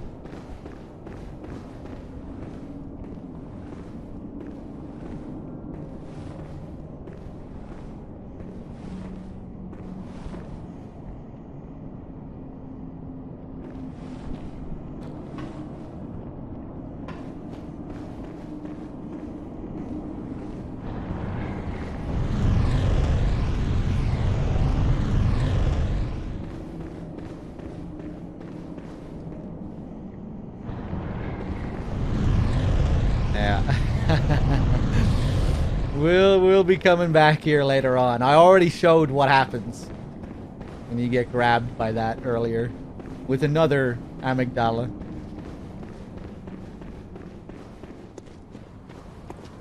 Ooh, another great view.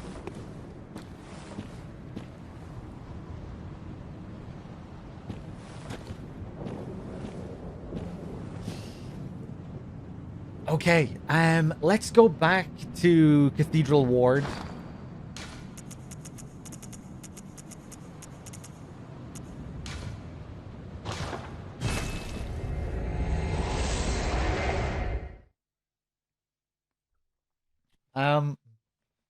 I think we might go back to Old Yarnum. Take down Jorah's helper.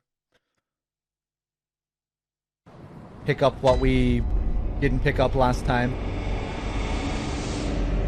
Let's use all these echoes, actually. Level up.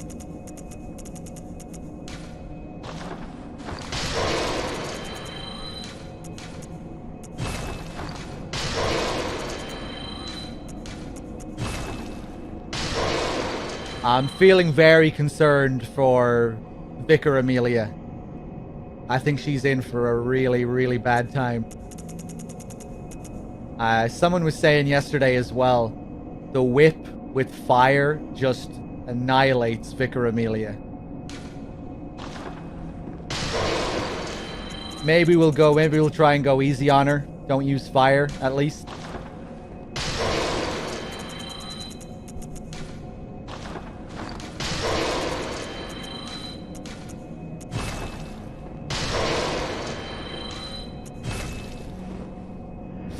Go as hard as possible. I don't want to destroy her in a few seconds, you know? I want to hear the music. And feel the vibes.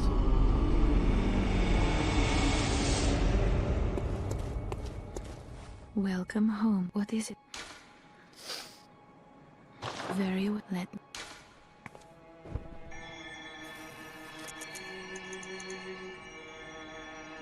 Yeah. Get that skill all the way up. Farewell, good hunter.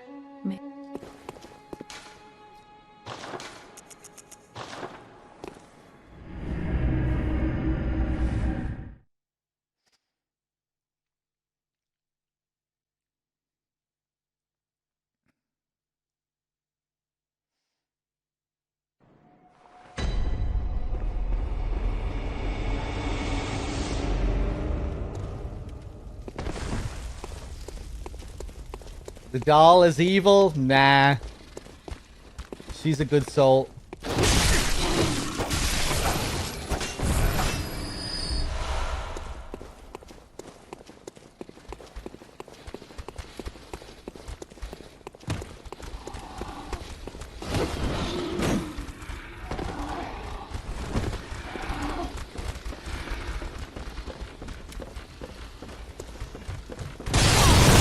Wow.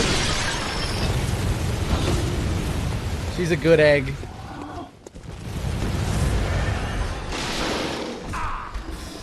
Fuck off.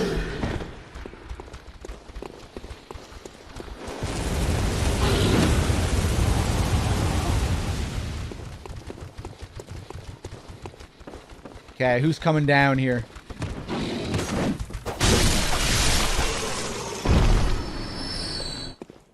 Now, am I free to fight this guy? Let's dance.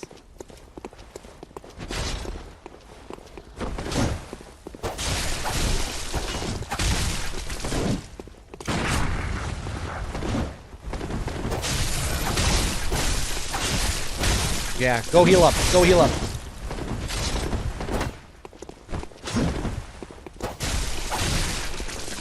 Oh, that feels really good. That feels really good. Oh, he drops bone marrow ash. Okay. Really cheesy. Just leaving him here till I level up 1,000 times. I feel good about that cheese though. Fuck this guy. And his shitty behavior. Coming out here, retreating back. He's a scumbag.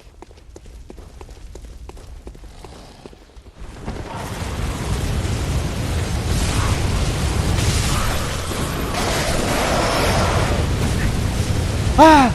Ooh!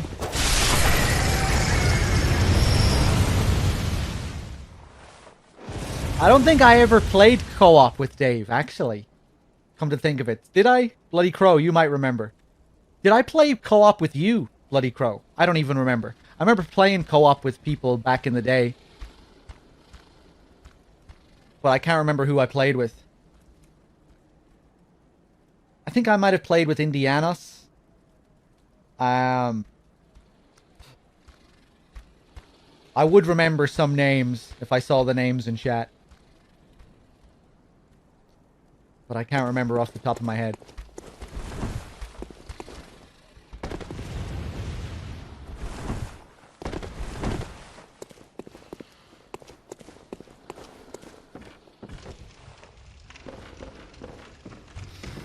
I did chalice stuff with viewers. I did co-op in the main story with viewers as well. I remember fighting Amygdala with people from chat. Like NG+7 Amygdala. Oh boy, okay.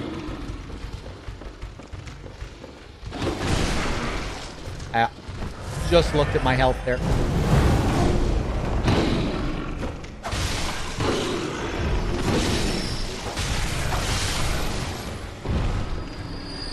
Ooh, oh my god.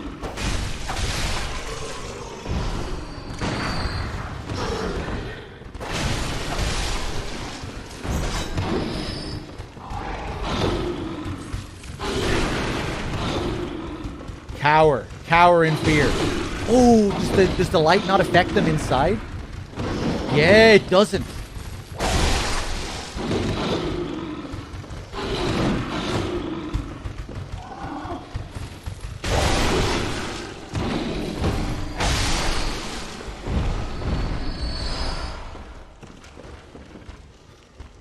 Indianos, did I play Bloodborne with you back in the day? I can't remember.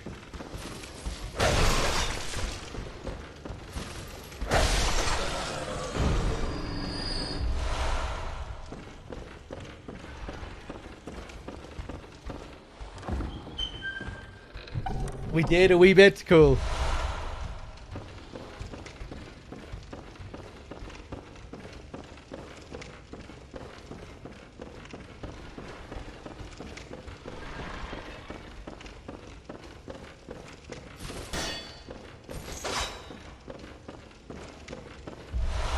Ooh, the rifle spear. This is what Jorah was using.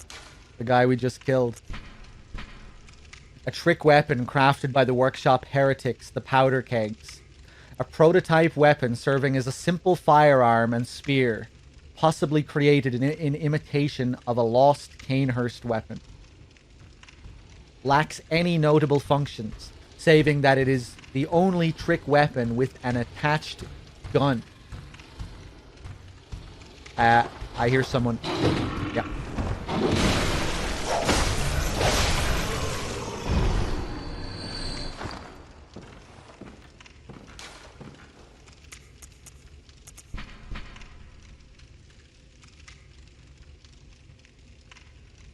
The powder kegs, yeah. Was Jorah the founder of the powder kegs? Just a member of the powder kegs? The implication there is obviously that his helper down there was a member of the powder kegs. I think Jorah was as well. Because they're all about the guns. And Jorah is up there with his big Gatling gun. That guy is the spear that turns into a gun.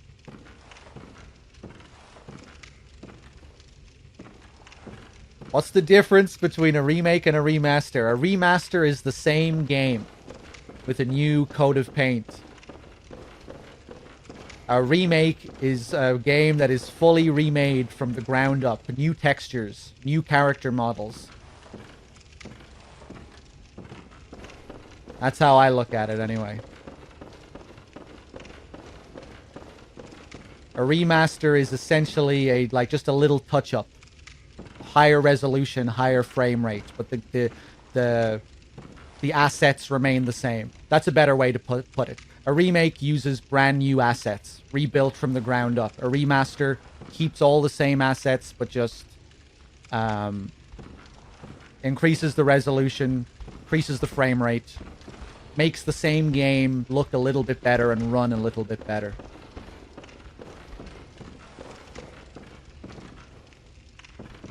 The Demon's Souls remake, for example. That's not a remaster. It's a remake.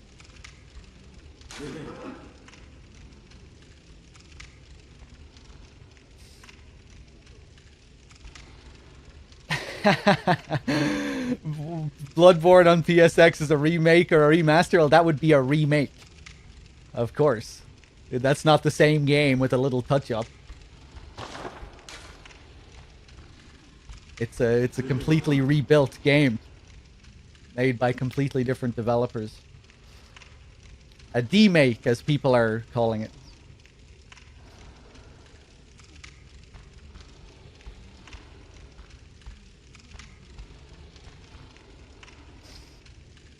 The red moon hangs low and beasts rule the streets. Are we left no other choice than to burn it all to cinders?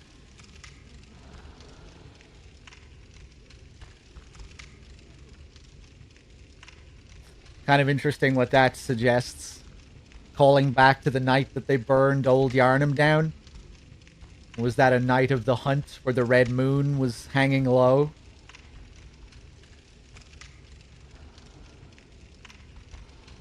Before the red moon was covered up by Rom?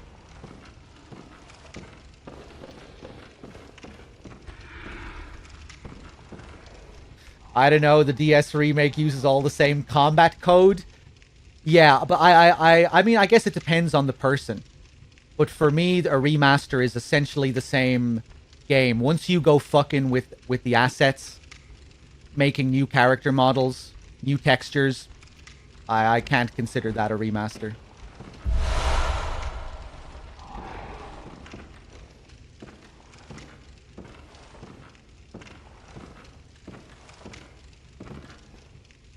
Let's say they changed the combat code completely, but everything else was the same. I'd still call that a remake. Once you really go fucking with, like, fundamental parts of the game, it's a separate entity. For me, a remaster isn't really like an entirely separate entity. It's just a touch-up of the same game. The Demon's Souls remake is not just it's not the same thing, you know? It's a different, it's a different piece of art, I guess. You know? It's not FromSoft's Demon Souls anymore. It's not the same game. It's not their vision of the game anymore. It's Bluepoint's. It's Bluepoint's reinterpretation of Demon Souls. It's no longer the same game in my eyes.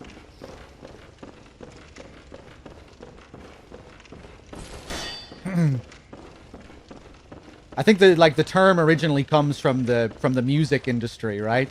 Where a remastered album will be released, which usually is the same thing. It's going to sound like the same thing, but the mix will be slightly different usually. There'll be a bit more bass. So just the way it's mixed will be slightly different.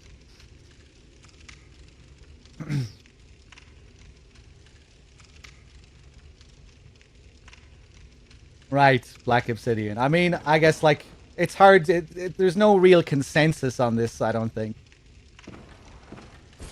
Doesn't really matter, you know? Seems like people can't really agree on a definition, but I think most people see it how I see it.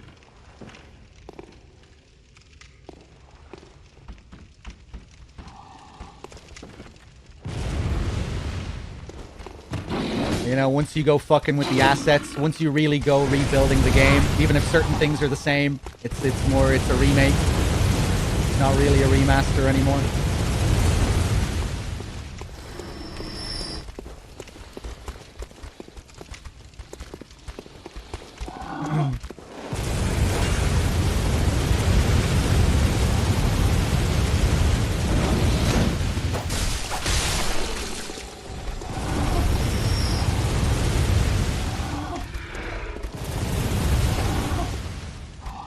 Honestly, I wish Bluepoint would change more in their remakes. Bluepoint's remakes are weird.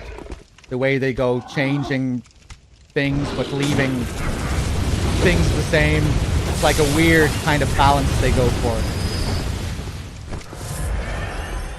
You know, creating all these new character models but leaving the combat code the exact same. There's something about it that just really doesn't sit with me well. I feel like I'm playing like a weird replicant. That's always how I describe it. It's like I'm playing like I'm looking at an android replicant of the same thing. Like it kind of looks human, kind of feels human, but it's kind of missing something. It's kind of weird.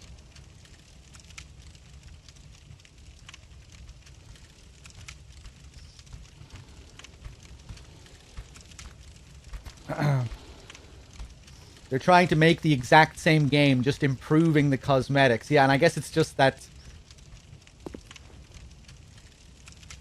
I don't know. I wouldn't really call it cosmetics. But yeah.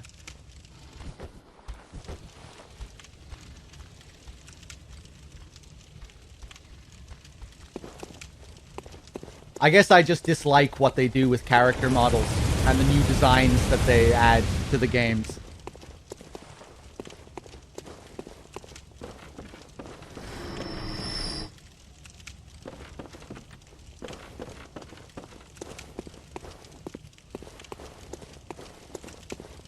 Or I just wish they went further, you know, that... I feel like if they're gonna change some shit, they may as well just go all the way, you know? Just go on. Just make your own fucking Demon Souls. Don't do this 50-50 bullshit. I don't want to see your fucking... your fat jester design with all this old combat. Go on, just go crazy. Give me your version of Demon Souls combat. I feel like I'd be able to accept the other changes more easily if they like changed the whole thing. If I was really able to look at it and say, hey, this is Bluepoint's Demon Souls. But I look at it and I'm like, oh, it's kind of this it's kind of Bluepoint's Demon Souls, but it's also kind of From's Demon Souls, and it's just this weird Frankenstein's monster of a thing.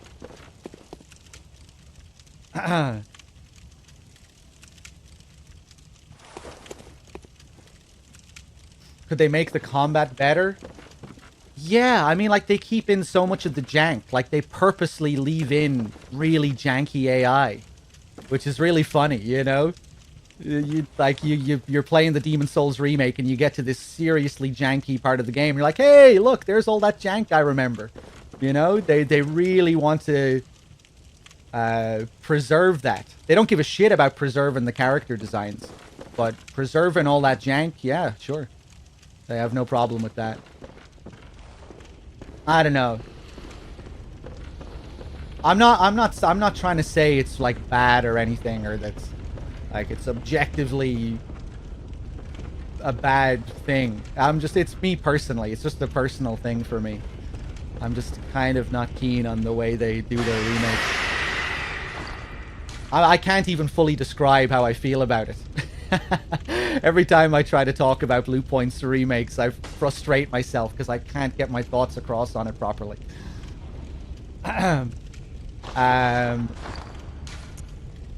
Let's go back. I had a great, and I had a pretty good time playing through the remakes, you know? Like, I had a decent time going through the Shadow of the Colossus remake, and there was a lot to really appreciate. Like, the sounds, the crunching sounds of the Colossi. You know, they're really good experiences in their own right. You know, super polished, you know, like the Demon Souls remake, like the performance of it goes beyond what FromSoft have been able to achieve. You know, they're well made. But yeah, just they're kind of 50-50 staying true to the game while doing their own thing. It's just I feel like they should go further. Or I think I'd appreciate them more if they were like more their own thing rather than this like 50-50 thing. This compromise that all of them seem to be. The thing that really bothered me about the Shadow of the Colossus remake was the main character and his uncanny valley face, his doll face.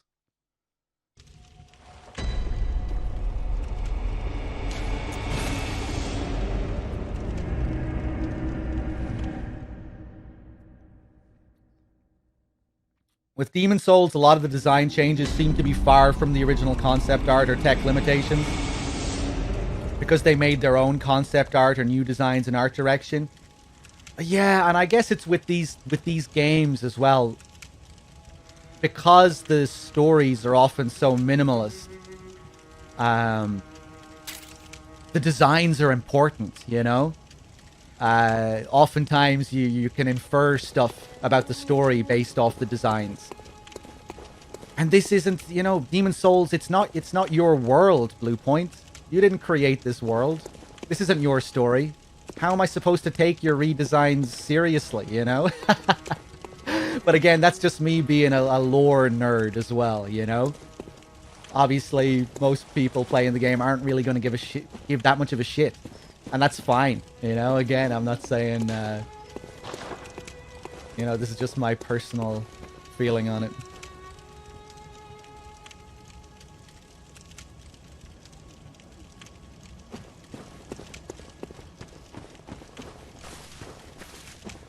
And I know they added some cool shit as well that really made sense for the lore, you know? Like how when you killed bosses, how their souls would, like, manifest into certain shapes that would imply things about who they actually were and stuff like that. You know, there were cool things that they added that really did fit. But, yeah, I don't know. Hello, Rising Bane. Thank you. I'm glad you like the streams. Cheers.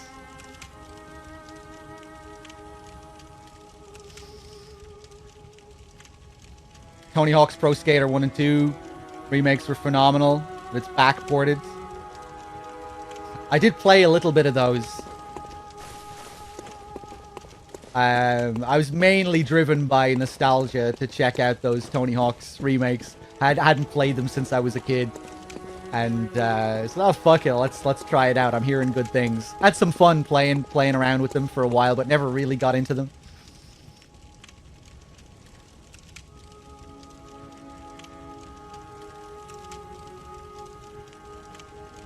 I just dislike the general direction they took, even on the fundamental level. It's a whole different vibe in the remake. Yeah, Mask. I don't know. The Demon Souls remake was a really weird experience for me.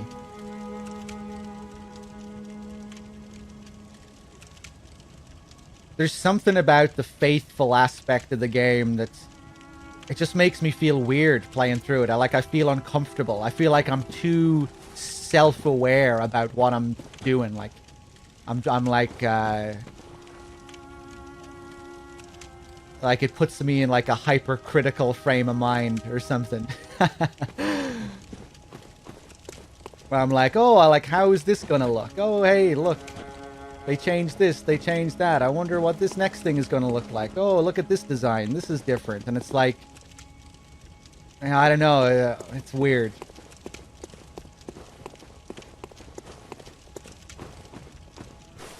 If it really felt like it's... yeah, I don't know. I'm just repeating myself now. But I think if they really just took it their own way and did their own complete thing with it, I'd be happier with it. Even if I disliked it, you know? Even if I disliked it more. It would... I'd probably still, like, respect it more or something. I don't know. If I could just really separate it from the original game. But it's like I just can't really separate it. I can't really look at it as being its own thing. I can't really look at it as being the same thing.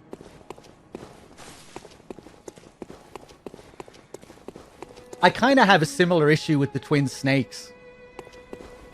MGS the Twin Snakes. Like, it tries to be its own thing in the cutscenes when it's going crazy and doing all that mad Matrix bullshit. But then you cut to a codec call and it's like, hey, look, we're actually the same MGS. We're actually the same MGS1. With new, shittier voice acting and no music. But let's say the music was there and the voice acting was the same. It would still be weird. It'd be like, what the hell is this? You're trying to be MGS 1 second, you're trying to be this new crazy bullshit the next second. I don't know. I feel like it should be like a whole if you're going to go crazy with it, just go do a whole reinterpretation of it. I don't want to see all these same codec calls again with the same codec screen. Do something else. The Twin Snakes is it's a different... That's not exactly comparable to what Blue Point do, but you know.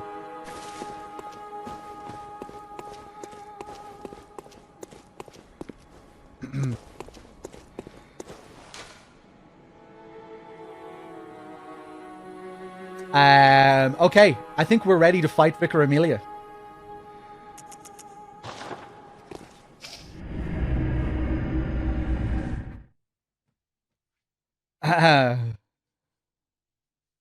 Hey, what's up, Dre?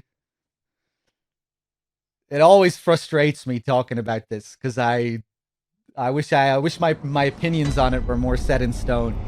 I always feel like I can't really express how I feel about this topic. I don't really know what I'm feeling when I'm playing those Blue Point remakes, you know? I just know I feel kind of weird and uncomfortable.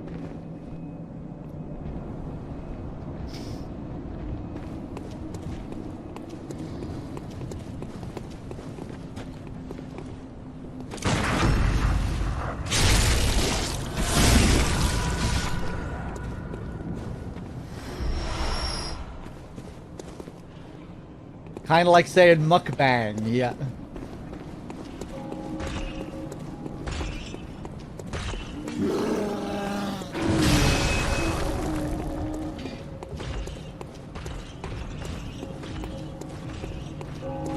But yeah, like you were saying, Third Mask, I could probably reduce my opinion to base to your opinion on it as well. Where it's just like, I just don't really like this direction. You know, maybe if the style of it was just different, I'd like it, even if the designs were different. I don't know. It's weird. It's a weird topic.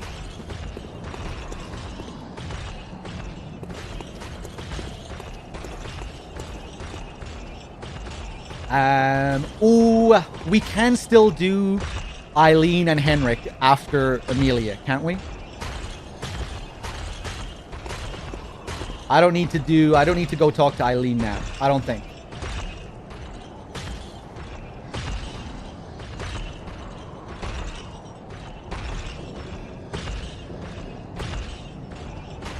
I'm really intrigued to see what Bluepoint do next. I kind of look at them as like this mercenary company. They're remake mercenaries. Remakes without borders. You know, who's gonna hire them next?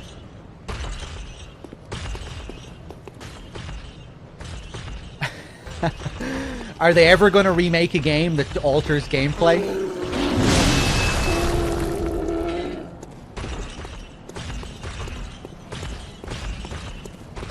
People were saying they're going to make MGS1 next. And I was like, no way, because they'd have to remake the gameplay. And they don't remake gameplay.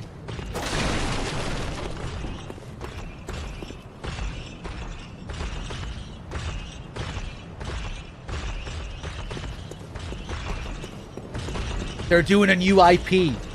Good for them. I'll definitely be keen to see what they'll do for a new IP. You know, it's clear they have very talented people.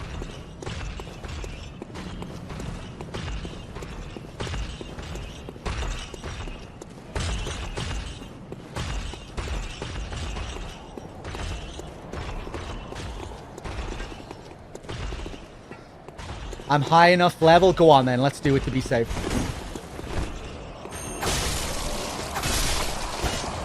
I really don't think I have to do it, but okay.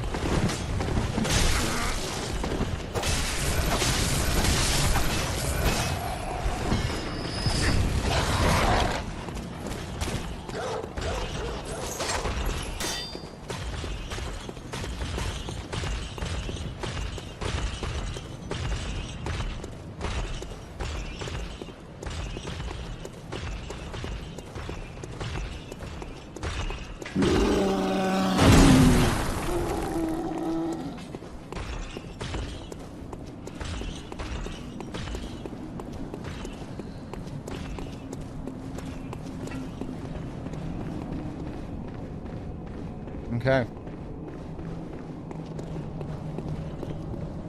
Hello, Eileen. Wait a second. We cool?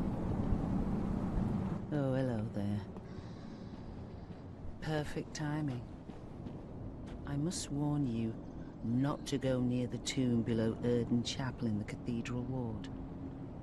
Henrik, an old hunter, has gone mad. And he's my mark.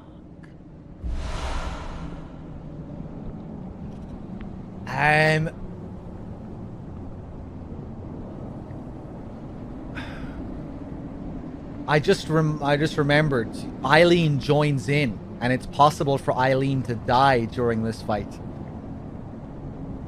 I really should do this fight at the highest possible level to make sure. I feel like I should fight Amelia first and then level up. Don't go near the tomb below Erden Chapel in the Cathedral Ward. I have business there first.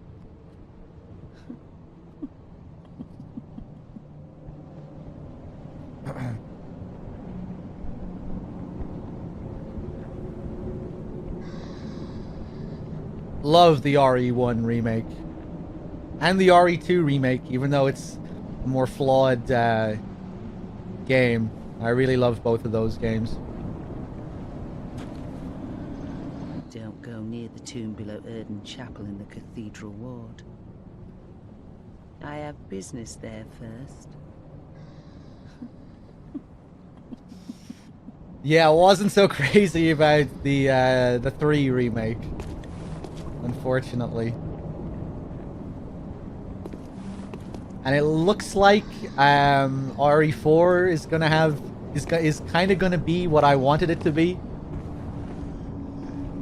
I used to always speculate about an RE4 remake, that they should, if they were ever to remake it, that they should appease the fans that weren't so happy with the direction they took, or with the first game, with the first version of RE4, that they should make it more of a horror game. And it seems like that's gonna be what they're doing. If the rumors are to be believed. It seems like the person who reported on that is a reliable source. People seem to be really taking his word for it anyway. Yeah, like, I don't know, just the idea of them remaking it as the same kind of game, like, I don't know, that just doesn't seem interesting to me. But like a whole reinterpretation of RE4 as more of a horror game with the same story and setting. That sounds interesting. Maybe it won't. Maybe it'll even have a different story. I don't know. But I always just thought it would be cool, like, if they actually tried to make Salazar and Sadler like genuinely scary villains or disturbing villains. It'd be really cool to have those two versions of the game. I could picture a game where Salazar is actually really creepy. With like if it had a really dark tone. Hey, cheers, Clapper. I think that's what people were saying, Neo, that like that it was going to be that they were going to go back to that original vision.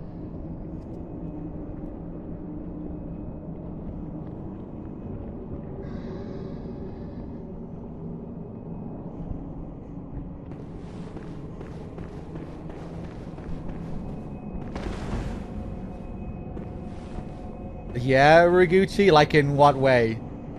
More freedom of movement? The movement is so key to the game, though, you know? The way you're forced to stop and shoot. Playing the range game, dealing with those snipers. Like, it's all really tight, I think, for what it is. Even if certain aspects of it are, like, archaic now. With regards to movement and whatnot. The Arcadia, like, I love the movement in RE4. But it's, obviously games nowadays wouldn't have that kind of movement. That kind of movement evolved into Dead Space's movement, you know, where it's still hulking and kind of tanky, but you're free to move around a bit more. But yeah, I don't know, like, the idea of just like the same RE4, but with quote-unquote improved mechanics, or like, yeah, I don't know. I think I'd prefer to see like just a big reinterpretation of it, like a whole different thing.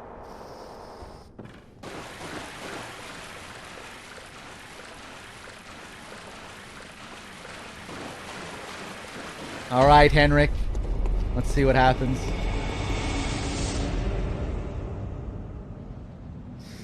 Oh, the story and any sense of narrative is extremely bare? Okay, okay. I don't give any shits about that. I love RE4's story. You know, I just enjoy the ride, laugh at all the campy bullshit, all the silly cutscenes, all the funny one-liners. But I can definitely see more hardcore RE fans being disappointed in that side of the game.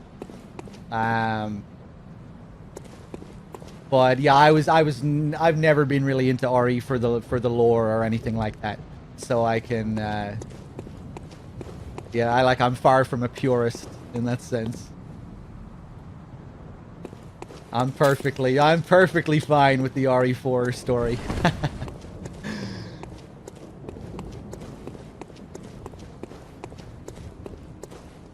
But yeah, in a remake, it would be cool if they switched it up. Ooh.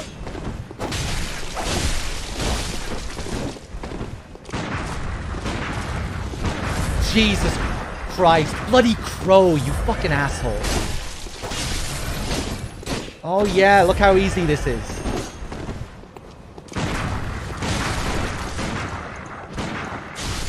Oh, Jesus Christ.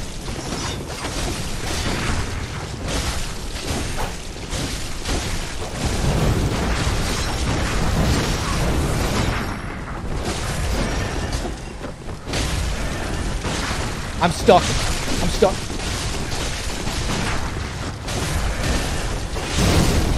I don't want to touch Eileen.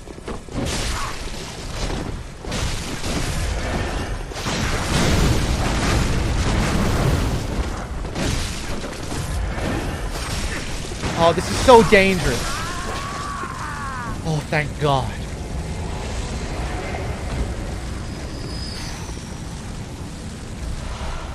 Air.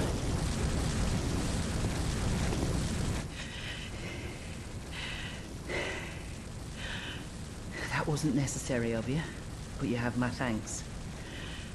We made it with our lives. You're not bad at all. You must have killed Gascoigne as well, then. He was falling apart, I'm sure it had to be done. But try to keep your hands clean. A hunter should hunt beasts. Leave the hunting of hunters to me. Poor Eileen. You really start to see more of what her character is about now. You can see that she's kind of lying to herself. You know, it's quite clear that she might need a bit of help, that she's getting on in her age. That she might be approaching her end. She might not be cut out for this line of work anymore.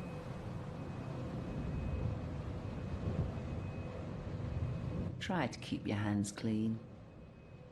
Leave the hunting of hunters to me.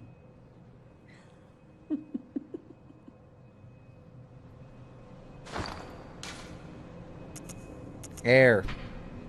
A carol rune that transcribes in human sounds.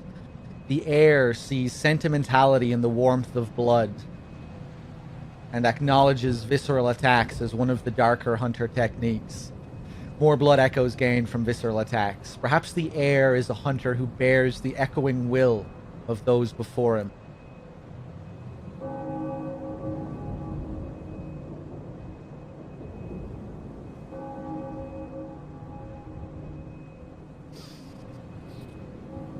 That's interesting. The echoing will kind of ties into the idea of blood echoes. And even the description of the cold blood. I know Cool Man brought that up yesterday, how the blood echoes kind of tie into the whole idea of inheritance. When we take in the cold blood and we think of the hunters that came before us, we think of the hunters, we think of the hunter whose blood we're now imbibing, and thinking of all the beasts that he slayed. That's what we're doing apparently when we imbibe the cold blood dew. We have thoughts of reverence for this hunter whose blood we're imbibing and their victims. Yeah, they imbibe the blood with thoughts of reverence, indeed gratitude for their victims.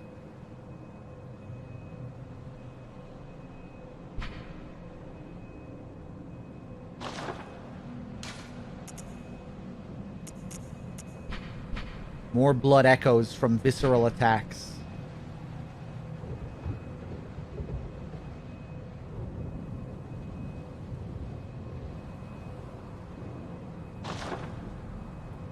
Okay, let's go back.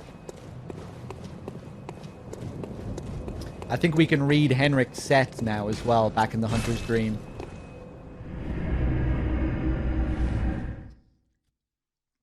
There's some cracking Yorkshire accents in Soulsborne games, yeah.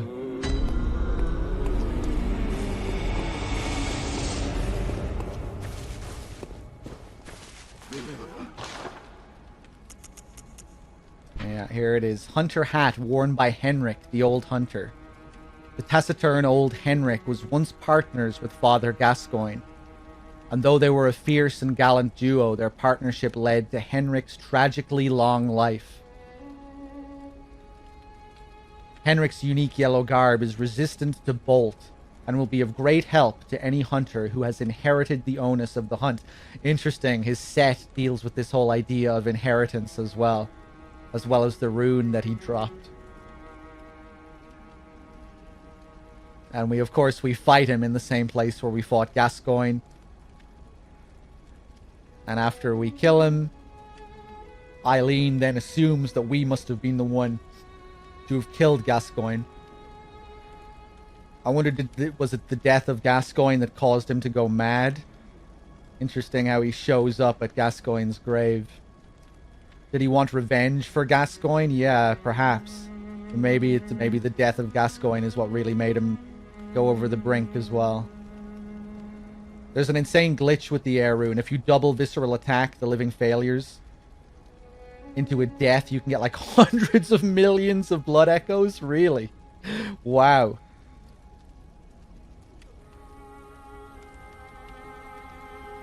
Do you think Eileen should have been in the old hunter's dream?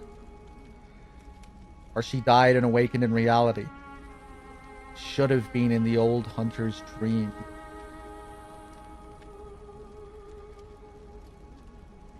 I'm not really sure what you mean. But she was once a hunter of the dream, right?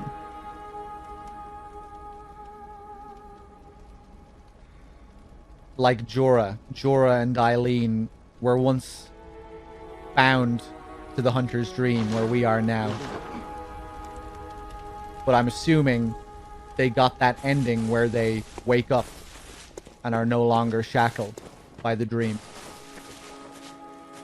One of the possible endings that we can get as well. You know, either we become the new caretaker of the dream, we ascend to becoming a great one, or we're freed. I'm assuming Jorah and Eileen were freed by Gehrman. They chose that option.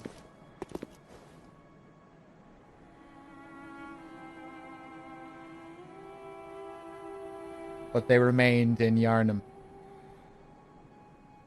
I think that's how I see it anyway.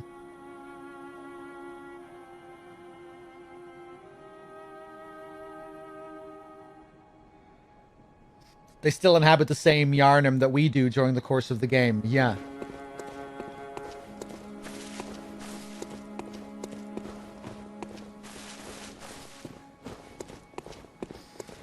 Yeah, because I think that is what is reality, you know? This is the we're in a dream world here. When we go to Mensis, we're in a nightmare realm. The nightmare frontier, the old hunter's dream, these are all different realms. But when we're in Central Yharnam, I think that's supposed to be the reality of this game. That's what that would imply anyway, I think. Eileen's appearance and their dialogue and Jorah's dialogue. You know, they're no longer of the dream, but they're still out there in the real world.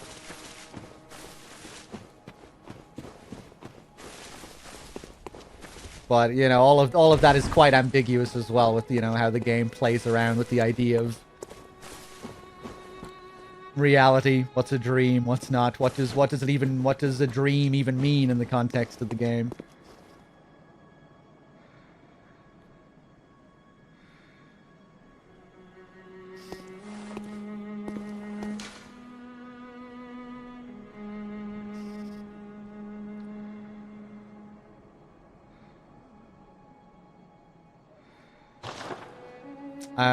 Okay. Let me take another look at the rest of Henrik's set.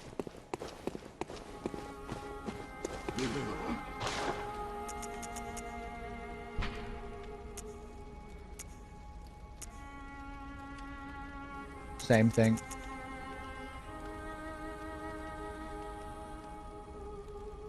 Kind of cool. It's just Gascoigne and Henrik.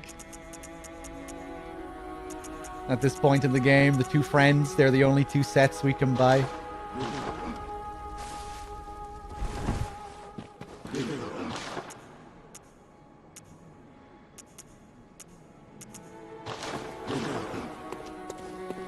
Alright, I think it's Vicar Amelia time, everyone. Cathedral Ward. Actually, can I level up? Welcome. Very well.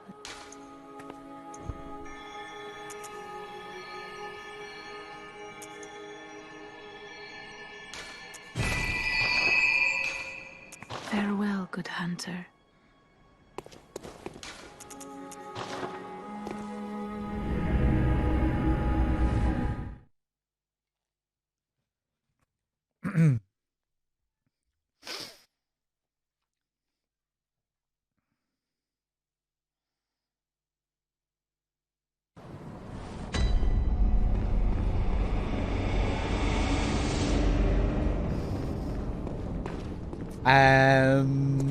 Okay. Yeah, so our next encounter with Eileen is at...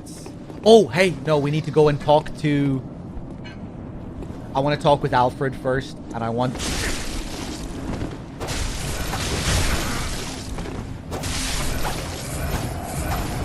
And I want to talk with the gatekeeper.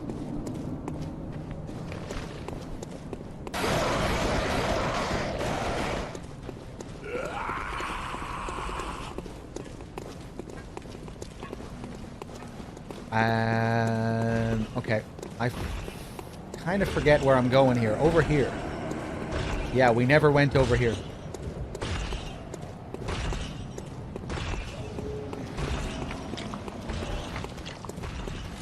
Oh!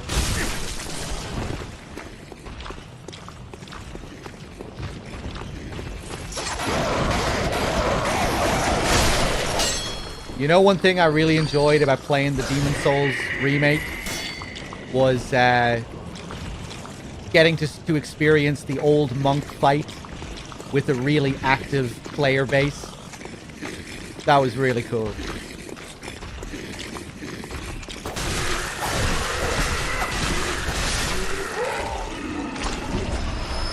I really liked the detail of that room as well. The giant yellow gown. How vibrant it was. That was really fun streaming that.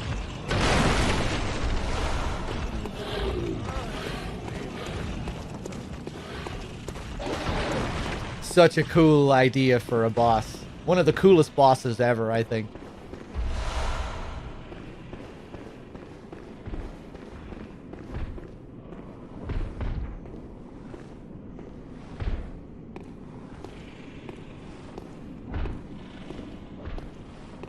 Ooh, do we not talk to Alfred here yet? Don't tell me I missed him. No, he probably doesn't appear till after Amelia. Right. That's Sky.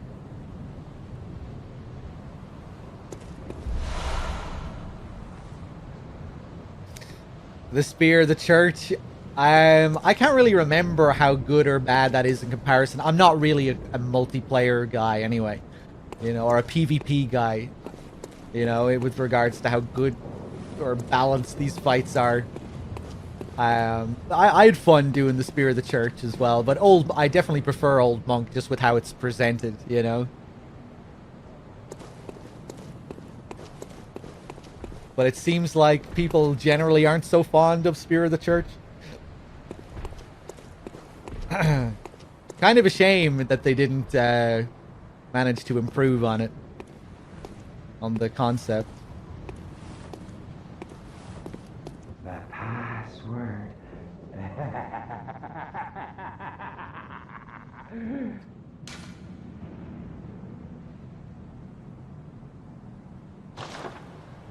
password.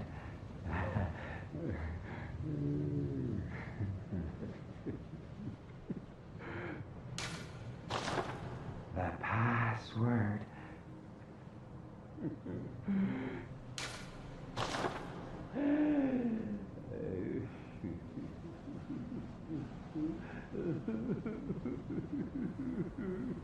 The password. The password.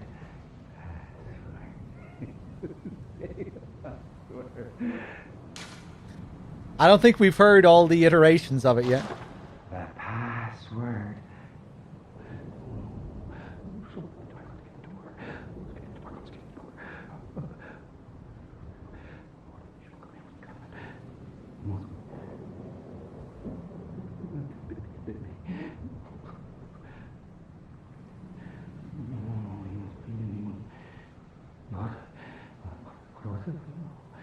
The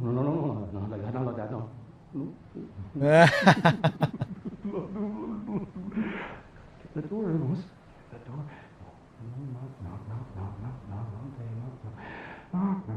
Knock, knock, knock, knock, knock, knock, knock.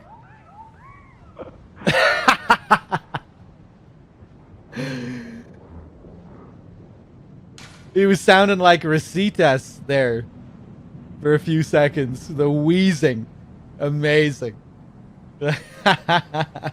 Man, I forgot how crazy he goes there. Never knew about that one.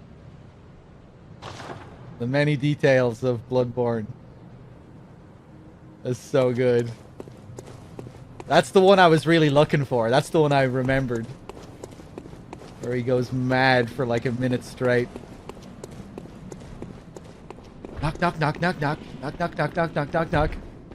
Must open them, must open them, must open them. Da, da, da, da, da, da, da.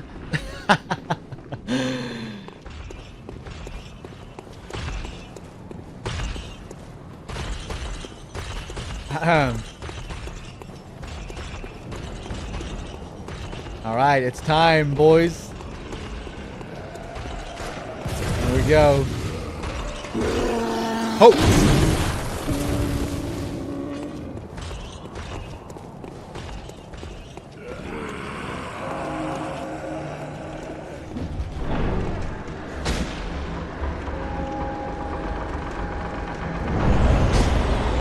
All right, I'll take you out first.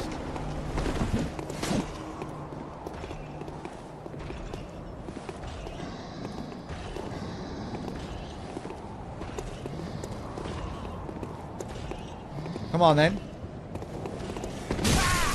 Ha! Yeah, he really does sound like me when he gets hit by that attack.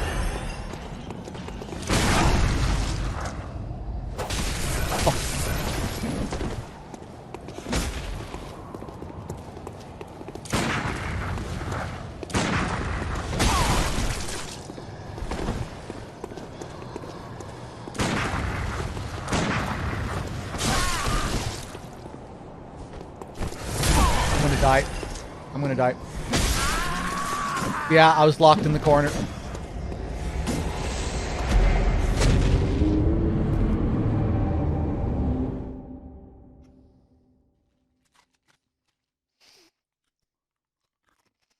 Oh shit, Mean. Thank you for the 47 months. Valkyrie with the 32. Bixen with the 50. Thank you, everyone.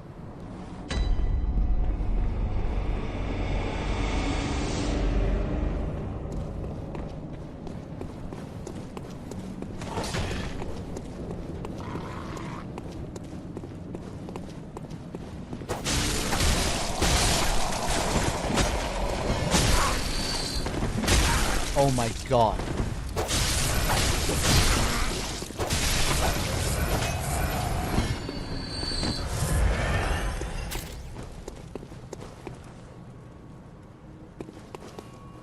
Tough am I. Thank you for the 7 months. Cheers.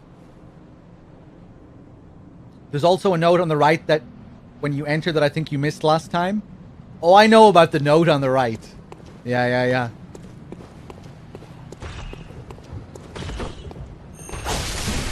I doubt I missed that last time. I remember there was a point when I didn't know about that note on the right. But yeah, no, I learned about that a long time ago. I don't think there are any notes in the game that I don't know about.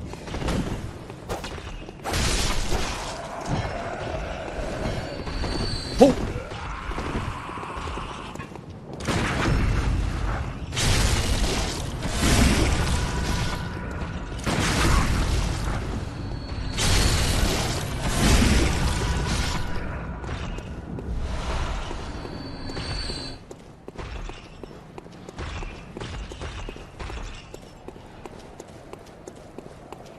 Okay, one at a time.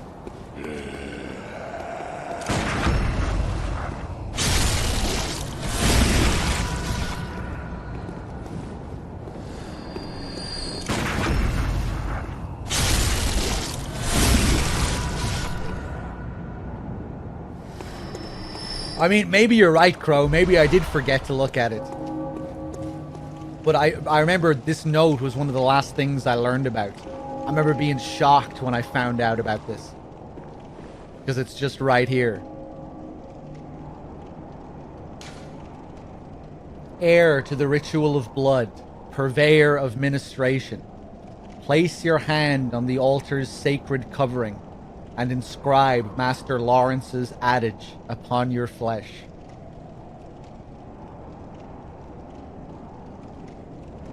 Who's writing this? Feels like they're directing this to me. Because that is what we do. And we did partake in blood ministration.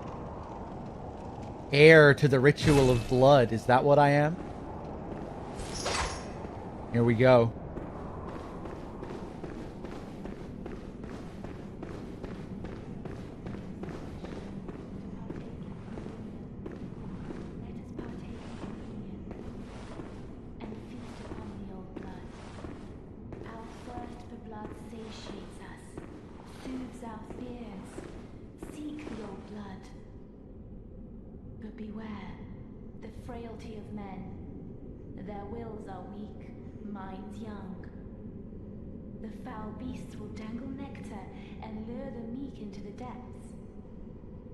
Remain wary of the frailty of men.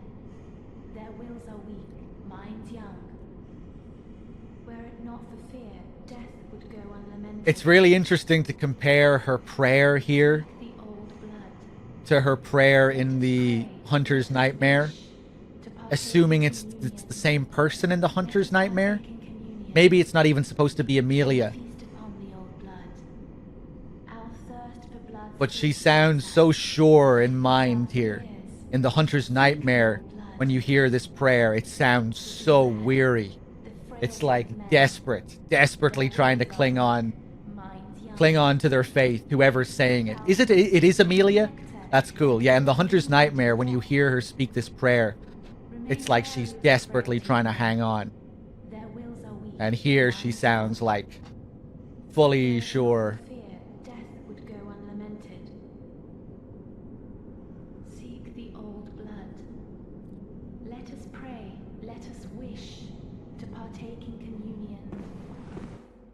Here we go. I don't think the prayer changes, it's just the way she's speaking the prayer. Not the actual words, but the tone of her voice and all that.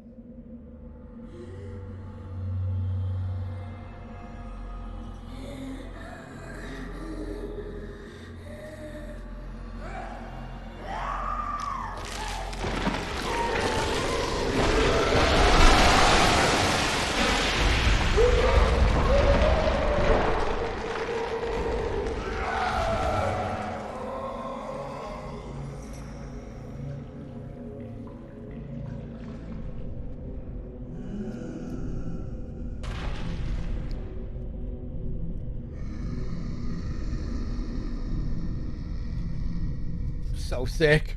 Here we go, boys.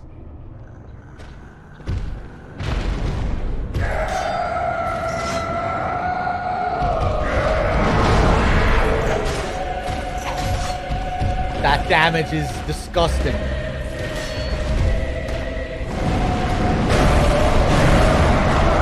No whip, no whip. Still crazy.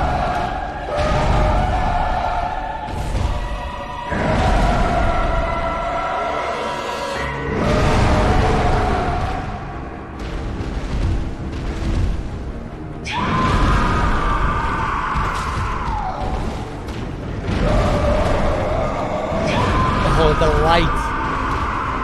So sick.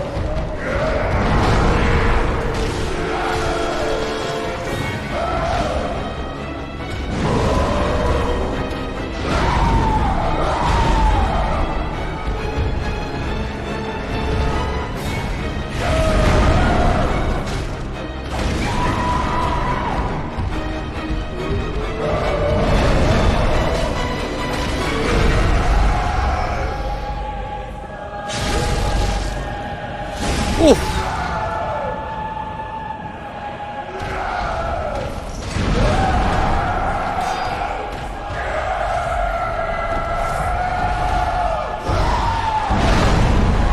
Here comes the choir.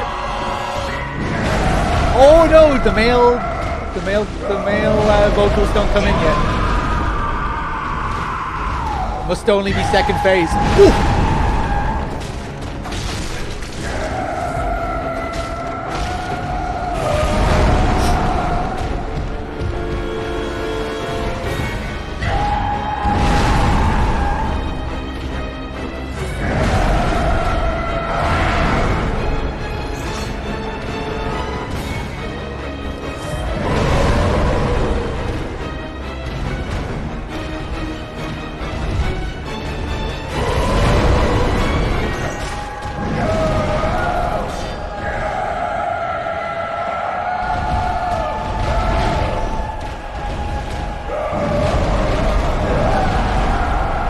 Here it comes.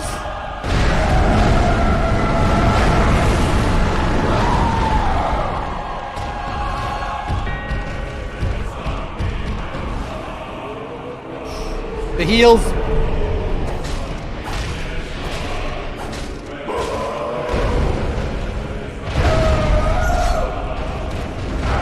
Oh.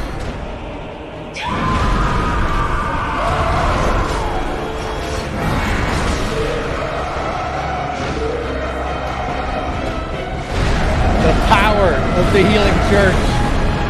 Feel the wrath of the healing church.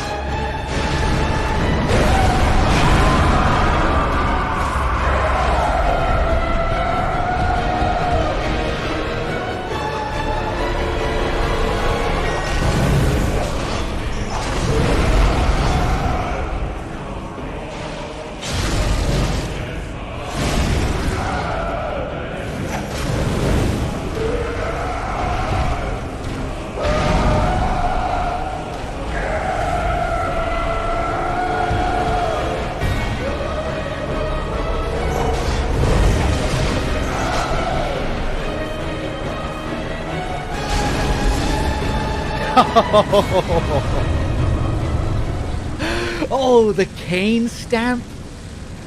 The cane stamp upon prey slaughtered.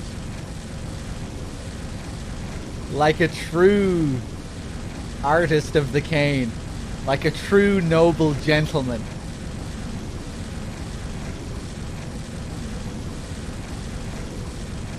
The gold pendant. That theme, man. So good. That second phase.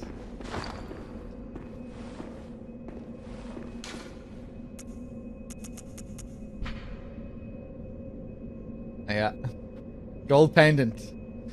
Pendant of Vicar Amelia, used to change into a blood gem which fortifies weapons. This pendant, passed down among the vicars who head the healing church, is a reminder of the cautionary adage. To reveal the adage, touch the altar skull. That slight bit of blood on the pendant. Of course, this is what Amelia was holding on to while she was praying.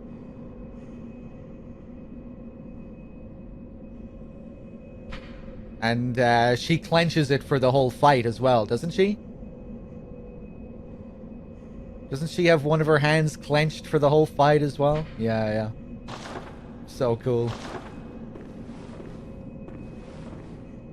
We can pop it open as well to get a gem. Yeah. A gold blood gem. A blood gem that fortifies weapons and adds various properties. Most radial blood gems have effects that bear upon physical attacks, and this golden radial gem, kept for generations within the church, strengthens attacks against those afflicted intensely by beasthood. When clerics began transforming into unspeakable beasts, the church needed something to retaliate with.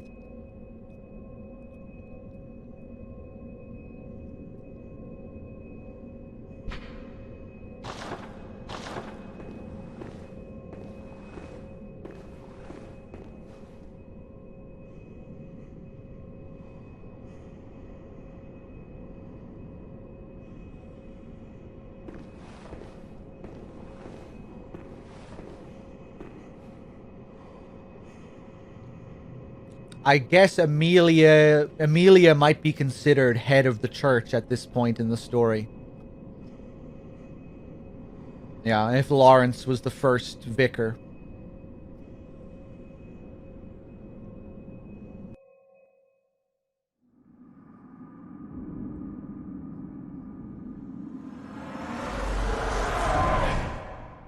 Master Willem, I've come to bid you farewell. Oh, I know. You think now to betray me. No, but you will never listen. I tell you, I will not forget our adage. We are born of the blood, made men by the blood, undone by the blood. Our eyes are yet to open. Fear the old blood. I must take my leave.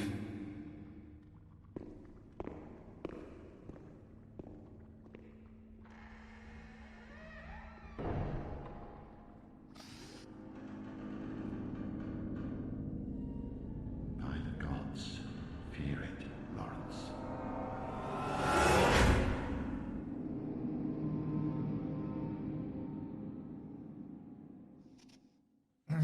I don't think he feared it enough.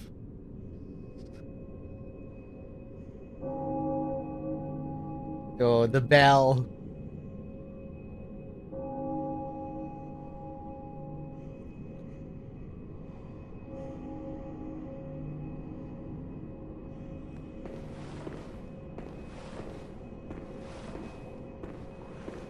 So good. Just this brief. It's such like it feels so major, even though it's like just this tiny little cutscene. This little snippet of backstory. This little piece of the puzzle. But having it presented like that in a scene at this point.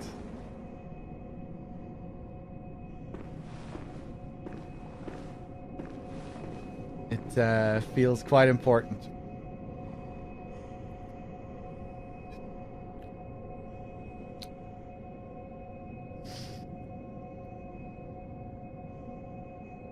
I'll mention it one last time because I think it's interesting. Vicar Amelia seems to be the only one in the game capable of performing miracles,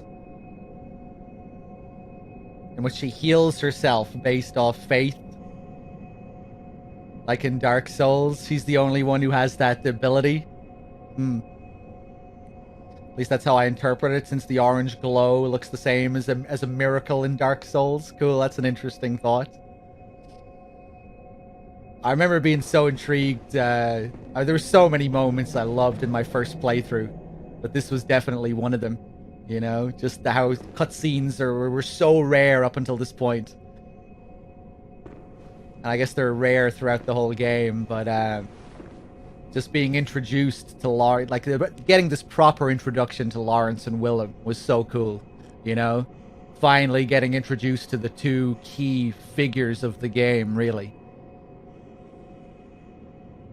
And just, you know, it just makes your imagination go wild. Who the fuck are these guys? What's going on here? How do you know? Where you don't have enough context to really understand everything, but you know something's important.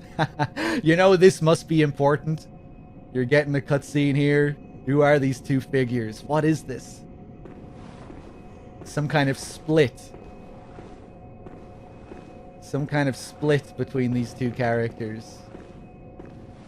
Love the build up to Bergenworth as well.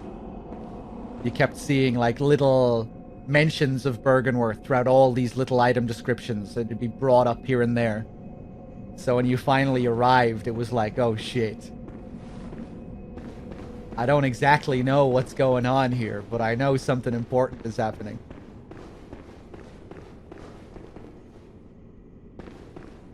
Always love when a story can do that, where you don't really need to know what's going on to be like completely compelled by it. It's almost the it's almost the best thing about this game, you know? I almost wish I knew less about it. It's almost the less you know, the better it is. You know, when you're just completely lost in the mystery of it. Piecing it all together and trying to come up with a concrete narrative is fun too, but there's nothing like the first experience where you're just kind of lost in the maze of it all. You know, because you're still feeling you're still feeling the story, even if you're not understanding it all. You know? You're still feeling a lot of feels.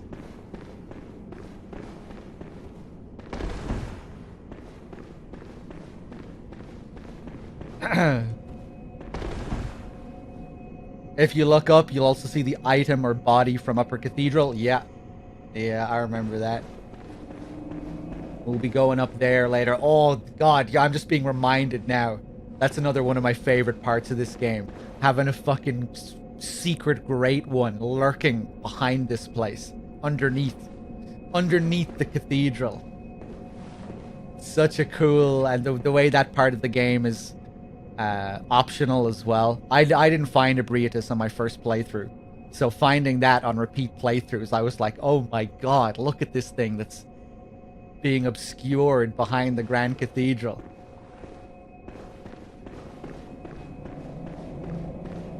So good. I love the Ebrietas's design is amazing as well. The music.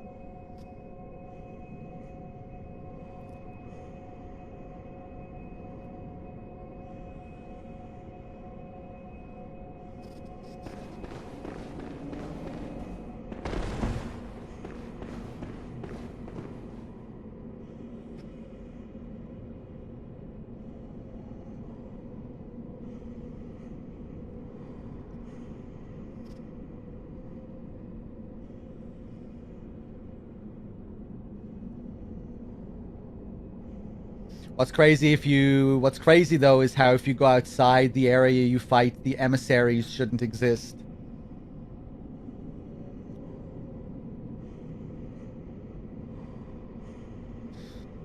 If you go outside the area where you fight, the emissaries shouldn't exist. I'm not sure what you mean. Oh, are you talking about like the level design doesn't exactly line up with the garden? Right, how you fight, how the Lumen Flower Garden is up there, but it doesn't exactly match up with the level design. That's kind of lame, but I think we can overlook that.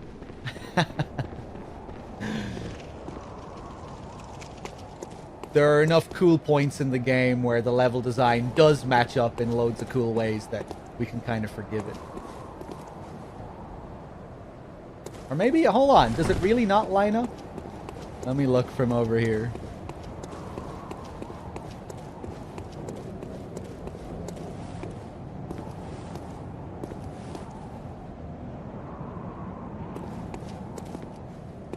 I don't know.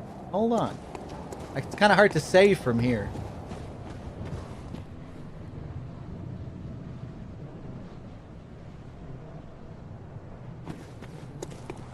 Yeah, I don't know.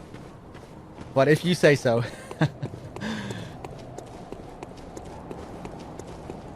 Yeah, I remember what the area looks like. It's the flower field with the lumen flowers or whatever.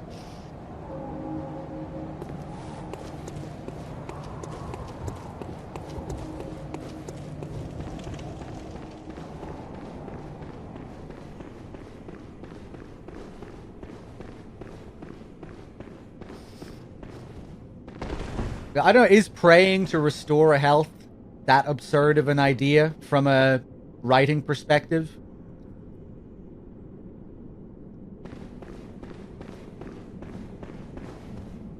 If,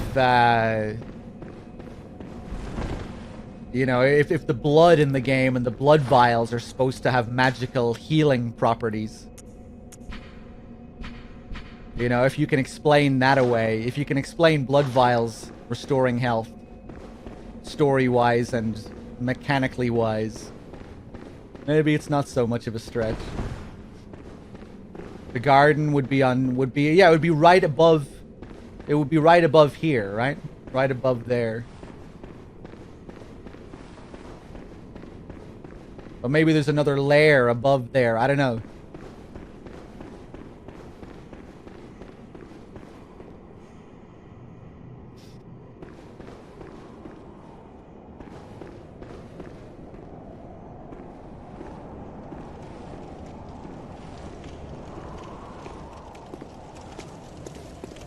Kind of an interesting thing to think about, though, Amelia's prayer in the fight and how that could be explained story-wise and mechanically-wise.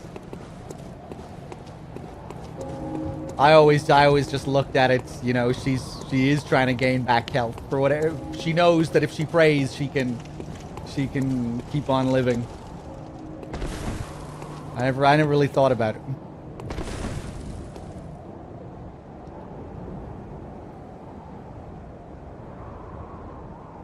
Yeah, she's the only character that uses prayer like that, I think, anyway.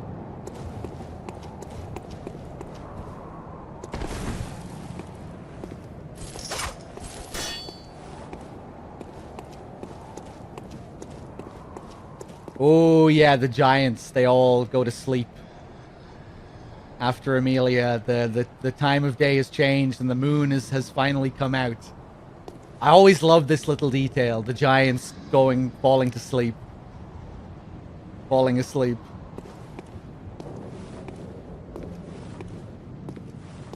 Just a neat little thing.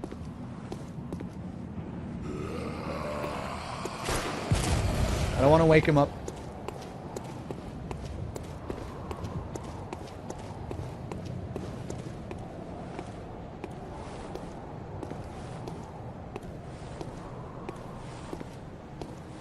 But yeah, like if it was the world of Dark Souls, then you could probably more easily explain it in terms of narrative as well.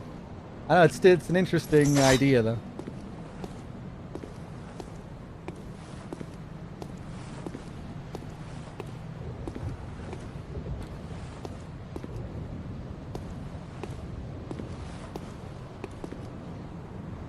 There's the moon.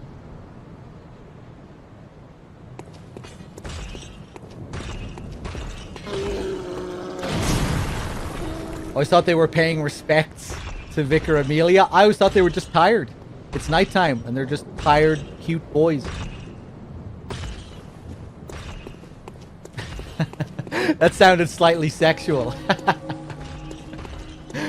I didn't mean cute boys in that way. Just cute giant boys. I meant to say cute boys, not cute boys. The pause between cute and boys made it sound different to what was intended. Cute boys, not cute boys.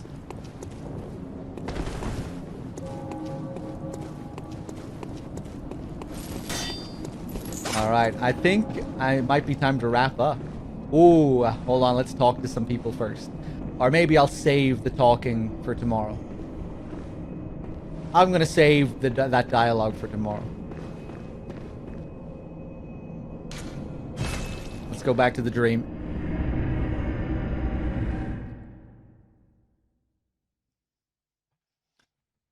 It's been a while since I streamed this late. Yeah, it has. Ooh. Look what's waiting for us. The eye of a blood-drunk hunter.